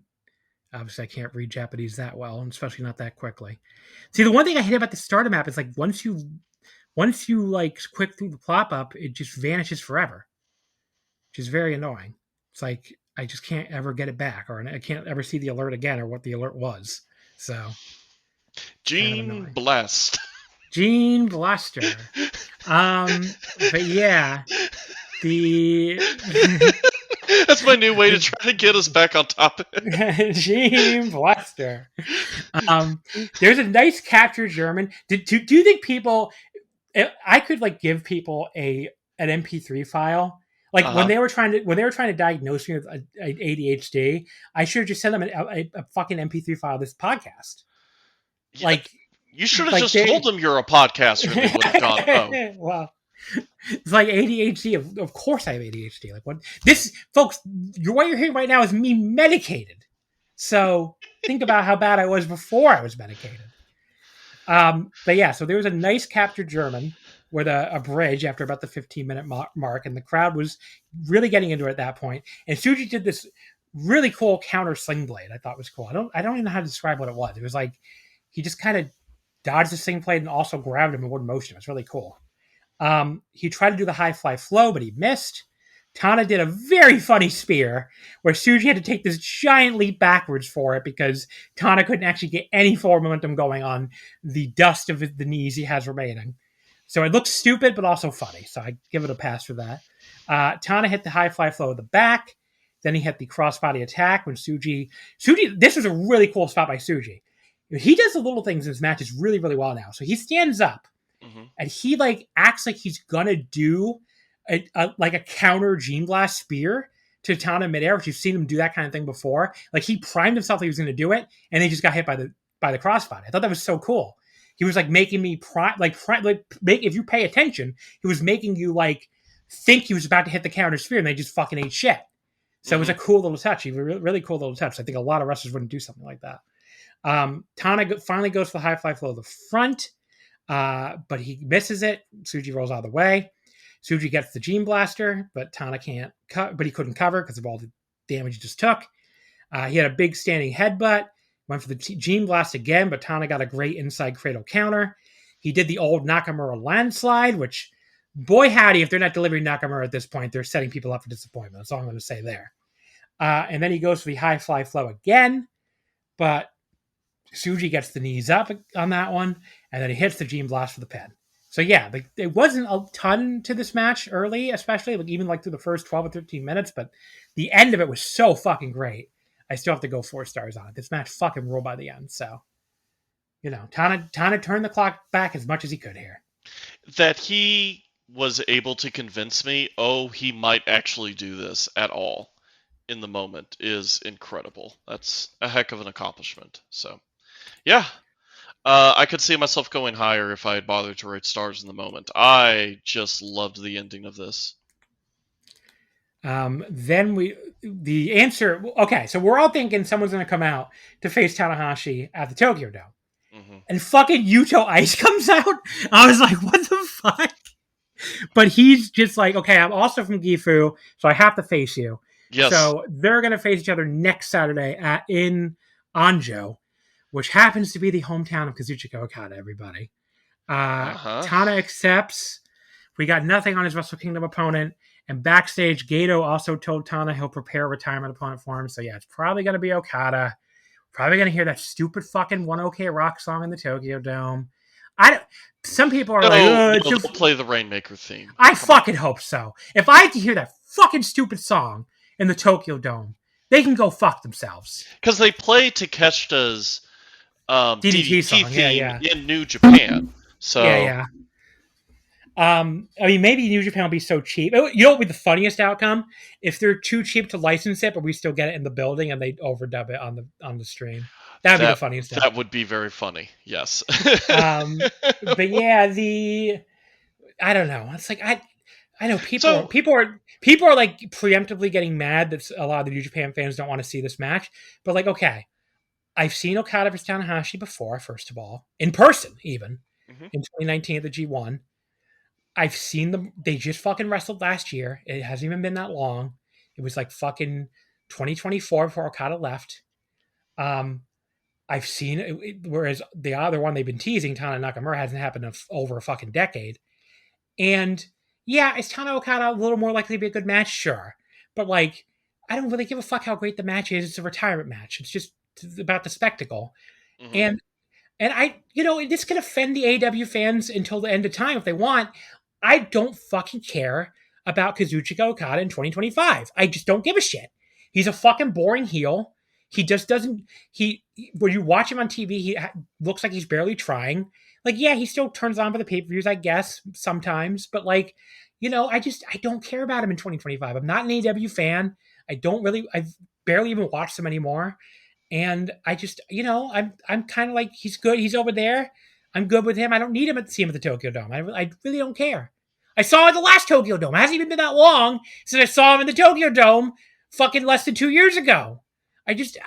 I'm not dying to see Okada at the Tokyo Dome against Tanahashi. Yeah, I don't think there's any denying that the match is just not that special. Yeah. They kind of drove that rivalry into the ground, almost self-consciously, right? As Okada was leaving, they go out of their way to have just that one more match with Tana. Yeah, they just had the year before in San Francisco. They had it in fucking 2019. They've had it. It's happened a million fucking times. Yep. So I don't know. San Jose, not San Francisco. I would really like them to just dig a little deeper, and if for whatever reason Nakamura is not an option, then just find anyone but Okada. everyone's favorite radiation enthusiast. Seems to disagree with that take. I am excited to switch subjects slightly. I am kind of excited for Yuto Ice versus Tanahashi. You've heard Chris Charlton give the anecdote about how Yuto Ice joined New Japan. Yeah, he just wanted to beat this guy's ass for being He wanted to beat up Tanahashi when he found out they went to the same school. That's so fucking good. Yeah, I mean, I'm sure it's probably not even true. But, no. But it's a great thing to say, though. Chris Charlton was watching Cromartie High School and thought, I've got a backstory for this guy now. Yeah, that is great. And then they can do that scene from Yu Yu Hakusho that everybody always plays as a meme. When Tanahashi retires, it'll be like Yuto Ice will be like yelling at his portrait or whatever, like, "You're supposed to be here for me to fight." Well, now they do get to fight though, so yeah. I'm looking forward to it. I've only seen a couple Knockout Brother matches, but I've been pretty impressed with them. So they're kind of a nice little spark in New Japan that they really need right now. Yeah, that is for fucking sure. Oh, I'm sorry for yawning so much this episode, everybody. I slept horribly last night. So, DDT Ultimate Party 2025. Our last topic here. It's happened we skipped the main event of New Japan. Did I really? Did I really? You really closed did. the fucking chat. You were ready to folks, transition. I give so little of a fuck about this Konosuke Takeshita IWGP World Heavyweight Championship reign. So I was like, clearly we're done here. Yes, the actual main event of the Gifu show. Konosuke Takeshita defeating Hiroki Goto in 24-20 with the Raging Fire. A good thing you knew that, because people at home were probably like, "What the?" I shouldn't have said anything. We should have just completely skipped it as a bit. Like see if anyone says anything. Oh my god! Yeah. So this was really good though. I mean, it was a great match. I'm not going to sit here and say it wasn't a great match. Takeshita, early on It was a good just, match with a sudden ending, especially after like how hot the ending was with Tana and Yuji and Yoda, yeah. Yoda Suchi. Um, I was like, oh, that was kind of a little flat at the end. What a bummer. Well, that seems to be Takeshi's whole thing in New Japan for some reason this year. Isn't it? Well, Um, as a babyface, yeah. For some weird reason, the match structure with him as a babyface is so much worse. So yeah, there was a really cool sunset flip powerbomb off the middle rope by Goto. That was a really cool spot. That was like one of the first big highlights. Takeshi does this awesome lariat that Goto took this amazing flip bump for, nearly landed right on his head in the process. That was just for the 20-minute call. Goto came back though with the GTR. He couldn't follow up, and Take kicked out by the time he was able to cover. And then Takeshi hit the Wagamama, which I think I already gave the whole thing about how it means like selfish, but also it's a Japanese, it's a chain of horrible Japanese restaurants in America and some other Western countries. And since it's with katakana, we think that's what he's actually referencing, which is funny if true. I think I But saw yeah, an anime years ago that had a parody Wagamama family restaurant as the setting. oh, that's funny. Yeah. But I just imagine Takeshi eating at like Wagamama's nationwide in America because it's the only thing he likes or something. That does seem like very dad thing to do, doesn't it? Yeah. He is a big baby according to his wife. So, but yeah, he hits the Wagamama, then hits an enormous last ride power bomb, but Goto kicks out of both of them. Goto comes back with the big rolling lariat. Take takes his own awesome flip bump for it, and then he hits Shoten Kai for another near fall. And the crowd was like 110% behind Goto here. By the way, just chanting for him repeatedly. But Take then just hits one headbutt, hits the Raging Fire, and that gets the pin. So yeah, just a downer of an ending that also fell out of nowhere, like a lot of his endings were. So yeah, if it wasn't for that, I would have gone higher. But I still went 4 stars flat on it. I do think I preferred Tsuji Tana, which I gave the same rating. But yeah, it felt like they were building to a much better finish, and it was ending at a crescendo, and it was like headbutt move, you're dead. It's just like, okay, I don't know, just was kind of like, eh. And not even sudden in the way that a Drill a Killer is sudden, right? Yeah. But that's kind of the whole gimmick of it. It's just like they somehow forgot to add the last third of the match. Yeah, it was very weird. Afterwards, Shuji, thank God, came out to challenge Takeshita.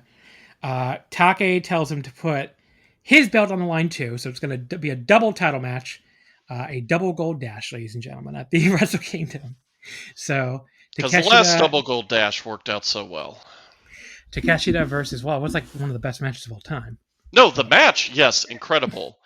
The end game of it being unifying the titles, though, I think, and then creating a new title to undo unifying the titles, all kind of a mess. Yeah. I don't think anyone's happy with how that all played out, including Ibushi doing it in the first place. I don't think they're going to reunify them again, though. I could be wrong. I think they're just going to. Sure, but they never seem to have a great way to try and separate them. Yeah, I guess we'll find out.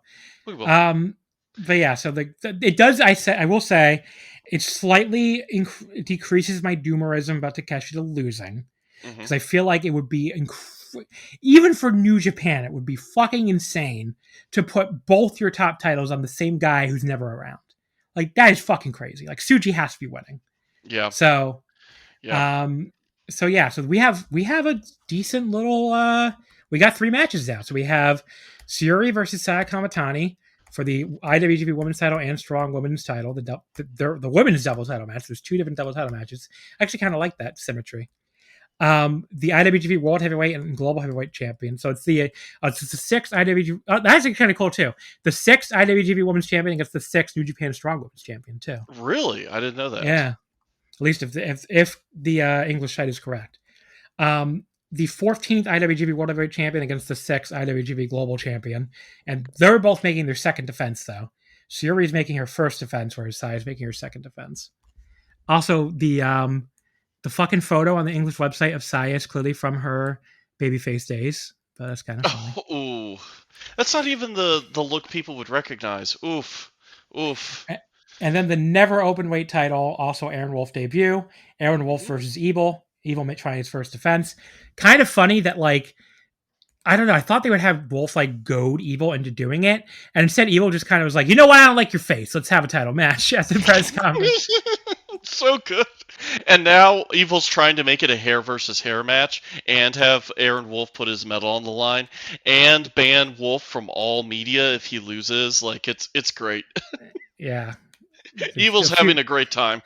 Just a few stipulations there. So yeah, there's your Wrestle Kingdom 20. And I'm sure he will honor all of them when he loses. There's 2 comments, by the way, on this. Sam Parr, I can't wait. And then Michael Sholin, Shinsuke Nakamura is the only choice. So I think Michael Sholin's going to be disappointed, unfortunately. But quite possibly. I have quick thoughts on Tsuji being the challenger for Wrestle Kingdom, by the way. Yeah. I like Yota Tsuji. I am still a little disappointed in this choice. Really? Yes. The reason why is because we were talking about tiers of wrestlers being in tiers, right? And I think Tsuji has already been in the mix as a top guy, like since his debut, practically, right? And I would have preferred Wrestle Kingdom instead elevate someone new to that tier where Tsuji already is, rather than just Tsuji basically staying in place, right? And you might think, oh no, this is a big elevation for him. He already has the Global Heavyweight Championship, but the IWGP, that's the real title right there. I kind of sympathize with that, but I think people fixate too much on the top belt as their way of measuring if any of the exciting new talent in New Japan is being pushed, right? I feel like I would much rather have Tsuji defending the GHC in the semifinal against one of the other young talents like Yuya or Oiwa, and give someone in that area like Yuya or Oiwa kind of promote them up to challenging Takeshita.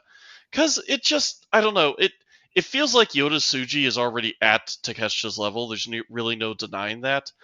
He barely feels like an underdog in this match for like meta reasons we kind of mentioned, but also I think just in kayfabe, it's like 50-50 at worst for Takeshita.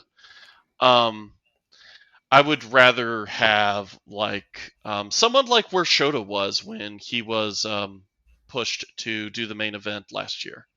Even though that didn't 100% work out, I think it was the right idea. Yeah.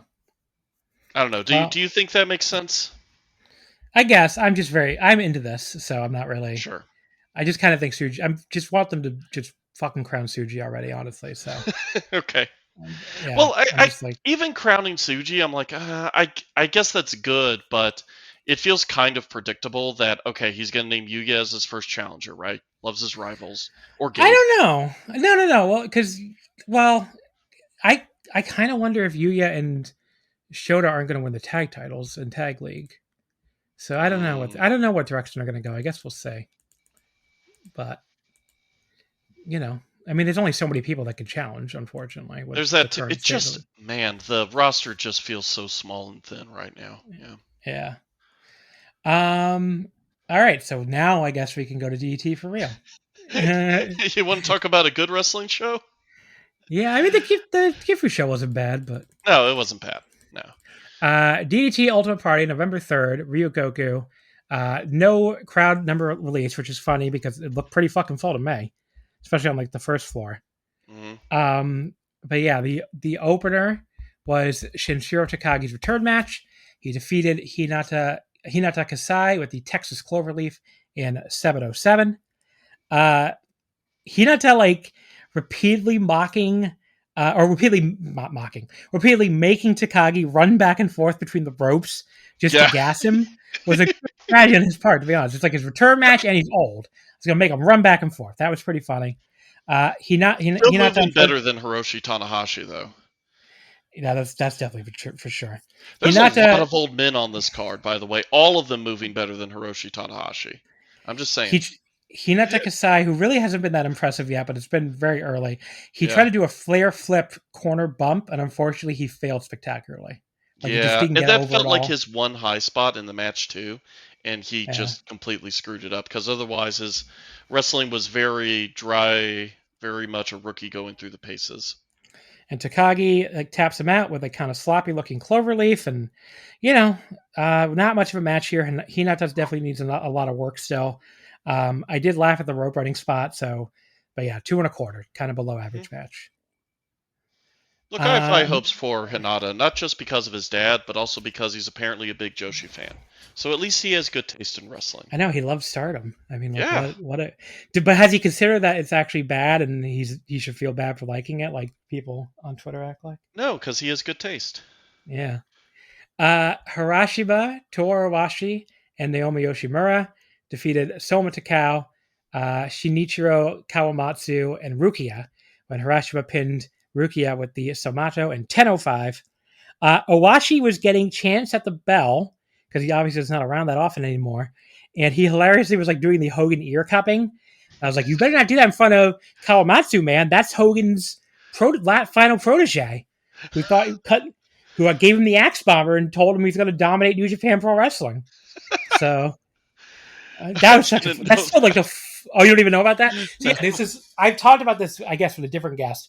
But yeah, there's this amazing video with the two of them sitting what looks like a karaoke box or a club or something. And, it's Hogan in like normal Hogan clothing and Kawamatsu, I think, in like a suit. And they're sitting there and Hogan's like, this guy right here, brother. I can't do a Hogan voice. But he's like, he's going to be the next big thing, brother. I'll give it to my Axe Bomber, and he's going to come to Shin Nihon Pro Wrest, and he's going to take over everything, brother. And you can see Hogan doesn't seem to even know who he is, first of all. He doesn't know that he's a part-time pro wrestler, wrestles like 6 matches a year, and is mostly a politician and a color commentator for some reason, for like sumo. And he doesn't know that he's in DDT, not New Japan. So amazing comedy. Like, I want to know how this happened. How did this come together? Yeah, how did Hogan a $20 bill? But like, how did these two even meet to do this? It's like, what the? Hogan sees this random Japanese man, and this Japanese man's like, you know what? I'm a wrestler. Can you endorse me and say you're giving me my Axe Bomber? And Hogan's like, what's in it for me, brother? And he's like, here's a 50. And Hogan's like, okay. So I guess that probably is actually how it happened. And Kawamatsu probably even told him I'm in DDT, and Hogan just started saying shit Nihon, and they didn't care enough to reshoot it. But yeah, incredible stuff. I mean, because it's DDT also, there's an element of, you know what, it's funny, we'll just roll with it anyway. Yeah, pretty much. But yeah, otherwise, other than that, it was a pretty standard 6-man tag. 2 3/4, it was all right. Yeah. Oh, Rukia really got his ass kicked for this match. He was in for it felt like 90% of it. And most of it was just him having to sell and sell and sell. But it was pretty good, yeah. Then we had the special 8-man tag. Why do they call these things? It's just a fucking tag match, guys. No, it is a special 8-man tag. Well, okay. They made sure to see that on the English commentary. They're like, no, not an 8-man tag, special 8-man tag. Hideki Okatani, MJ Paul, Illusion, and how the fuck is it pronounced? Demis? Is it Demis or Demos? I think it's Demo. Demis? I don't remember how the English commentary said it. So yeah, well, he's a luchador, everybody. Demos, I don't know. One of the like 2 lucha heads who actually listen to this show will probably tell us. But yeah, they defeated Daichi Sato, Yuki Ishida, Kazuma Sumi, and Kumadori. When Illusion pinned Sumi with the Swanton Bomb in 11:03. I think the last match was 10:05. I think I said 11:03. Last match was 10:05. This one's 11:03. Mm-hmm. We got a full dance performance from Kumadori's old men's dance group, and they started rapping too. This song was kind of a banger. I was into this. Yeah, it was fun. Gotta find me some Omens, I guess. But yeah, this is cool. Gotta find yourself some dance terrorist. Damnation came out together to Demos, whatever the fuck his name is, theme song. That kind of rocked, and they all had matching masks too. Yeah, like cool. All demon masks. It was kind of sick. Illusion had a mask on a mask. One of my favorite things. Yeah, that was cool, really cool entrance. Demos was like, well, I'm going to say his name a different time every time, or different way every time. Apparently, you'll get it right eventually. Yeah, one of these will be right. I just won't know which one. He was like biting Kazumi's nipples, which my girlfriend was like laying here while I was watching this, and she like heard me say "what the fuck," and she looked and she's like, "That's disgusting." Mm-hmm. He was not a fan of the nipple biting. Okatani did this like big like flipping crucifix bomb on someone at one point. That was fucking cool as hell. Like he did a flip into the crucifix bomb. It's hard to describe exactly what it was, but it's like a really cool move. Definitely the spot of the match. And Damnation got the win with a big assist from the a low blow from Illusion at the end of it. A fun, fast-paced match here, 3 1/4. Yeah, really enjoyed that. Then we had a 5-way blindfold death match for DDT Extreme title. So I thought this meant the wrestlers were going to be blindfolded. It meant the I think that's how they announced it, and then in the video, all the wrestlers get together. So they show a video to the crowd before the match, right? And in the video, the wrestlers are sitting together, and they're talking about the upcoming blindfold match. And, like, Harada says he doesn't like being blindfolded because he's scared of the dark and it makes him piss his pants. And then, instead of other people making fun of him, they all go, you know what? I don't like being blindfolded either. Because you can hear that he's scared of the dark. I wonder if he was like a little nightlight. That's awesome. Well, it might have been. Well, actually, no. Harada's reason he doesn't like the blindfold is because he can't wear the glasses. Somebody else said they were scared of the dark. I don't know who. It might have been Akito. I ruined the joke, but the core of the gag is the wrestlers all realize, well, we don't want to be blindfolded, so who could be blindfolded? And the camera pans over to referee Matsui, who's sitting there like eating a banana and looking around, not realizing that in a few minutes he's going to be blindfolded. So it is a blindfold death match, but only the referee is blindfolded. That was fucking amazing idea, first of all. And they had a shot during the post-show credit scene they always do for these big shows of like Matsui going out to the ring with the blindfold already on and like holding somebody by the shoulder to be let out there. I think it was Hirashima. Yes, it was. Fucking funny. Yeah. So yeah, Hirashima was the special leading the blind referees to the match guy. So very important job. Glad he was there to fill. So yeah, it was Toy defeating Akito, Super Sasadango Machine, Kazuki Hirota, and Antonio Honda when Toy pinned Hirota with a crucifix pin in 14-13 to make his 4th defense. Yeah, the referee blindfolded thing was fucking hilarious. Because Matsui's count was very slow because he basically had to physically feel for the shoulders to see if they were down before he even started counting. Find the shoulders, feel that they're down. He would count 1. Then he'd have to feel again and find the shoulders again to make sure they're still down, and then count 2. So obviously it took forever every time, and wrestlers were kicking out at 1. The other thing he had to do was feel which wrestler was on top of the other wrestler was doing the pin. Oh, that's true too. Yeah. And that comes into play later. But yeah, Honda and Hirota are both tapping out to Akito and Sasadango at the same time at one point. But Toy makes his own louder tapping sound to lead Matsui away from the tapping so he doesn't lose his title. That was very funny. That was very smart, so that also like referee thinks, oh, it's someone in his corner hitting the mat for him to cheer him on. I see. Yeah. Everyone realizes they can blatantly cheat, so they start taking turns choking Toy with tape and hitting like blatant low blows on him. Then they use like the rocket arm, the drill arm, the giant bear trap. The 2 masked men that Hirota had with him during his title reign show up to save Hirota from getting pinned by Toy. Then they demand payment, so he gives them 1,000 yen each. I'm like, that's all they're working for, 1,000 yen? Wait, he only gave one of them 1,000 yen, right? And the other one, I thought he gave each of them 1,000. Maybe he paid one guy for both of them. Could be, yeah. That'd be even funnier. But yes, 1,000 yen, folks. That's like, even if the dollar yen was 1-1, that'd be $10. So that's like very cheap help here. Honda manages to avoid tripping twice, but then Matsui trips over Hirota because he's blind, and Honda trips over him. So that's how we set up the Gone the Fox story.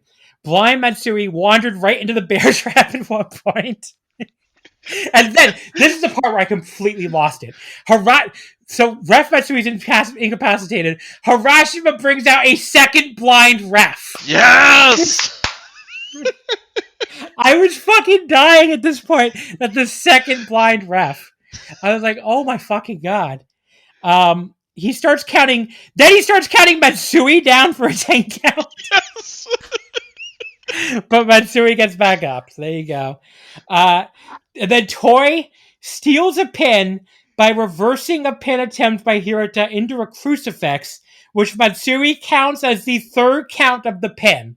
Yes. So Toy won with a 1 count.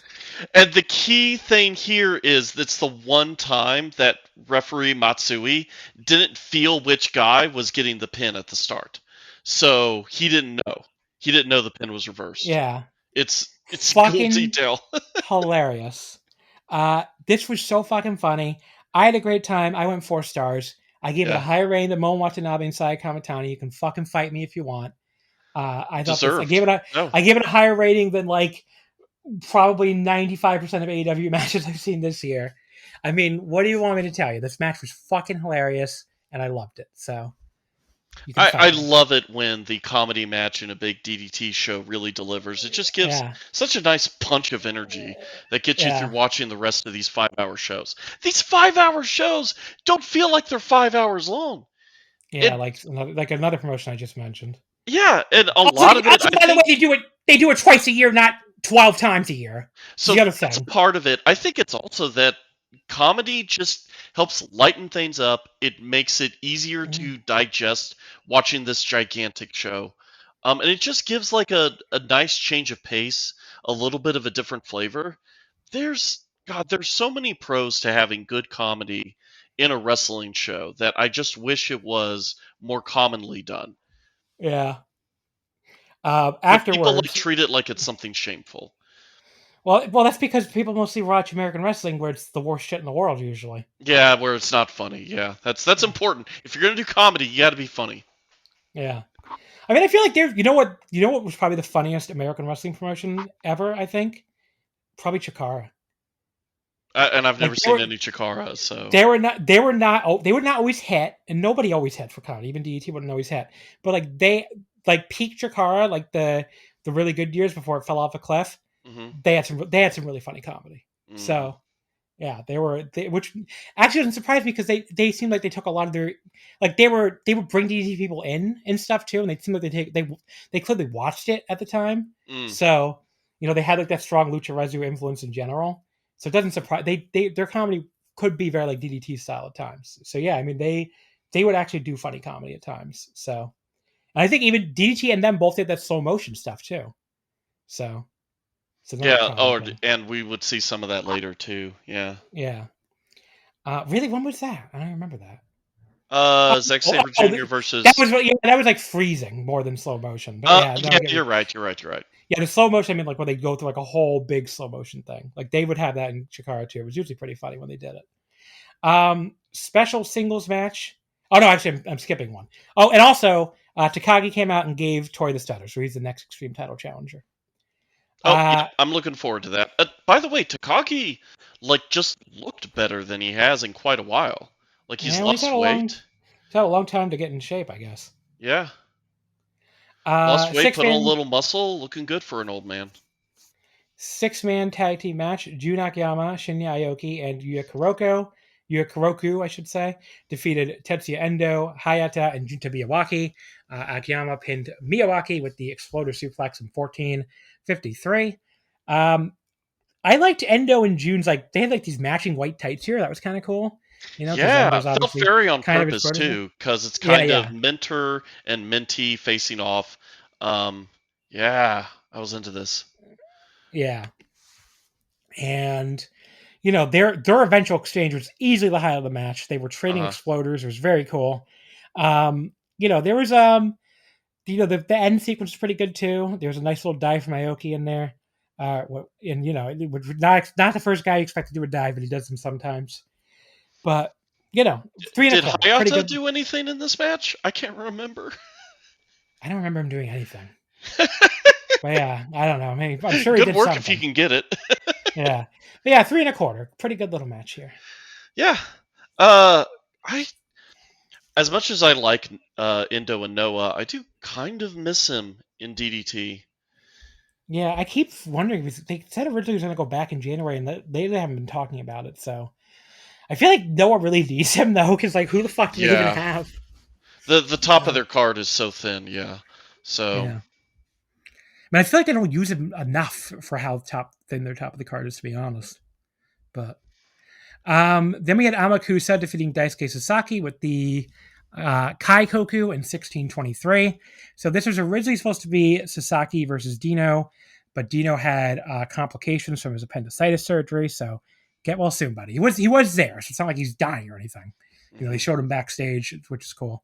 But yeah, just couldn't do the match. So you're like complications of appendicitis can be really serious, but it doesn't seem like it was in this case. Yeah, I'm not going to make light of it like I did cancer earlier. It's very serious. Yes. Jesus. Yeah, good little back and forth match here. A nice Rana from Amakusa off the top at one point. And it really did. I thought it picked up pretty well from there. Like Sasaki, I liked him like channeling the spirit of Dino and giving Amakusa a kiss as like a call, like almost like a get well soon. That was kind of cute. Amakusa just fucking destroys Sasaki with a crucifix bomb at one point. It looked super high angle or something. It was very painful. It looked very painful landing for Sasaki, I should say. And then he steals Sasaki's pedigree and then gives him his wacky spinning dive, which apparently is called the Kaikoku. And that gets the pin.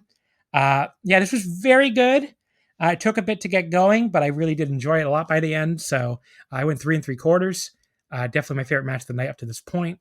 And, these two, by the way, for people who don't know too, I should have mentioned this earlier, they have a lot of history together from when Amakusa was in DDT. So... under a different name, right? Under a different name. It was like Yuki... Let me look at his name up again. I can't remember it now. Yuki Sato. Yeah. So... so he definitely, they have some history there, which is cool. But yeah, fun match. Like he had his debut match against Sasuke. Did I hear that right? I think that's what they said. Okay. That's really cool, by the way. I love when Japanese wrestling does this, when the storyline that they're telling is not you burned my house down, so now I'm going to wrestle a wrestling match against you. It's you beat me years and years ago, and now I'm going to get my win back. Yeah. I don't know. I think I just prefer that approach. Call me crazy. Yeah. Yeah, no, I don't disagree. KOD, tag team title, survival 3-way match. So it was Mao and Kanan, Yuki Ino and Yuki Onaya, Apex were the champions, and Chihiro Hashimoto and Yu, the team, what the fuck is it called? Team 200 kilogram, I think. Mm-hmm. Yeah, anyway. So I always get the team confused with the other one. So the BMI 2000. Oh, BMI. Yeah, the Stardom team. Yeah. But yeah, there's a 3-way match here. So the first elimination was it was Yuki Ino pitting Yu with the spear at 11:14. So Hashimoto and Yu were the first team out. And the second elimination was Mao pitting Naya with the Cannonball 450 in 17:48. So the Apex fail in V6 and Strange Love Connection become the 88th KOD Tag Team Champions. This was my match of the night. I really, really liked this. I thought all 3 teams. First of all, I don't know why does Strange Love Connection have a woman with a whip and a flashing paddle with them? Because she's really cool. Hoshimoto-san, like their personal dominatrix. It was very strange. I don't think she's that. I think she's just a idol or entertainer and had. Well, I mean, she was clearly she had a whip and a paddle. She's supposed to be like a dominatrix cosplay at least. I'm okay. All right. I don't know. Is that not standard issue dominatrix equipment, sir? I thought it was like a sword more than a paddle. So, but okay. I thought it was a paddle. Maybe I'm wrong. I don't remember it being a whip and a paddle like that. I guess her gear did look a little leathery. Yeah. But I'm not. This woman was cosplaying a dominatrix. I am not following you down this road. I am not giving up. I'm not giving this up. She was cosplaying a dominatrix. Folks, this is how the podcast ends. Just like when Saori Anou wears black and carries a whip around with her in Oz Academy, she's clearly doing the same fucking thing. Oh, yeah. Yes. No, there's no argument there. Anyway, the match very quickly devolved into aggressive posing by all 6 competitors, which I thought was really funny. Like, that was like the opening of the match. And then at one point, Kimihiro, who's the rapper that comes out of Strange Love Connection, he gets press slammed by both the Apex members into Strange Love Connection on the outside. It was funny also because he couldn't stop grinning like an idiot when his life is supposed to be in danger. That was kind of funny. But yeah, he's not a worker, folks. He's a rapper. Chihiro managed to do the Germans to all our opponents, even the absolutely gigantic Yukio Naya. So that was really cool. Yep, love that. Unfortunately, the very next spot was the U-log roll, which is the dumbest spot in wrestling history. So it didn't follow up on it very well. I don't hate that spot. I'm fine with that spot. It's okay. I had to bury her one more time because she retires. Because such a stupid spot. Very, very energetic sequence for like all three teams just running in and beating each other up. Very specific there, but they just all kind of ran in and beat the shit out of each other at the 10-minute mark. Ito finally pinned Yu after the spear, so that made 200 kilogram the first team eliminated. And then the entire final sequence of the Apex and the Strange Love Connection was just nonstop action. It was really awesome. Kanan finally managed to lift Naya for a spinning powerbomb, which was quite a feat. And then Mao hit a 450 with Kanan. It was I love the ending so Mao hits the 450. He goes to pin Naya for the pin. Was it Naya? It was Naya. And like dives in off screen and looks like he's going to break it up. But then Kanan like fucking counter dives right into him to run interference so he can't break up the pin. I feel like we should see that way more often. Yeah. It's such a cool spot. I mean, they had to time it perfectly to do it, which they did. So maybe that's why people don't try that more often. But that was such a cool ending. Yeah, tackling someone who's trying to break up the pin. Yeah. It's really cool. Such a cool ending. 4 stars. I love this a lot. Thought it was very good. Very good 3-way tag here. So. God, yeah, it was a lot of action. Good mix of that. And again, like a little comedy sprinkled in just to give it a little spice. And also, like, I don't know, I just think all 3 tag teams are cool as hell. Big fan of especially, like, Big Hash and Yuki Ino's interactions. I don't know, I just think the 2 of them are very funny in the ring together. Just 2 bullheaded wrestlers. Then we had the dramatic dream match. Zack Sabre Jr. defeated Chris Brooks for the European Clutch in 26:03. I don't know if this is a hot take or not. I haven't seen any of the reactions. I really didn't like this match that much. Really? I thought it was pretty good, but like pretty disappointing for what I thought it would be. I mean, the comedy was really fucking funny. You know, when it stopped for the 2 montages, first, like when Matsui couldn't count the pin, when he had stopped in the middle of the pin because he had such a great relationship with Brooks, apparently. We got the montage of them like prancing around together. And then when Antonio Honda was about to hit Zach over the head with a chair, since he's stablemates with Brooks, we got a surprise second montage with him and Zach seemingly being romantic together. That was really funny. But yeah, the actual, like, I don't know about seeming to be romantic together. That was just straight up gay. But yeah, there's like each other's bananas. I don't know what else to tell you. It was highly suggestive at that moment, for sure. There's but yeah, Zack Sabre Jr. has a yowie hole. There was some nasty like striking and stuff. I don't know, it just kind of felt like it dragged to me a little bit, and it just never. I don't know, for to end on a flash pin too. It just, I don't know, it didn't do a lot for me. Like I went like 3.25. So I thought what you would object to actually was the DDT-ness of that particular sequence, which I liked and is funny, but is Why would I object to a DDT? Well, I think within the flow of the match, though, it doesn't quite work, or at least that's how I felt. I just thought it's like, okay, Zach's never here. He wanted to do a DDT. That's the other thing, right? Like he was like, "Oh, I want to do this specifically as part of the match," but like. ZSJ and Chris also wanted to have an extremely technical match with 2 guys who have a lot of history together. I really, really enjoyed this. I think it's close to my favorite match on the card. It's that one or the next one. Spoiler alert. Or maybe even the main event. I don't know. The top 4 here I thought were all great.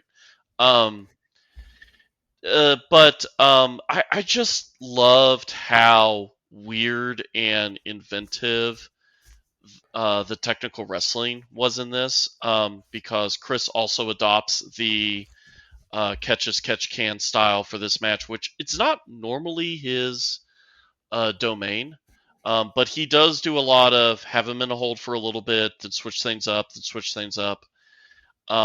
and it just felt like two people who, even though they have not wrestled in years and years and years, they speak the same language. The language is still largely foreign to the venue and the promotion that they're performing in, but it's fascinating to watch it happen. I really enjoyed this. Yeah. So. The semifinal. Oh, Konosuke one Takeshita. final thought. Zack Sabre Jr., if he was going to do a DDT spot, was a coward for not letting Chris Brooks do the giant rubber band spot on him. That's true. Very, very good point. Semi-main event, Konosuke Takeshita and Kaisei Takeshi defeating Kazusada Higuchi and Takashi Masada. Takeshita pinned Masada with the Raging Fire in 24-14. Very nice stereo dives to the outside by Takeshita and Takeshi early on. All the Higuchi versus Takeshi stuff was great in this match, just like you would expect. Mm-hmm. They have a lot of history together. Higuchi beat him at one point in, I think in a title match, I think. But yeah, there was one sequence though with Takeshi and Masada where you can still see how green Takeshi is. Unfortunately, like they sort of just fell over during a suplex reversal spot. It didn't look very good. They were able to get back on track quickly, which I always give people credit for. Just like I did in Saki and Bozilla, when they get back on track quickly and don't fucking. I've seen so many matches where like two wrestlers blow a spot and the fucking time stops basically and they redo the spot and everything. And that didn't happen here, just like it didn't really happen in Saki and Bozilla. Takeshita ends up pinning Masada with the Raging Fire, like I said. I thought it was a very good match. Never quite broke out into 4-star territory for me, but for what was basically an exhibition tag with no stakes, I enjoyed it a lot. So I went 3 3/4. I would definitely have rated this match higher. The nice surprise for me here is, well, yeah, Takeshita and Higuchi, they had great interactions. I would have expected going in that they would also carry the bulk of the match, and they didn't. This was mostly Masada and Takeshi. Yeah, that was cool. That was cool. And it is especially impressive that Takeshi was able to not just hold his own against a more veteran but still kind of green wrestler like Masada. He just looked impressive.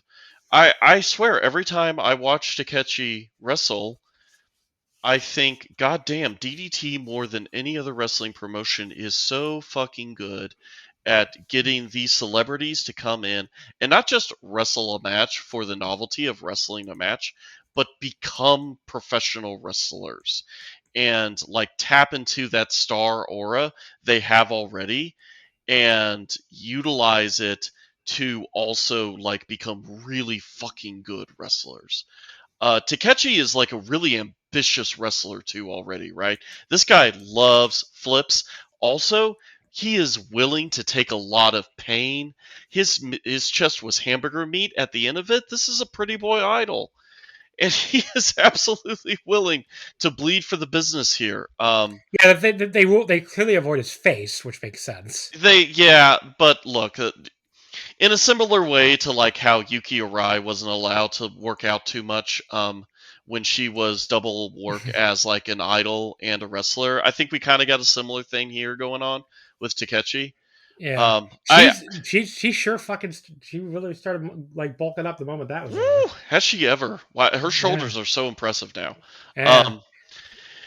But it's crazy. It's how fast she was able to do that too. It's she was okay, now I can get muscular. It's yeah, it's really good. I know, it's very cool. Yeah, I have gone from kind of enjoying the novelty of Takeshi and how clearly he just instantly captures the crowd, to thinking it would be a miss if this guy doesn't start showing up in 30 under 30 lists. Because considering how few matches he has and how good he already is, they might have an actual top star on their hands. I don't think anyone, there's probably not a single person on the Voice Wrestling staff that's going to vote for DD person next year, unless me and maybe Case Low. Yeah. That might be it. Because I think Case voted for one last year and I didn't vote for one, and I really should have. But we'll see next year. I mean, I'm not going to leave Yuki Ueno off again, that's for sure. Unless he turned 30 and I fucked him. Did he turn 30 already? Let's see. Oh, yeah, dun, dun, dun. I'm sorry. Dun, dun, dun, dun, dun, dun. I'm He sorry, is buddy. 30. He just turned 30 He has that eternally young look, though. Yeah. So maybe you could lie. No one's gonna fact check you. Yeah, that's true. After the match, so Takeshita offered Takeshi a handshake, but he slapped his hand and stared him down again. Instead of that. So I guess we're teasing a future singles match for the two. Now, Well, I also like the idea of making them rivals, right? So I don't know if this would still be very maybe they'll if they are in the ring against each other in some fashion at the January 3rd Korakuen, even if it's not a singles Ooh. match, even if it's like different size of a tag, I'll be really into that because obviously we know Takeshita is gonna be there since he has to be at the Tokyo Dome for the 4th, so I'm sure he'll be on the Korakuen on the 3rd too. But yeah, I mean, unless Tony Khan desperately needs him for an episode of Collision on January 3rd, but you'd think they'd probably not because he'd have to be able to get to the Tokyo Dome in time. So, the main event, the KOD Openweight title and DDT Universal title, a lot of double title matches lately in all promotions, honestly. Yeah, once again, DDT gets to the double title big match before New Japan does. But not before Stardom did it. That They just did Azumi and Saya. I guess that's true. Yeah. Stardom beat everybody to the punch this time. But yeah, Yuki Ueno, the KOD Openweight champion, defeats Minoru Suzuki, the Universal champion, with the Frog Splash in 34-30. So it's the second defense Yuki Ueno, and Minoru Suzuki fails at V6. Yuki Ueno becomes the 19th DDT Universal champion. So I like this match. The early part, a lot of it was Suzuki being Suzuki. Mm-hmm. So I think your mileage may vary a lot there. If you're the type of person that never wants to see that again, I'm not the type of person. I've enjoyed him during this run in DDT. I think he's been very good throughout this run. So I was into it. But you know what? You probably even, if you can close your eyes and picture the start of this match, it's very much a Suzuki match. There's a big running PK from Suzuki on the elevated ramp. They did some fun strike exchanges back in the ring. There's very high energy for that. Now, the problem I start to have with this match and why I didn't end up going 4+ on it was Suzuki starts going after Yuki Ueno's knee on the outside with chairs. And, I don't know what the point of this leg work was because Ueno very quickly started running and jumping and he lifted Suzuki up and spun him around for an electric chair powerbomb on the bad leg, which, didn't look it wasn't selling at all. He missed, he goes to do the best moonsault ever, which he does a perfect leap up for again, but then he lands on the leg and misses it, and then he starts selling the leg again. I did like Ueno countering the Gotch style power driver into a bastard driver. I don't think I've ever seen that before. That was a very cool counter. Suzuki comes back with a very high one-leg drop kick. It just nailed Ueno. So that looked very cool too. But ultimately, Ueno pins Suzuki with a frog splash off the top. So Suzuki falls to the same move. I don't know if that was probably supposed to be a Tanahashi tribute, right? I would think. Because Tanahashi beat him with the same move of Ryogoku in a title match, 13 years ago now in 2012. Oh, I didn't think of that. That's what I'm just thinking. Because Tanahashi was just there in DDT. Yeah. So I don't know. Yeah. That's why I think that was probably a Tanahashi tribute. Yeah, because Yuki Ueno, I don't think ends matches with the frog splash often. That's a good point. So I think that. But yeah, Ueno, I thought he got up to the top rope a little too fast, given how destroyed his leg supposedly was. But, I went 3 3/4. I went 3 3/4. There's part of it I really liked. It was a little too long, and Ueno's leg selling was way too inconsistent for me to go 4+. So, I was fine with the leg selling. In the way I understood it was, yes, his leg got hurt, but he was largely able to work through it until he landed on it during the best moonsault ever, and then that added a little more drama and tension to the match. I don't mind if it is played right when worked limbs like that can kind of come and go, because I think sometimes that's just how pain is, right? Especially when you're an athlete. Sometimes you can just grit through it. Sometimes you just hit it the wrong way and it hurts like hell. Yeah, I get it, but I just think some of the running and leaping is a little too, you compare to what Starlight Kid and Saori Anou did earlier this year, where they were changing the execution of their moves Well, they based also on the made leg. the entire beginning of that match Yeah. hitting each other's legs, right? This Yeah. is more Well, he Minoru did straight with Suzuki a did that chair. at the beginning. Yeah, like he hit him Yeah. with the chair. I don't Yeah. think it's the same thing. Okay. I'm sticking with my rating though. So. No, I'm Three's not good. asking you to change it. I'm just giving my point of view for what it's worth. Oh. I Almost also, like you're on a podcast or something. yeah, where I'm supposed to give my opinion. Crazy. Oh. Yeah, Yuki, another thing I really like about him, I don't know if this is a new development or if he's kind of been like this for a while. I have felt like Ueno as a champion has been missing something. Because he has been Universal Champion before, and I didn't really care for him then. I think he's been KOD Champion as well before, didn't really care for him then. And I think what it was that he was missing was a little edge, a little meanness. He definitely showed a lot of that against Harada and Sumi in that when he won the belt back, right? But I think he also shows it here against Suzuki. Which I think you really need against Suzuki. Otherwise, Suzuki can just eat you up and make you, even if you win, not look like you should be champion, right? Yeah, Um, totally. Ueno is also like kind of inventive here. You mentioned like some of the like reversing the Gotch style into the Bastard Driver was pretty cool. I think I'm enjoying Ueno as champion. That is Me not too. something I would have Yeah. said last year. Yeah. One final note. I also just really like Suzuki in this. He still has that killer grandpa presence, which I know is just for if you watched him primarily in American wrestling fans, it's almost a joke at this point. He has just done a much better job at preserving his aura in Japan, and when he is in a match that he cares Well, about, he's not a cartoon character of himself like he is in America. God, he is still so good. He's so limber. He still moves and can apply holds in a way that is just menacing and looks painful as hell. There's a bit where, when I think it was when Ueno missed the best moonsault ever and lands on that knee and kind of falls down. Suzuki kind of slithers on his back up to him to grab the ankle and start putting him in a hold. Like, that was actually kind of creepy. It was nuts. So, I really enjoyed the heck out of this match. Great stuff. But yeah, very good match still. But yeah, the post-match stuff, there was some notable stuff. First of all, Ueno said he wants to bring DDT to the Tokyo Dome. A lot of that going around between DDT and Stardom. He wants to bring all of his friends and colleagues to the Tokyo Dome. Stardom versus DDT at the Tokyo Dome. And then he asked him when he went out there wants to challenge him. This was the funniest fucking challenge because he's like, the very traditional who's gonna come out the challenge, thing, and we get the fucking PowerPoint presentation ding for Sasa Dango. I laughed so hard for that. I was like, what a fucking perfect way to end the show. I popped so hard.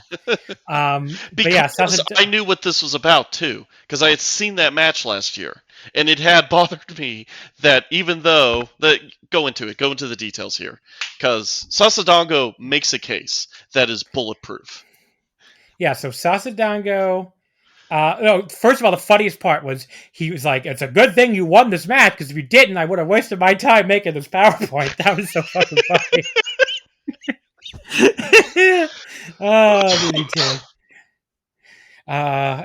During the presentation, he basically talked about Ueno, and this is reading off of Dramatic DDT. Jamie does an amazing job. Thank you, Jamie. During the presentation, Sasa Dango talked about Ueno being a respectable public figure. Why couldn't I get that out? In both wrestling and the entertainment industry, but it's all a lie. His proof is when Sasa Dango fought Ueno nearly 1 year ago, Dango used thumbtacks that ended up leaving an L-shaped scar on Ueno's stomach. Ueno won the match and promised if he ever became KOD champion again, he would nominate... lost the match. No, I said Ueno won the match here. He lost the match against Sasa Dango. Oh, okay. Well, there you go. Yes. And they promised if he ever became KOD champion again, he would nominate Sasa Dango as his challenger and get revenge for the scar. Well, the L now stands for lie because Ueno became KOD champion twice in 2025, and he never once gave Dango the title shot he promised him. Ueno understood this complaint and accepted his challenge for KOD title match. He also offered to put the Universal title on the line. So Sasadango is right. So he's ready to win both titles, but doesn't have the energy to do it right now. So they'll do the match on the November 30th Cork at the end of this month. So I am looking forward to that. I enjoy Sasadango. Yep. Yeah. But yeah, there was they basically had the big long ending you normally do with like Ueno and Takeshi had a cool little moment with the two champions together. I love that ending song. I say that every time. That into the light. It's not just the song too. I love the recap video that they do with the behind the scenes and just kind of a nice way to wind this gigantic show down and kind of have a cool down, but also like nice, consistently touching moments with the champion. DDT is so fucking good. To hear it to Peter Pan 1, I'll probably never forget the rest of my life. I mean, that was such a cool. Yeah, that was incredible. But yeah, I call this a very good show. It was missing like one classic match to be like, one of the best shows of the year. But everything was still, pretty much everything was enjoyable, and I had a good time with it. And DDT is like the exact opposite of New Japan, where they're a good vibes promotion. So like if New Japan only has a 4-star match, quote unquote only, and doesn't give you like really high end wrestling, you come away being like, it wasn't very good because the booking sucks and everything sucks. But if DDT only has a 4-star match, according to Mei, the vibes are so great. I'm like, that was a real good time. The vibes are cool here. The roster's gigantic. There's all these young wrestlers, and everybody seems like they're having a good time. Thumbs up for DDT. Yeah. Best men's promotion right now is the comedy promotion. I don't think it's that close. Yeah, it's not even close. I mean, New Japan has the best match quality still, I would say, but like they're so bad at everything else. All Japan sucks. Noah kind of sucks again, especially with Ozawa gone. Like what else is there? For men's promotions? Like I don't think Greato. Anyone want to go for bat for Great? Big Japan? How you feeling about Big Japan nowadays? We're fucking 300 fan crowd. I feel like we're forgetting something, but I can't even think of what it is. Oh, Dragon Gate. They're pretty good this year. They're having a pretty good year. Yeah, you know what? Yeah, that's true. Probably like number 2 after DDT. But yeah, I mean, it's really the women's promotions carrying Japan, as we've talked about in this fucking podcast 10 trillion times. Mm-hmm. It's really Stardom.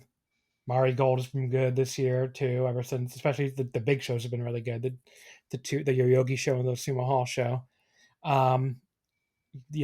Tokyo Joshi's had some really good big shows. Yep, I've really been enjoying them again.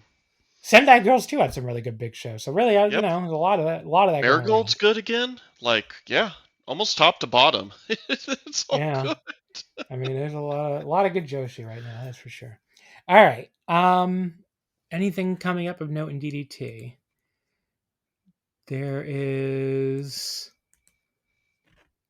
Takeshita versus Antonio Honda is tomorrow, November 6th. Ryogoku after nice. It's a wonderful battle in Shinjuku face. Okay, as much as we both complain about Takeshita being an absent champion in New Japan, I respect the hell out of the fact that he's touring for the small shows with DDT and not with New Japan.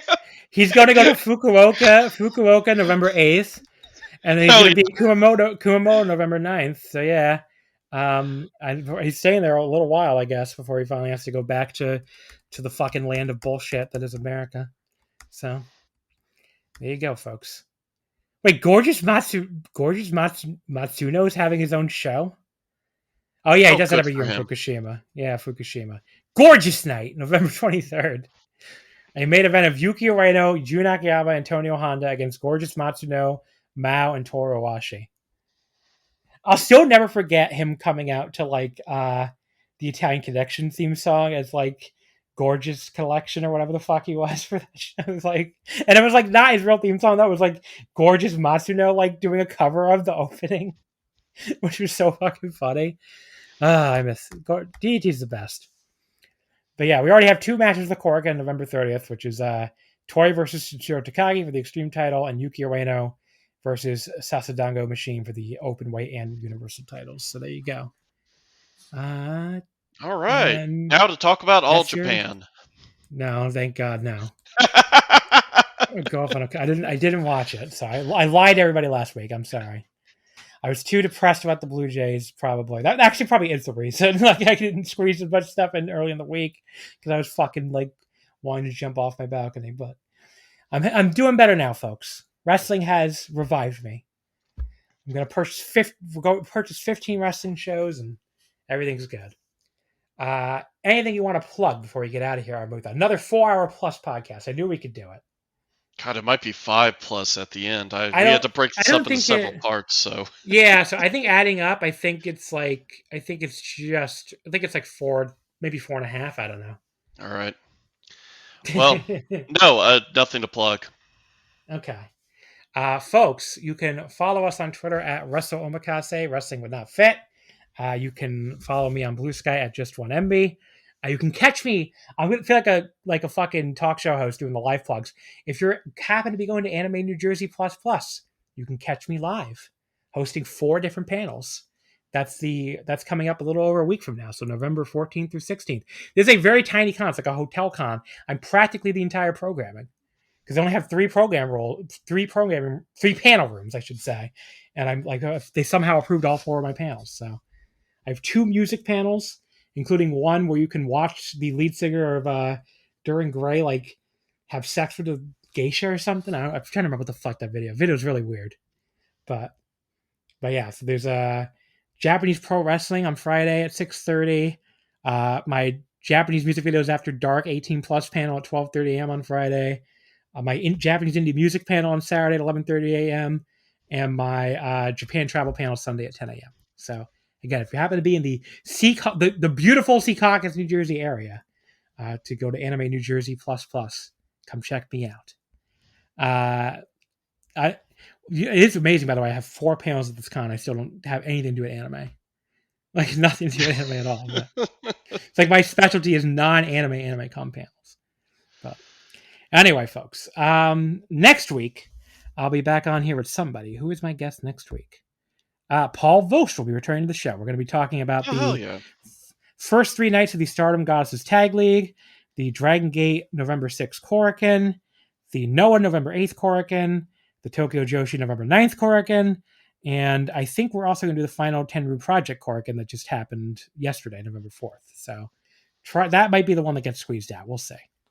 In the meantime, folks, thank you for listening, and we'll see you next time.